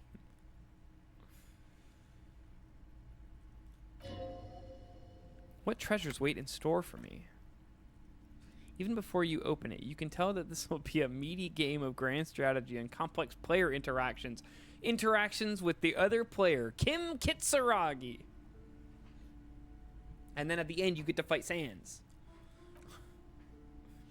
The plastic wrap rips off as easily as Bodice in a tawdry historical romance. There's a hiss as the lid slides off. Inside, you find a thick, full-color rulebook and more than a dozen pouches of various wooden components. Let's read the rules. Welcome to Suzerainty, a game of economic strategy for the whole family. The rulebook is sumptuously illustrated and as thick as a Gradian novel. Economic strategy? More like rapacious plunder and exploitation. The colorful illustrations depict cheerful workers picking apricots, hauling marble sculptures out of crumbling temples, and harvesting a strange magenta-leafed plant. Everyone is smiling. You begin to suspect there may be a political agenda to this so-called family game. Like Monopoly. The instructions are opaque at first, and introduce many concepts you're not familiar with. Fortunately, there are many diagrams and examples throughout. You soon figure out the basic conceit. Each player represents an administrator for the suzerain of Revachol. Your objective is to increase the suzerain's wealth and renown by accumulating victory points. How do you accumulate victory points? Politics in games? It's more likely than you think. That's where the suzerain's vassals come in. The game features 4 vassal nations, each home to an economically important resource. Each turn, the player collects resources from vassals where they've placed workers. They may then rearrange their workers, fulfill contracts. Why am I reading the rules to the board game within the RPG game that I'm playing? As you leaf through the pages, your eye catches on a sidebar labeled Advice for Beginners. Remember, there are many paths to victory in Suzerainty, but successful players will find one strategy and commit to it wholeheartedly. The actual scoring system appears infinitely complex, with a series of tables and appendices required to complete each play. It's not just like first to 10 victory points. You best start to believe in political games, Harry. You're in one. Oh, shit. You open up a number of pouches containing wooden tokens. There are also several punch boards with other cardboard components that will need to be punched out before you can play. Let's punch them out, then. Each cardboard token makes a satisfying ch as you pop it out. Soon, a neat pile of cardboard coins and counters has accumulated before you. What? You're not going to offer to let me punch any... He wants to punch him out. Oh my god. Check out the wooden tokens. In addition to the worker and building tokens used by each player, there are also several piles of colorful resource tokens, each representing one of the game's 4 principal resources.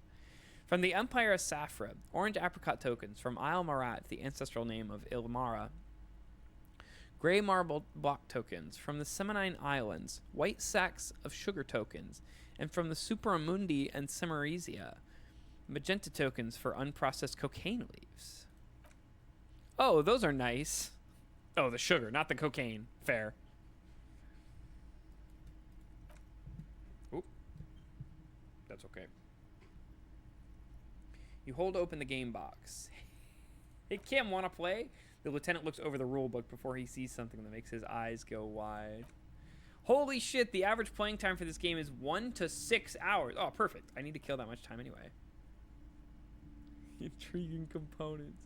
I'm not sure we can afford to set aside that kind of time for a game. Yay! What is detective work if not an elaborate game? You need logical inference, attention to detail, the ability to analyze your opponent's motives, Come on, it might help us think of more creative solutions to the case. I do feel like my thinking has become somewhat rigid. Maybe a little diversion. I hope I don't take too long. The lady with my gun is only going to be out till 2 a.m. See, he's doing the hard work himself. All he needed was a little nudge. All right, you've convinced me. How do we play? See, it's already 7. I've read the rules already. I'll show you. You explain the basic setup procedure to the lieutenant, who seems to be a quick study. Of course he is. He's smart as hell. You each take your bags of tokens and counters and unfold the board between you. In the center is the crown of Revachol. Radiating outward are her colorful vassals, each one supplying some raw material desired by the suzerain. Apricots from Safra, archaeological treasures from Il Marat, sugar from the Seminine Islands, and magenta cocaine from Supramundi and Serra Marisa. There's also a neat little log to keep track of your progress in case you need to put the game away and return to it later. Oh, convenient. The lieutenant goes first. He draws a contract card and moves several of his workers to the Safra territory of the board and others to the Seminine Islands. All right, detective, your turn. You'll have a few options available. We're really playing the board game. This isn't just like a screen goes black and 3 hours go by type thing. Will you try to fulfill contracts right away or rearrange your workers to maximize production on future turns? Remember what the rulebook said. You'll want to choose a strategy early on and stay committed to it. Just do whatever Kim did. No, I'm going to fulfill a contract. You draw a contract card offering a number of coins in exchange for archaeological treasures. You place all your workers on the Il Marat territory. On your next turn, you produce 6 units of archaeological treasure and fulfill the contract for a handful of coins. Not bad, detective. But not good enough, the lieutenant seems to be saying. As he completes his own contract card, the lieutenant is rewarded with 4 coins and a round wooden token that he places in the center of the board. That's a market. It's worth 2 victory points. Kim, can I do my turn over? I messed up. Come on, detective. Don't be a spoil sport. You have plenty of chances to earn your own points. What is that patronizing tone? Someone needs to put the lieutenant in his place. I'm not even sure what points are. That's part of the problem. Points are nothing. They don't exist. They're just an arbitrary... Look how slow the time is going by. We're going to be here for so long. They're just an arbitrary convention that games use to reward or punish players for certain behaviors. Oh, this is breaking the fourth wall. Am I getting points right now? Am I in a video game? The lieutenant shrugs. There are some paranoid types who believe the moral intern keeps detailed score sheets for everyone in the Real bill, but that's obviously nonsense. Otherwise, no, there are no points, just your actions and the consequences of those actions. Just like there are no honor points, none whatsoever. That's reassuring. That's just the way it is. The lieutenant doesn't seem to find much value in dwelling on the subject. Now, I believe it's your turn. Glancing over the board, you see several possible strategies. Pressing more workers into service would increase your economic output and help you survive a possible conflict with the lieutenant. Or you could ignore your labor supply and focus on fulfilling contracts for points. I want points! Those aren't your only options. You could also show your workers how much you appreciate them by investing some of that wealth in them. Oh, I can be a communist in the game where I'm being a communist in the game. Well, sure, you can do that. It's just not a terribly effective strategy, but then it's up to you. Yeah, I'm going to do the commie thing in the game where I'm doing the commie thing. Invest in your existing workers. To the lieutenant's puzzlement, you spend several turns building various improvements for your territorial infrastructure. Soon, your workers have access to clean water, paved roads, and basic hobbies. In return, they produce 1 extra resource per turn. Gaze on your workers like a benevolent parent. Too bad investing in your workers just isn't worth many points. What do you mean? Take a look at the scoring tables in the back. The lieutenant turns to one of those appendices you skipped over earlier. You see in table 8C that investing in territorial infrastructure multiplies your final victory point total by 1x, which is to say, not at all. Whereas erecting monuments in Revachol gives you a multiplier of 5x, goddamn! They say if you commune in the game, you commune in the game in real life. So you're saying the values of the ruling class are completely divorced from the well-being of people who generate their wealth? Yes, precisely. Nonsense. Remember what the lieutenant said? If points are arbitrary, who cares about winning? You should reject their system and just play how you want. Now it's the lieutenant's turn to respond. He moves aggressively onto the Safra territory. Soon his workers are producing a steady supply of extremely valuable apricots. For several turns, you struggle to respond to the lieutenant's burgeoning apricot empire. Eventually, you relocate the majority of your workers to Supramundi and Semarizia. where they begin producing a bumper crop of cocaine tokens. You draw a new contract card. According to the text, there's an aristocrat willing to trade a large supply of cocaine for a number of coins and access to a rare bonus. Amplified music worth 7. That's my favorite kind of music, I think. Actually, I don't know if that's true. You know, this isn't unlike the situation in the historical Revacholian suzerainty faced in Safra in the middle of the last century. Oh, is that right? Well, the suzerain was looking for new markets for all the cocaine it was producing, and it settled on Safra.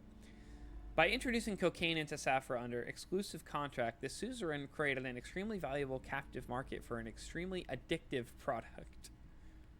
Oh, the opioid wars. That's fucked up. If you could somehow get the lieutenant's workers addicted to your cocaine, you could not only make them less productive, you would also force the lieutenant to pay for your cocaine token each turn. Can you even do that? Yes, you can. It's right there in the rules. Now's your chance. Show the lieutenant what happens when he patronizes you. You've reached a critical strategic juncture. How do you respond to the lieutenant's aggression? Attack the lieutenant. I'm giving back to the workers. We're doing communism in the game. Instead of focusing on amassing points, you embark on a quixotic project to win the hearts of your worker tokens. Kill. After several turns, you've unlocked advanced hobbies and health insurance. Your workers now produce an extra 2 resources per turn. You do realize that the game is called Suzerainty and not Workers' Paradise, right? I'm rejecting the arbitrary so-called point system developed by this game's politically compromised game designers. Yes, you're really sticking it to the game designers, just like I'm about to stick it. He's going to stick it in me. Oh, stick it to me. Never mind. The lieutenant continues his strategy of aggressively producing apricots for export. He fulfills contract after contract, racking up ever more victory points. The end game is upon you. What will be your crowning achievement as the suzerain's territorial administrator? You could continue efforts to win the hearts of your worker tokens by building the rarely attempted public education system for your territories. Alternatively, you could actually try to win the game by building the extremely valuable victory column in Revachol, or by crushing the lieutenant in a devastating trade war.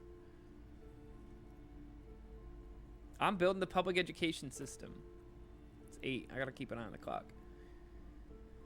There's a reason very few players ever attempt to build the public education system for their worker tokens. It's extremely expensive and never pays off, by design.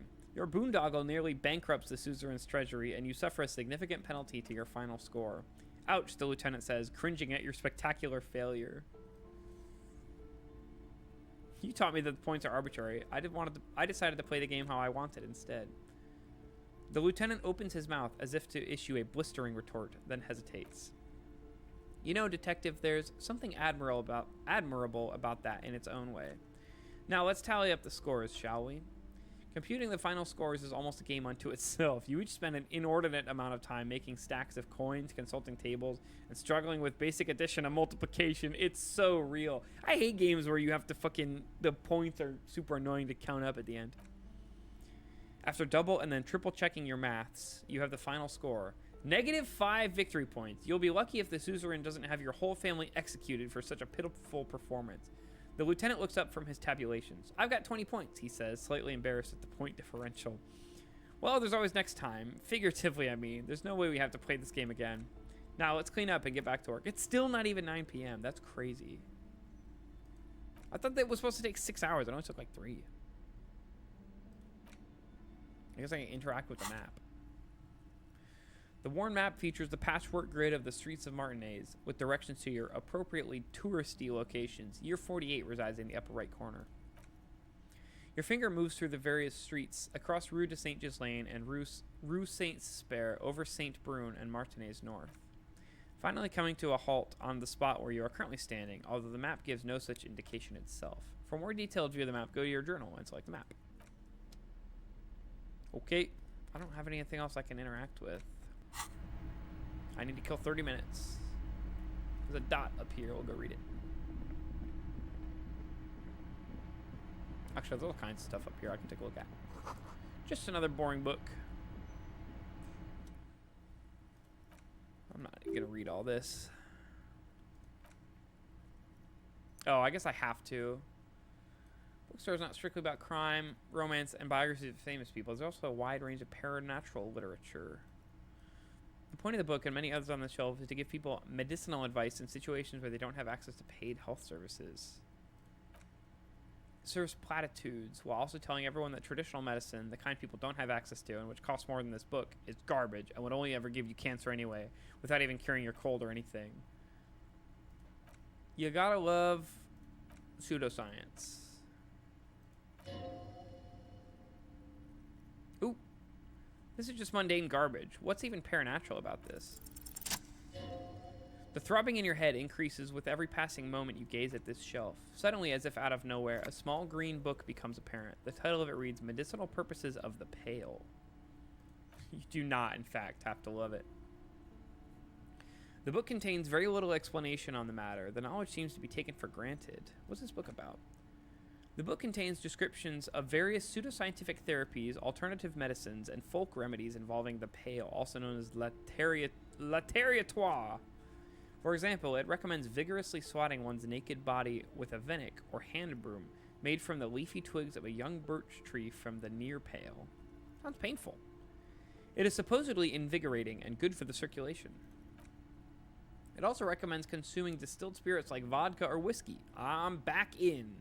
That have been aged in the pail. Readers are instructed to cover these jars in a shallow hole just inside the pail and leave them in there for 30 to 60 days, depending on the potency desired. And what does this pale-aged liquor do? Among other benefits, it's alleged to restore damaged liver to perfect health. I should probably get my hands on some of that. For general health and well-being, readers are encouraged to take regular strolls through the pail, though a sidebar cautions readers to limit each stroll to less than an hour.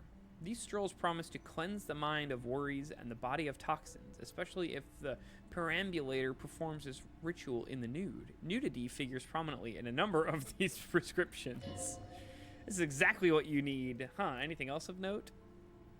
There's an entire section devoted to cures for men who are struggling to perform their marital obligations. I certainly don't need that. I could buy this book for $4.20. That wisdom is not for free. Well, I got it for free anyway.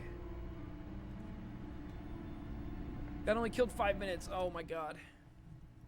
Weege. Anything of note in the biographies of famous people? The Greatest Innocence. Yes, most certainly. It's an important educational tool, delving into the depths of history, religion, and their relation to innocentic power. Who or what is an innocence?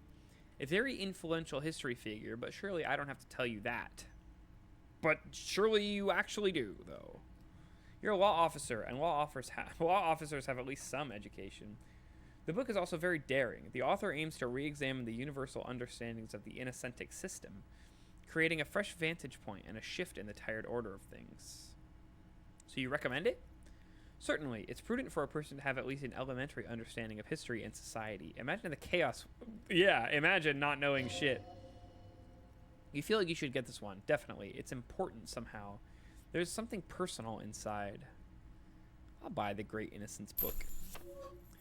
A true cultural touchstone. Enjoy the read. All right, let's see if I can read this book for 20 minutes. The dusty tome brings knowledge on the history of innocences. It is written by one Joao Paulo Salomão Lopes de Fuego, a Mesque fascist who tries to reach a conclusion on which of the innocences is the coolest. Imagine if, like, the cops didn't know shit about shit. Just hypothetically, of course. The Greatest Innocence by Joao Paulo Salomão Lopes de Fuego. The book is large and empty. Oh, it's already killed like 10 minutes. Browsing through the various chapters, you try your best to understand the ceaseless overflow, the sprawl of names, dates, places, events, historical. Most of it ends up as a twisted mass of facts inside your brain. Your educational survey is done. Did you catch any of that?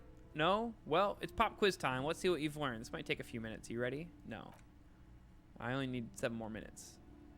Never get anywhere with that attitude. I'll read it later. I would quite like to read that one.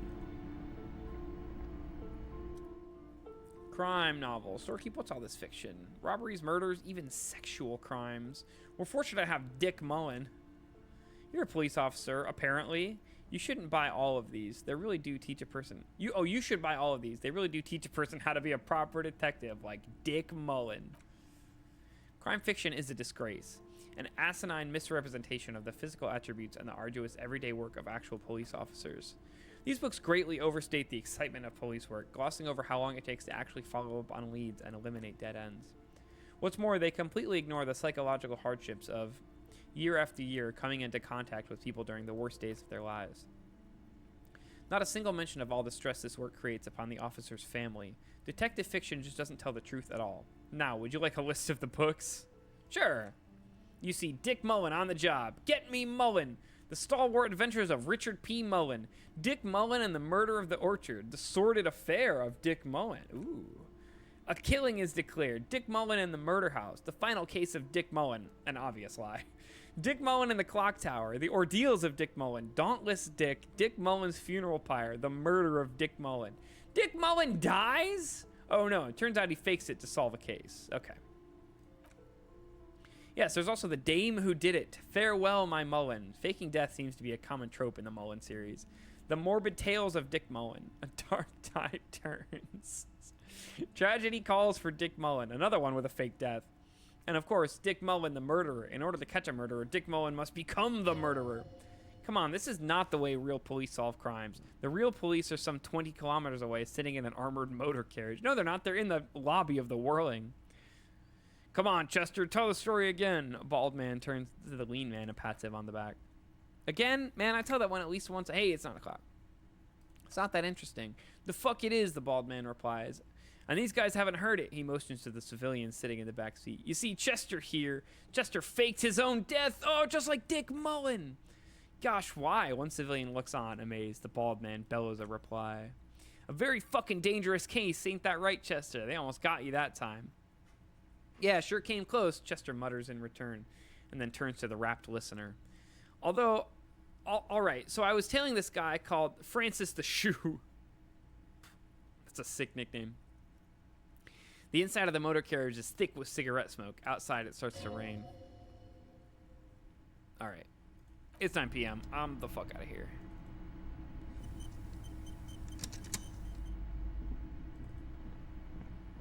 You know what that means. It's officially evening. Officially time for me to spec into, I forgot which one, and take whatever drugs. Probably alcohol, if it's anything like real life.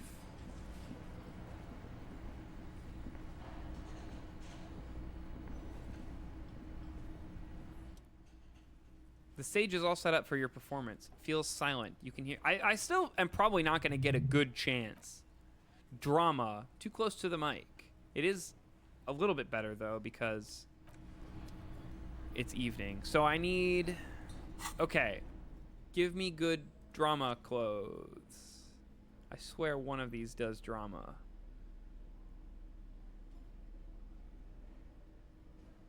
Oh, this one. Yeah, yeah. +2 to drama.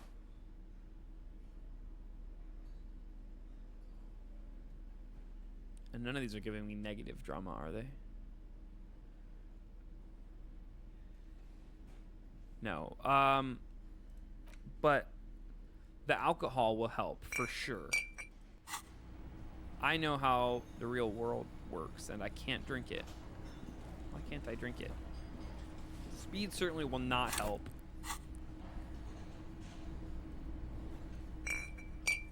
Right? It won't hurt either, but... Here we go. Take off everything but the bow tie as a power move. Seems reasonable.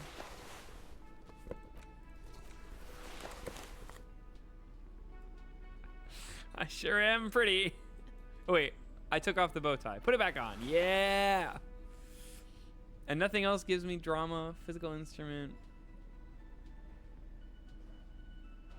Yeah, no. Okay, anyway, let's get drunk.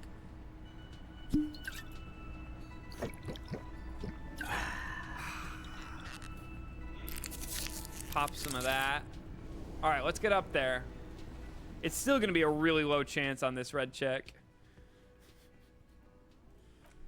You feel a little dizzy, a little unsteady suddenly. Man, I shouldn't have tested the microphone. It's still only 28%.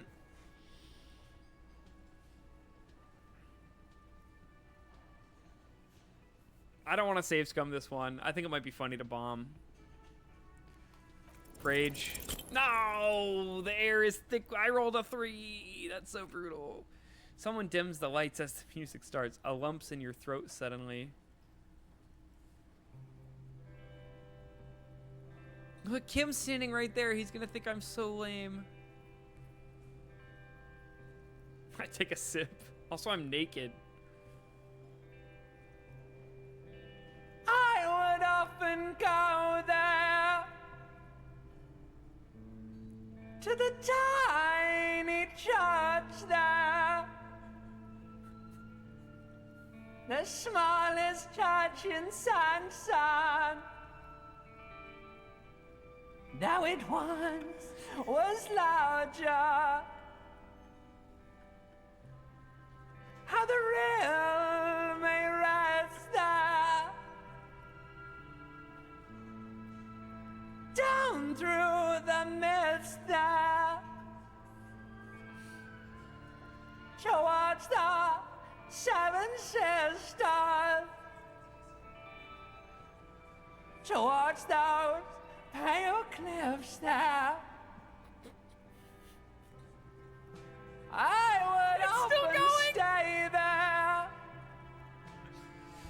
Oh my god, how I was not expecting there to be actual singing. I have been I'm tearing it up though. Glad here. Looking forward. I've heard worse karaoke singing in real life. I'm gonna be honest with you. But now you're all alone. Never mind. I don't think I've heard worse karaoke singing in real life. None of this matters.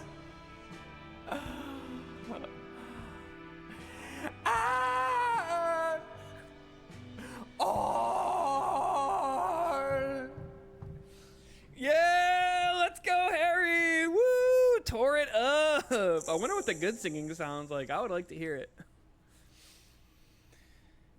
Well, I passed the quest anyway. Holy shit. I would often go there, to the tiny church there, the smallest church in St. Sien's, though it once was larger. How the rill may rest there, down through the mist there, toward the Seven Sisters, towards those pale cliffs there. I would often stay there, in the tiny yard there. I would have been so glad here, looking forward to the past here. But now you are alone. None of this matters at all. Did you hear that? It's the most pathetic applause in the world, Harry. Made a pity. No one liked you. I'm up here singing my fucking heart out, and it's not good enough for you fuckers? You hear, or think you hear, uncomfortable shifting around. A bit of laughter, maybe? No one's saying anything. I'm gonna unplug the mic now, okay? You don't know what good singing is. This is real singing. I sang about real stuff. That's it. I'm unplugging it. He presses stop on the tape carousel. You hear a little whine of feedback, and then the mic dies in your hand. Let's go, officer. Oh, these people wouldn't know a good performance if it bit them in the ass. Kim, thank you. I know you're lying. You liked it? Detective Dubois, it was downright tragic. Oh my God, Kim. I love him so much. I mean it, he thinks. To him, being a cop in the RCM was truly expressed in that performance. I don't know what that means. Wow. So that just happened. You got anything to say about it? No, that's probably for the best. Do you have anything to say about it? Wow, he starts a slow clap. Just wow. I hope you really enjoyed yourself up there, had a cathartic experience, because for the rest of us, that really sucked. It's safe to say this is about your karaoke performance. Oh, thanks, Logic. Boy, you're smart.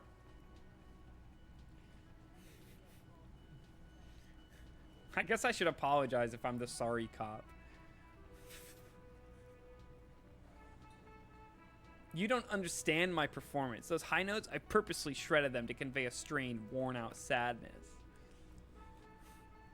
I get it. You were purposefully shit. So original. I'm not letting anyone up there again, ever. I ruined it. I ruined karaoke for everybody. All right, I need to kill another hour. I guess I could read the Innocences book. I'll do that.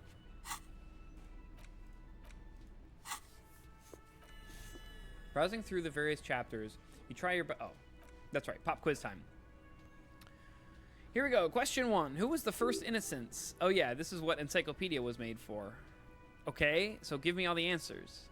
A pop quiz is a short examination designed to... You're just going to tell me what a pop quiz is? Thanks for nothing. Dolores. It was Dolores Day. Incorrect. Dolores Day was the innocence of humanism, internationalism, and the welfare state. She codified parliamentary democracy and created modern institutions. Might want to get dressed again? Meh. I'm reading about my ex-wife here. Spoilers, spoilers. She created modern institutions among the moral intern. She was powerful and beautiful on all her icons. Her colors are silver, white, and apricot. And when you think her name, Dolores, stomach acid rises to the back of your throat and it hurts. You see a flash of silver, a wreath, an airport bag, and blonde hair. You don't know why. Another choice, perhaps. Steer clear of this one. There's something terrible about this one. What? A strange sensation of loss. When she left the earth, the dust and the ice and the humans. That is unimportant to the quiz. Stop thinking about this. Yes, the quiz is impersonal. No need to rouse sensations in yourself with this mention of Dolores Day. Who was the first innocent? It wasn't Dolores Day. Sola? Incorrect. Sola was anointed during the previous century and even lived to see the current one. She was an urban planner who spoke her mind and largely left histories to its own devices, encouraging people to excel on their own rather than prescribing to a defined model of history. She is often called an anti-innocence.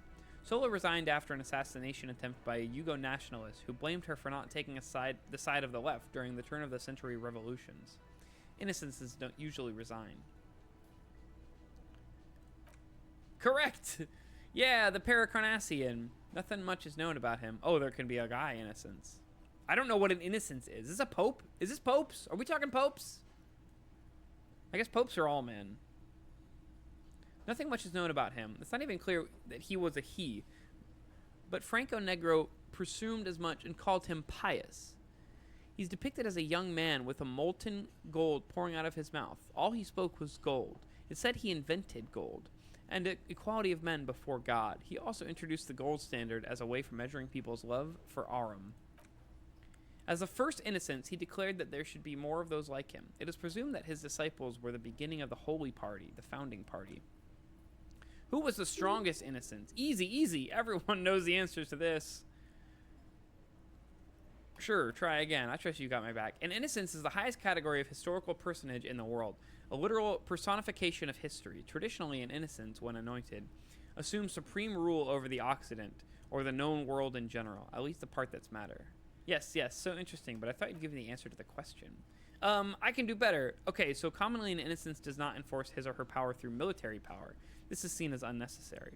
The innocence wins because an innocence can't help but win, for their deeds are inevitabilities. Does this help? No. Damn. Damn. Pain Threshold wants me to say Dolores again, so we're going to say Dolores. Incorrect again. Well, she originated in many modern institutions. Damn. Launched several successful expeditions and was even critical of the innocentic system itself, and somehow keeps popping up in your mind. Weird. That's weird. She is not often considered the strongest, even though the words most associated with her rule are l'armor, la compassion, la autodiscipline, love, compassion, and self-control, which would be seen as facets of strength. Would you like to try again? Please relax. I can't stop thinking about Dolores for some reason. It's weird. Vesper Messina? Incorrect. Vesper Messina is not a person, but a defunct state. Oh, fuck. That was a trick one. All right. Who was this guy then? Correct.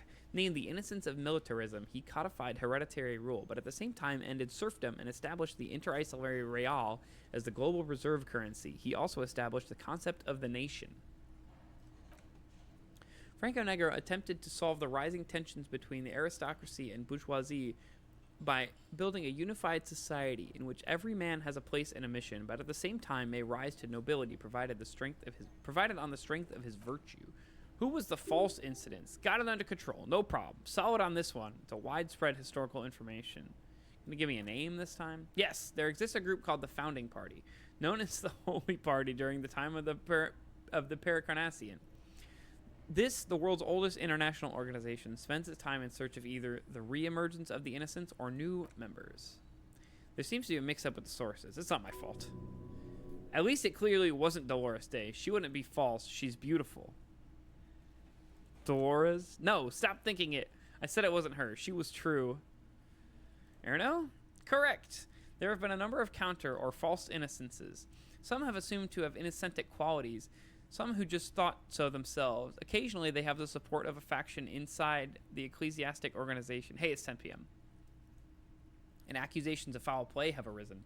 The most famous and important of those was Erno Pasternak. He was into torture, despotism, hymns, cannons, and world conquest, but got defeated and humiliated by Stepan, the disciple of Kedra. Final stretch. You've come so far and got so far. But in the end, I just can't stop thinking about Dolores. Who was the greatest innocence, the most important of them all, the most precious to humankind? I've got it. Of course, this is my thing, the reason I exist in this world. The correct answer is Franco Negro. You're absolutely certain of this? Zero doubts. Dolores Day, correct! Of course! Fuck you, Encyclopedia. I've never trusted you. The Mesk might see Franco Negro as the father of nations. But as this century, there's been a great shift in attitude. Dolores Day has become widely regarded as the greatest innocence. Encyclopedias suck. Most radical change to the whole fabric of the world. Everything from interinsulary travel to the connected world to 3 consecutive scientific revolutions can be traced back to her. Every decade that passes, she seems less human somehow and more beautiful. Congratulations on finishing the test. The results and your subsequent grade have been calculated. You get a D. Not particularly remarkable, but technically a passing grade. Not that anyone really expected better. You would have done better if you just left Dolores Day for the end. Dial the Dolores Day down a bit. Damn you, arrogant book. What's going on with you? Thinks it's so smart, goddamn. Okay. The lieutenant stares at you, his visage unflinching. You are shouting at an inanimate object like a real weirdo. No wonder you seem to have trouble with the right answers. Well, time to go confront a lady about my gun while naked and holding booze. Oh, and I thought about... Oh, speaking of Dolores Day...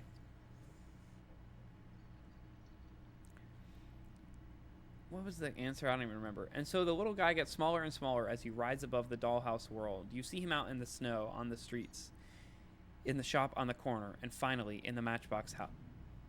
Is that thunder or a train? It's unclear. I'm going to go with train. It was really loud. Sitting by the window, white flowers on the windowsill. You can smell them from up here. It's awful. A white morning. A modern death. Divorce or something similar. All you can do is put more distance between you and him. Make him smaller. Make him less you. I got better zoom out distance. That's actually kind of hype. And motorics. Neat. I can zoom out so much farther now. As a symbol of me trying to forget that I'm the guy with the ex-wife. Whoa! I'm so far zoomed out now. Okay.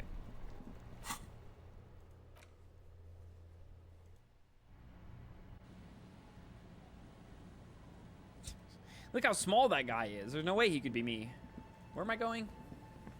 Oh, the boardwalk. Yeah. Okay.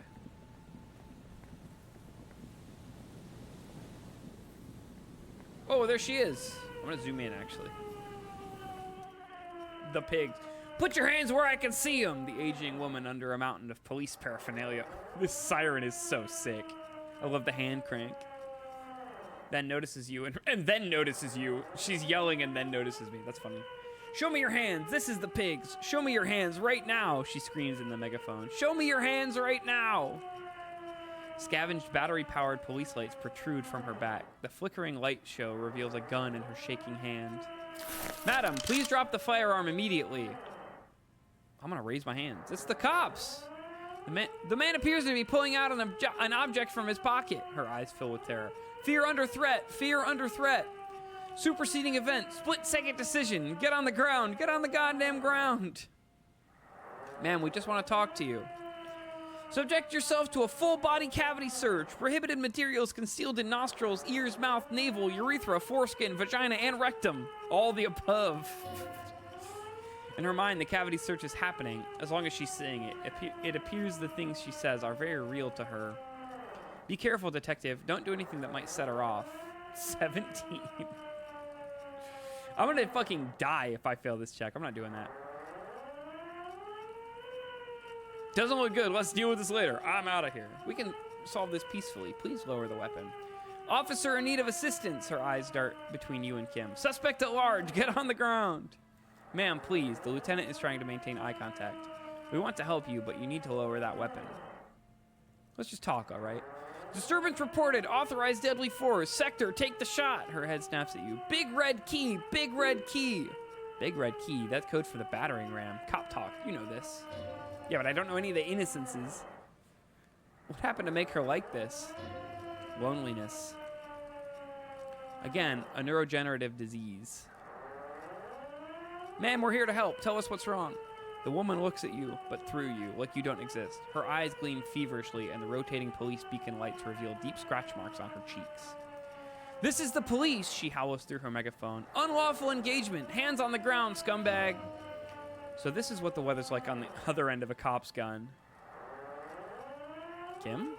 The lieutenant's eyes stay fixed on the woman and her gun. He studies them closely, then mumbles, fascinating.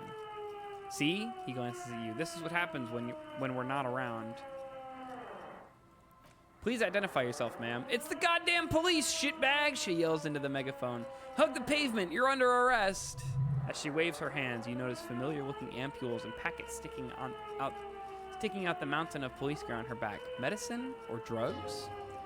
She thinks she's a police officer. Try threatening her like a police officer, a lower-ranking police officer.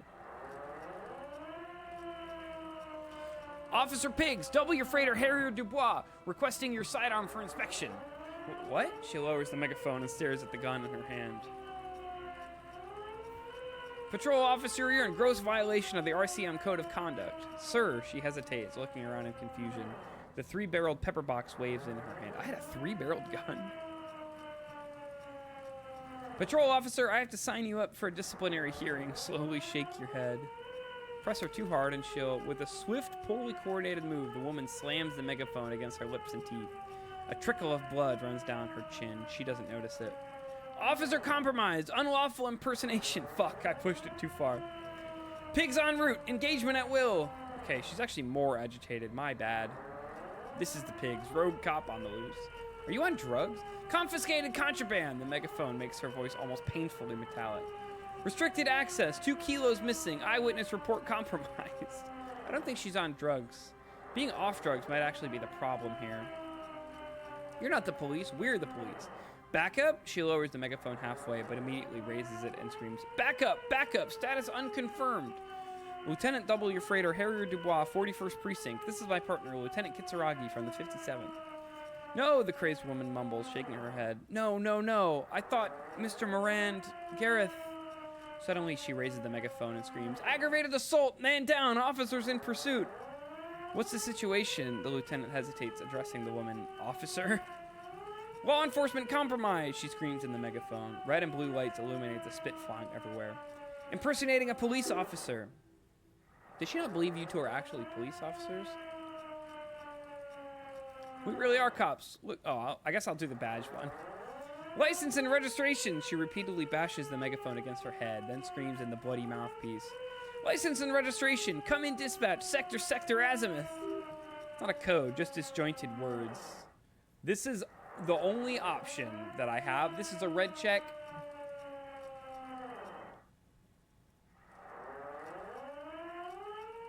I don't know. It's hand-eye coordination. I can equip the fallen pants. We can't leave. Fuck, I can't equip nothing. I'm naked. Can I equip this while I'm in combat? No, I cannot. Fuck. Officer, the lieutenant shakes his head and adds, there is no way I'm leaving it like this. Do I ditch Kim? I don't know what happens here. I just want to put my pants on.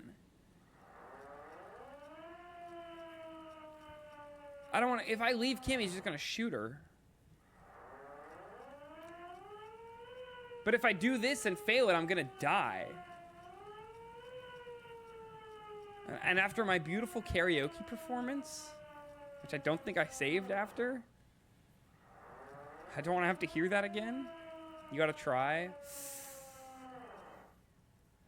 All right, game. If I can pass one unlikely check. Nope. She's frantic, confused, teetering under all that gear. There's an opening if you just move fast enough. If not, the lieutenant... Oh, he's just gonna shoot her. Gun, gun, I'm coming. Wait, or do I back away?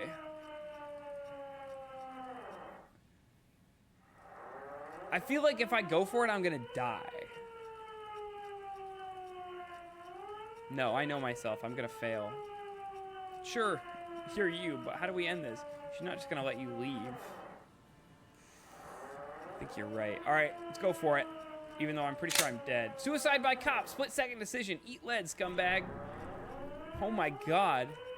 Phew, the lieutenant. Oh, it's fucking empty. Okay. I was 80% sure the gun is empty, and still the instinct almost took over. What is this? The old woman looks at the treacherous weapon. This isn't police issue. Police weapons have bullets. This isn't real. The gun lands on the wooden planks and tears run down her scratched cheeks. Police guns always have bullets. What is this? Why did you sell me this? She looks devastated. Grab the gun right now. This might be your only chance. No one ever cares anymore. Her voice is growing fainter as she rocks back and forth slowly. Why would they cheat me like this? This limbed and headed machine of pain and undignified suffering is grinding to a halt. Tired of walking in the desert, it doesn't want to feel or think anymore. Poor woman. We need to figure out what to do with her now. Nobody's ever around, the old woman mumbles, staring blank at the boardwalk. Nobody ever comes to visit me. You try to kill me. You're not alone. We're all here.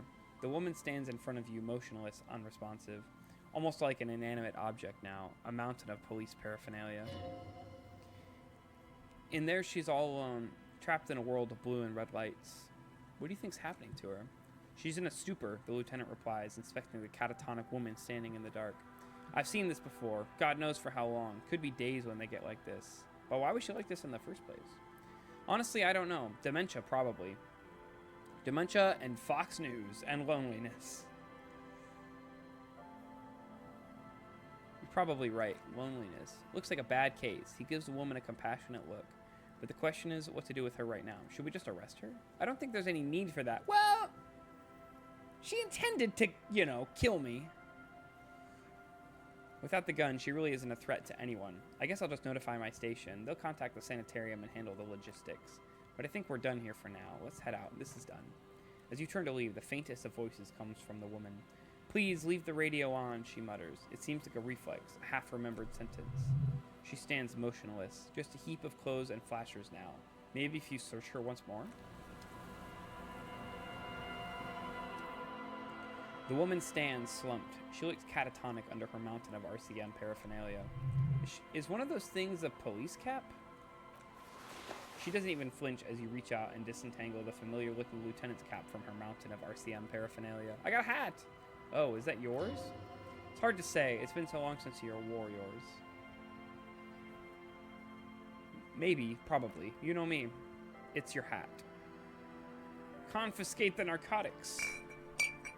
You take a file of Pyrolidon and the bottle of speed, as evidence, obviously. The lieutenant coughs. You're taking those, are you? Listen to him for once. Fine, you take them. Thank you. He pockets the drugs.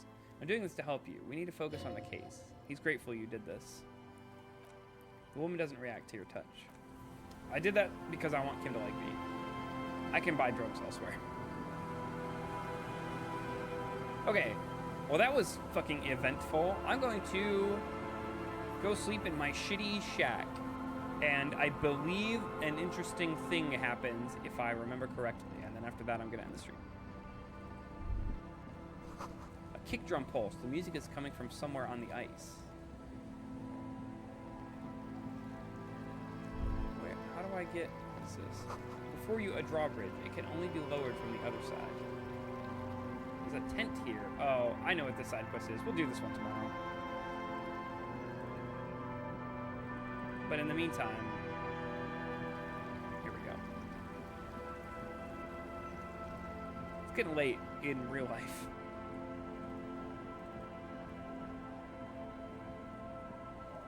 Oh, maybe I can go and talk to Lily again, now that I've explored the coast a little bit. Also, Kim is here. Actually, you know what? I'm going to send Kim away, which I think I can do by going in here. Good night, Kim. Send him away for the night. Good night, officer. We'll meet in front of the shack in the morning. Okay, and now I'm going to immediately leave the shack. I'm also naked. You know what? For you, Lily, I will put on my finest. Jacket only. Fantastic. And flip-up glasses. I don't know if any of these are going to help me at all, but I mostly just think they look cool. Oh, and you know what? It says I'm not holding the bottle, but I'm holding the bottle. Interesting.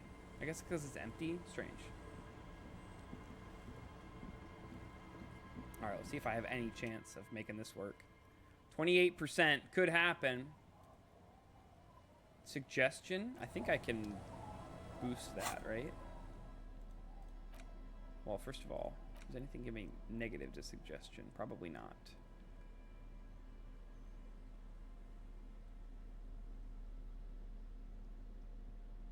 Oh, give me that.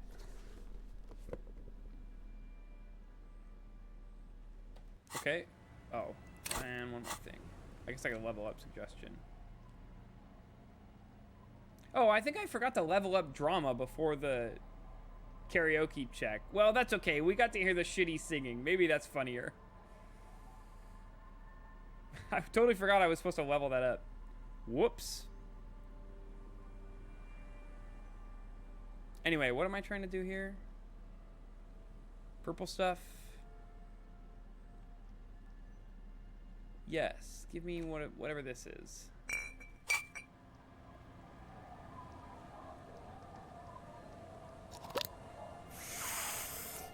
Just do it right in front of her. It'll be great. Okay. I would be mad if it weren't for the fact that Kim liked it. Yeah. Hey, 58%.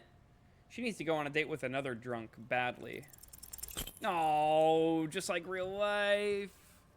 Oh, yes, she does. You need to get your drink on. There's no other way for human beings to procreate. Not after 6,000 years of yeast cultivation-based mating rituals. I can't say any of these things. These are all awful.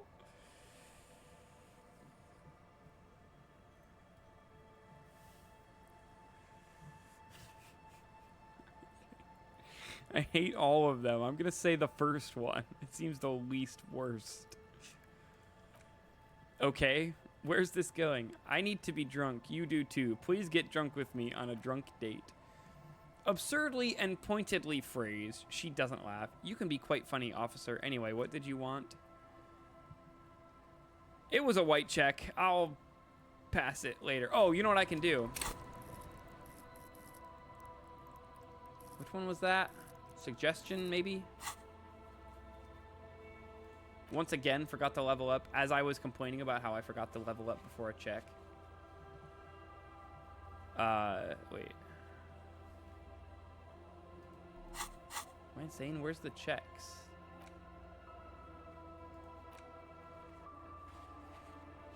Wasn't there a way to go to the checks? Am I crazy? It's the map. Oh, now that I have the map. Okay, yeah. Oh, I see. Weird that it's on the map page. Where was she? Suggestion. Okay, let's level suggestion.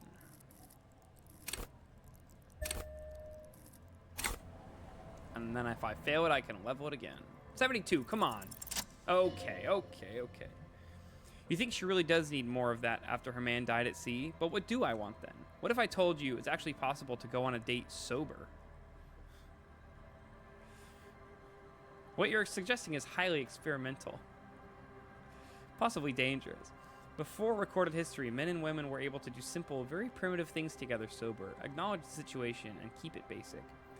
I'm a drunk, don't know if you've noticed, so I usually ask people to drink with me. I have, and I really don't. I don't really... Lillian, walk with me. Just a walk? She feigns extreme surprise. I don't know, officer. I would not have taken you for an innocent perambulator. Please come to a sober walk with me. Is that a yes, ma'am? Is the walk happening? She's thinking, eyes mapping your rugged features. Where would this walk take us, officer? There's a nice view on the beach I found. Land's End. All right, I will walk with you. But you need to understand that nothing is going to happen. We're just walking. Something could happen. Just a good old-fashioned walk. I like it. Me too, she replies with sudden sincerity. It's been ages since I just had a normal conversation with one of you guys. She means men. I knew. All right, I'll go put the kids to bed and we'll meet at Land's End in 15 minutes. But what if something? She doesn't wait for an answer. You better get ready. What, you mean the outfit I'm wearing right now isn't any good? I like how I invited her on a sober walk, but I had to do some speed to to get into it. Was that acceptable? It feels so normal, nourishing even. You have a date with Lillian. Go to Land's End, in the northern tip of the peninsula. Quickly, she's not going to wait for you forever. I'm not going to stand her up. Are you crazy? Well, so much for ending stream soon. I guess we're doing this now. Got a little too excited about going on the date with a lady.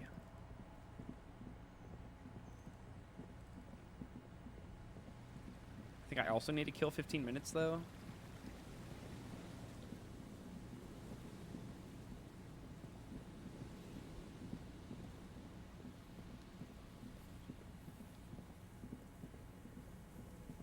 Oh, fucking poor the pigs.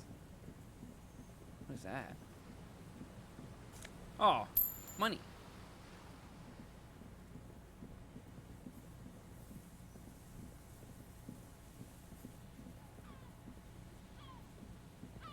Is this where I want to be? Oh, is that her? Okay, hang on. Let's think about this. What would I wear on a date? Armor. You just never know.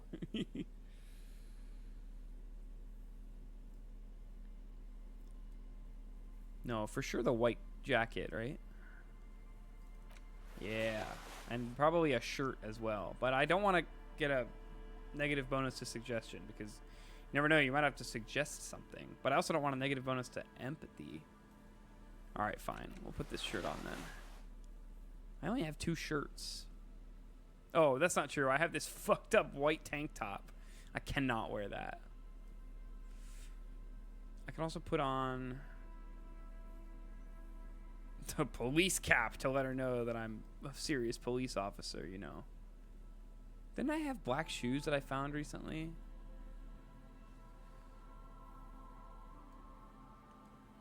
I don't see them. Alright, this is probably a fine outfit. Oh, I could wear a tie and everything. Not the ugly tie.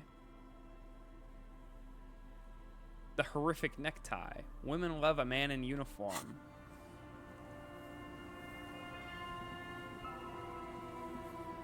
What's up? Didn't mean to keep you waiting.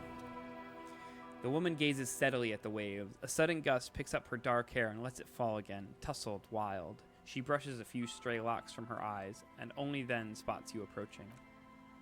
Aye, so here you are. It's late and it's snowing. The snow is... She extends her hand and catches a snowflake in her palm. Well, it's not really snow, it's slush. Know that you're not the first guy to bring a girl to Land's End. This is what the locals call a makeout spot. This is not going to happen here today. I just want to make that clear, Dimples. She turns to face the sea once more. Her thoughts are still elsewhere, with distances across the water and with the water itself. Across the rusty water, that's La Delta, the financial district. In the mist-covered distance, towers rise as a rebuke to the poverty of this coast. You seem surprised that I made it, she chuckles. Drinking men aren't known for keeping their appointments. Wouldn't miss it for the world. The world, she laughs. Those big words men like to throw around as though they had weight. Let's just admire this piece of the world we happen to have in front of us, eh? She nods to you, a playful glint in her eyes. Here it comes, she says. As she turns back to the sea, the weather begins to clear under her steady gaze. so fast as to make it seem like the weather turns at her command. Wait, did you just do that? Me? No. Just grew up on the sea, know which way the wind's blowing and all. Knew the weather'd clear up once we got here, otherwise it would have been a less pleasant stroll, nay? You should say something, anything. Maybe the tequila sunset thing? I am not gonna say that. The remains of the dying sun are reflected in the waves and the skyscrapers rising across the bay. Your mind clears for a moment as your senses take it all in. Not just the glass skyscrapers, fragile looking in the shimmering air, River Esperance flowing into the bay. Isn't it strange, she breaks the silence abruptly, for this all-powerful thing, the sun, to be so generous towards us? You know, the best time to go out fishing is usually towards sunset when the water is warmer. The sun also falls on the Capeside tenements and war-torn ruins. An old sea fortress juts out, seemingly impervious to the sheen cast over everything else, shaking you out of your reverie. The sun does little for the dead and those hopelessly lost in their own minds, or people living in desert climates with sparse vegetation and little drinking water. Is that why you named your boat the Sun? Oh, that was a bit of pride and a bit of superstition. And a bit of conceptual unity, too, it being yellow and all. There's salt in the air and the cries of the gulls and the skuas. The grit of sand and the green glint of broken bottles. But still, your gaze always returns to the streaks of light, wherever they may be reflected, their fading opulence. It's bringing us spring, summer. It's entirely on our side, no matter what we do or who we are, for absolutely no reason. It's unlike no other powerful being. Certainly no powerful organization or government. How can that be? Begin a long, impassioned tirade. Well, something's got to be on our side. She nods. I guess we wouldn't really be here if that thing wasn't on our team. Maybe some general remarks before you say something big? Work your way up to the cool. Say something about the sun.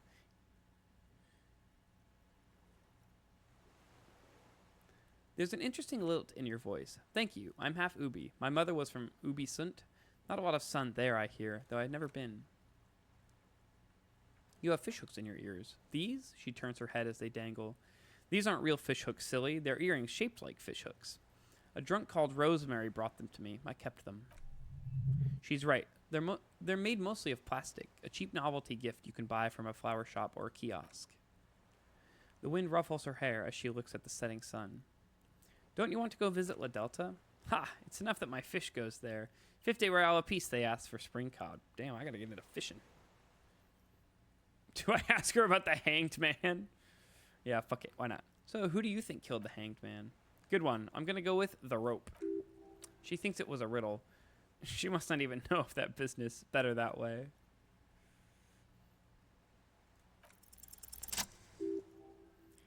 Here we go. 2 different approaches to cap this off with style. No, that's a shit thing to say. These are both super pretentious.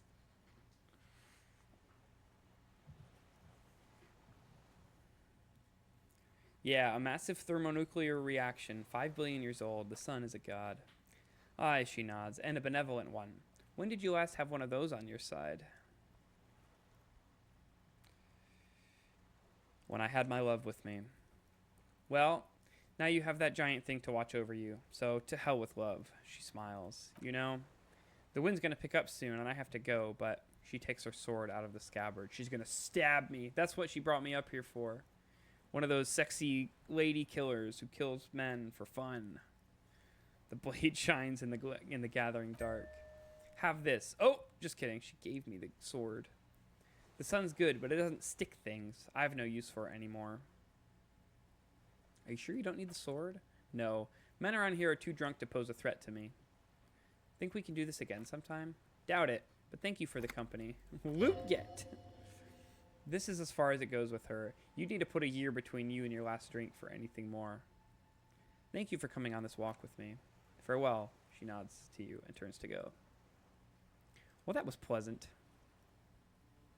I got to hang out with the only attractive character in the game.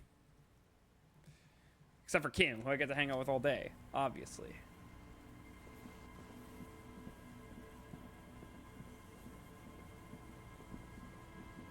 Alright.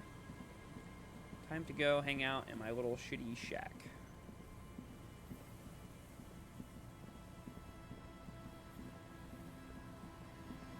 Taking him for granted, true. I gotta appreciate Kim more.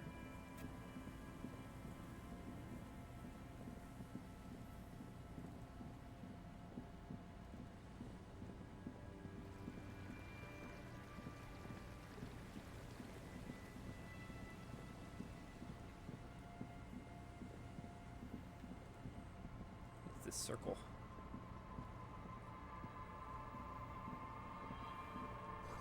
The door is closed for today. Time to put the kids to sleep. Are you sure I can't come in, though?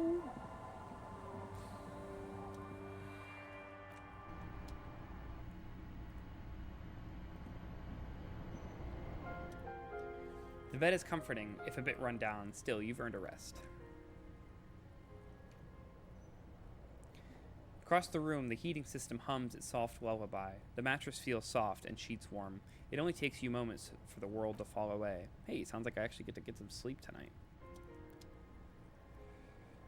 Thoughts, baby. A million little lights in the dark. You're one fine instrument, brother. All those faces and all those names. All that laughter and screaming and scheming around. Every corner and every street. Recorded in you forever on Faro tape. Spinning, spinning. Tell me, am I dreaming? No, you're spinning tapes at the discotheque. The great unceasing disco of the mind. The flash, the bang, the endless learning experience. Spinning on empty. On and on it goes for untold hours. At the disco where you first asked her to dance. Rising, rising above the dark curvature. The great wingspan of sleep, studded with stars. Behold, there are millions of them down there. The first time, the last time. The smoke in her mouth, the potted flowers, the faces, turning, changing. What is it?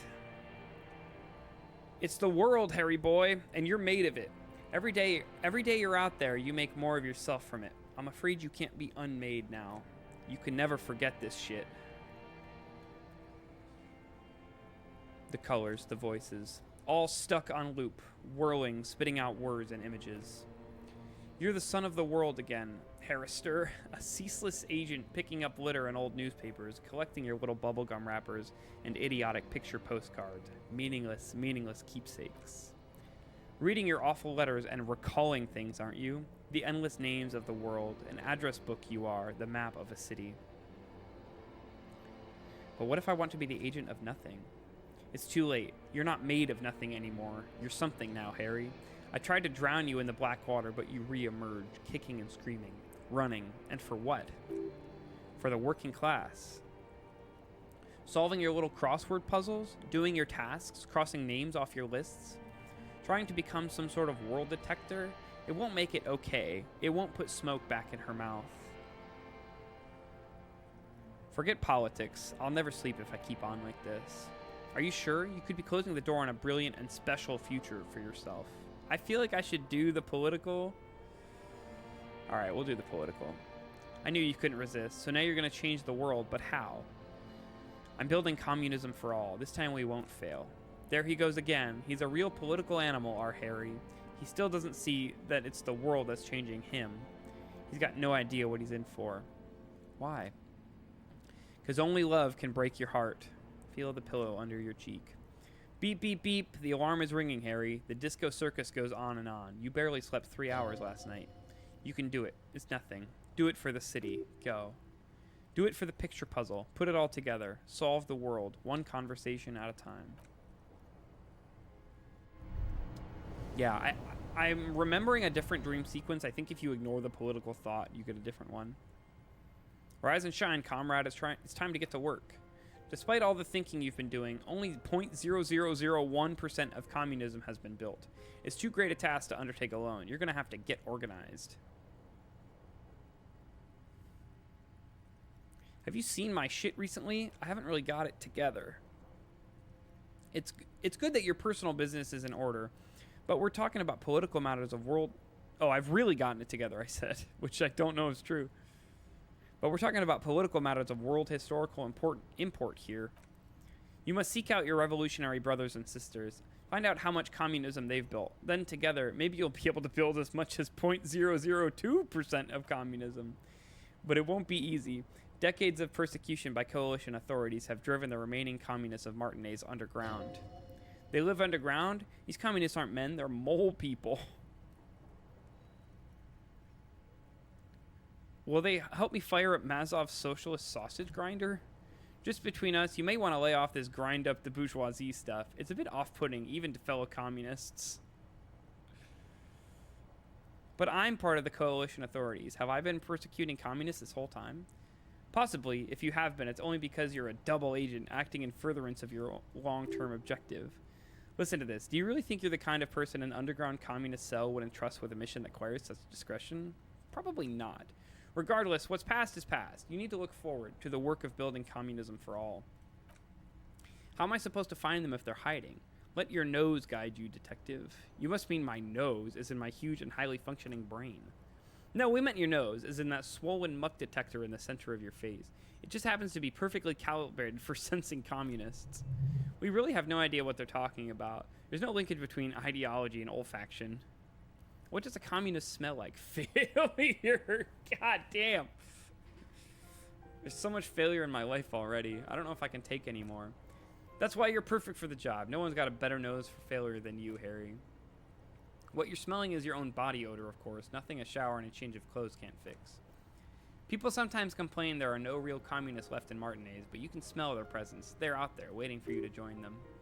Incidentally, during the waning days of the anticentennial revolution, a number of Revacholian communards constructed elaborate hideouts in abandoned root cellars, hollowed-out tree trunks, and even residential sewage tanks. This latter phenomenon gave rise to an early anti-communist slogan, "The future's bright when you flush out the white." Okay, I'm ready. Let's get organized. First, you'll have to locate the remaining communists in Martinez. When you get near to someone with revolutionary potential, your nose will give you the signal to establish contact. Again, no it won't. Any olfactory response you perceive will be strictly psychosomatic.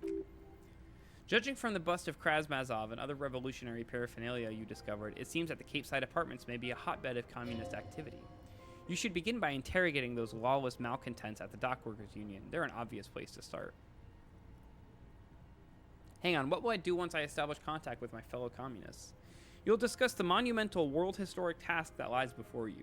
You'll engage in rigorous and spirited debates about Mazovian theory and practice, but mostly you'll probably complain about other communists. Yup. Isn't that kind of counterproductive? Not at all. Complaining about other communists is one of the most important parts of being a communist. Let's fucking go. This game's real life. All right, let's do it. Here we go. Wake, brave worker. 'Tis no time for bed. Fight till there's no slaves below and no masters o'erhead. All right. So, I didn't get the sad ex-wife dream, but I did get the start building communist task. So that means I'm on the right track to doing this thing. Oh, this wasn't meant to be another 7-hour stream, let alone 7.5, 7 hours and 45 minutes. But here we are. This game just does it to me, I suppose. You're basically winning. Isn't it 3 a.m. for you? How do you do it? I'm falling asleep here streaming. I could pull an Ozzy Ozrock, fall asleep on stream. It would be so funny. I don't have work tomorrow, luckily. Hopefully you don't have to wake up early. Took a nap. I should have done that.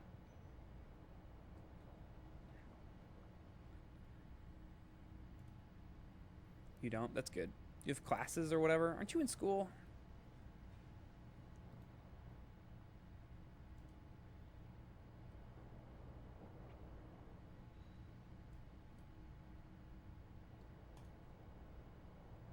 Not currently. Oh, is it summer? I forgot it's summer. Epic.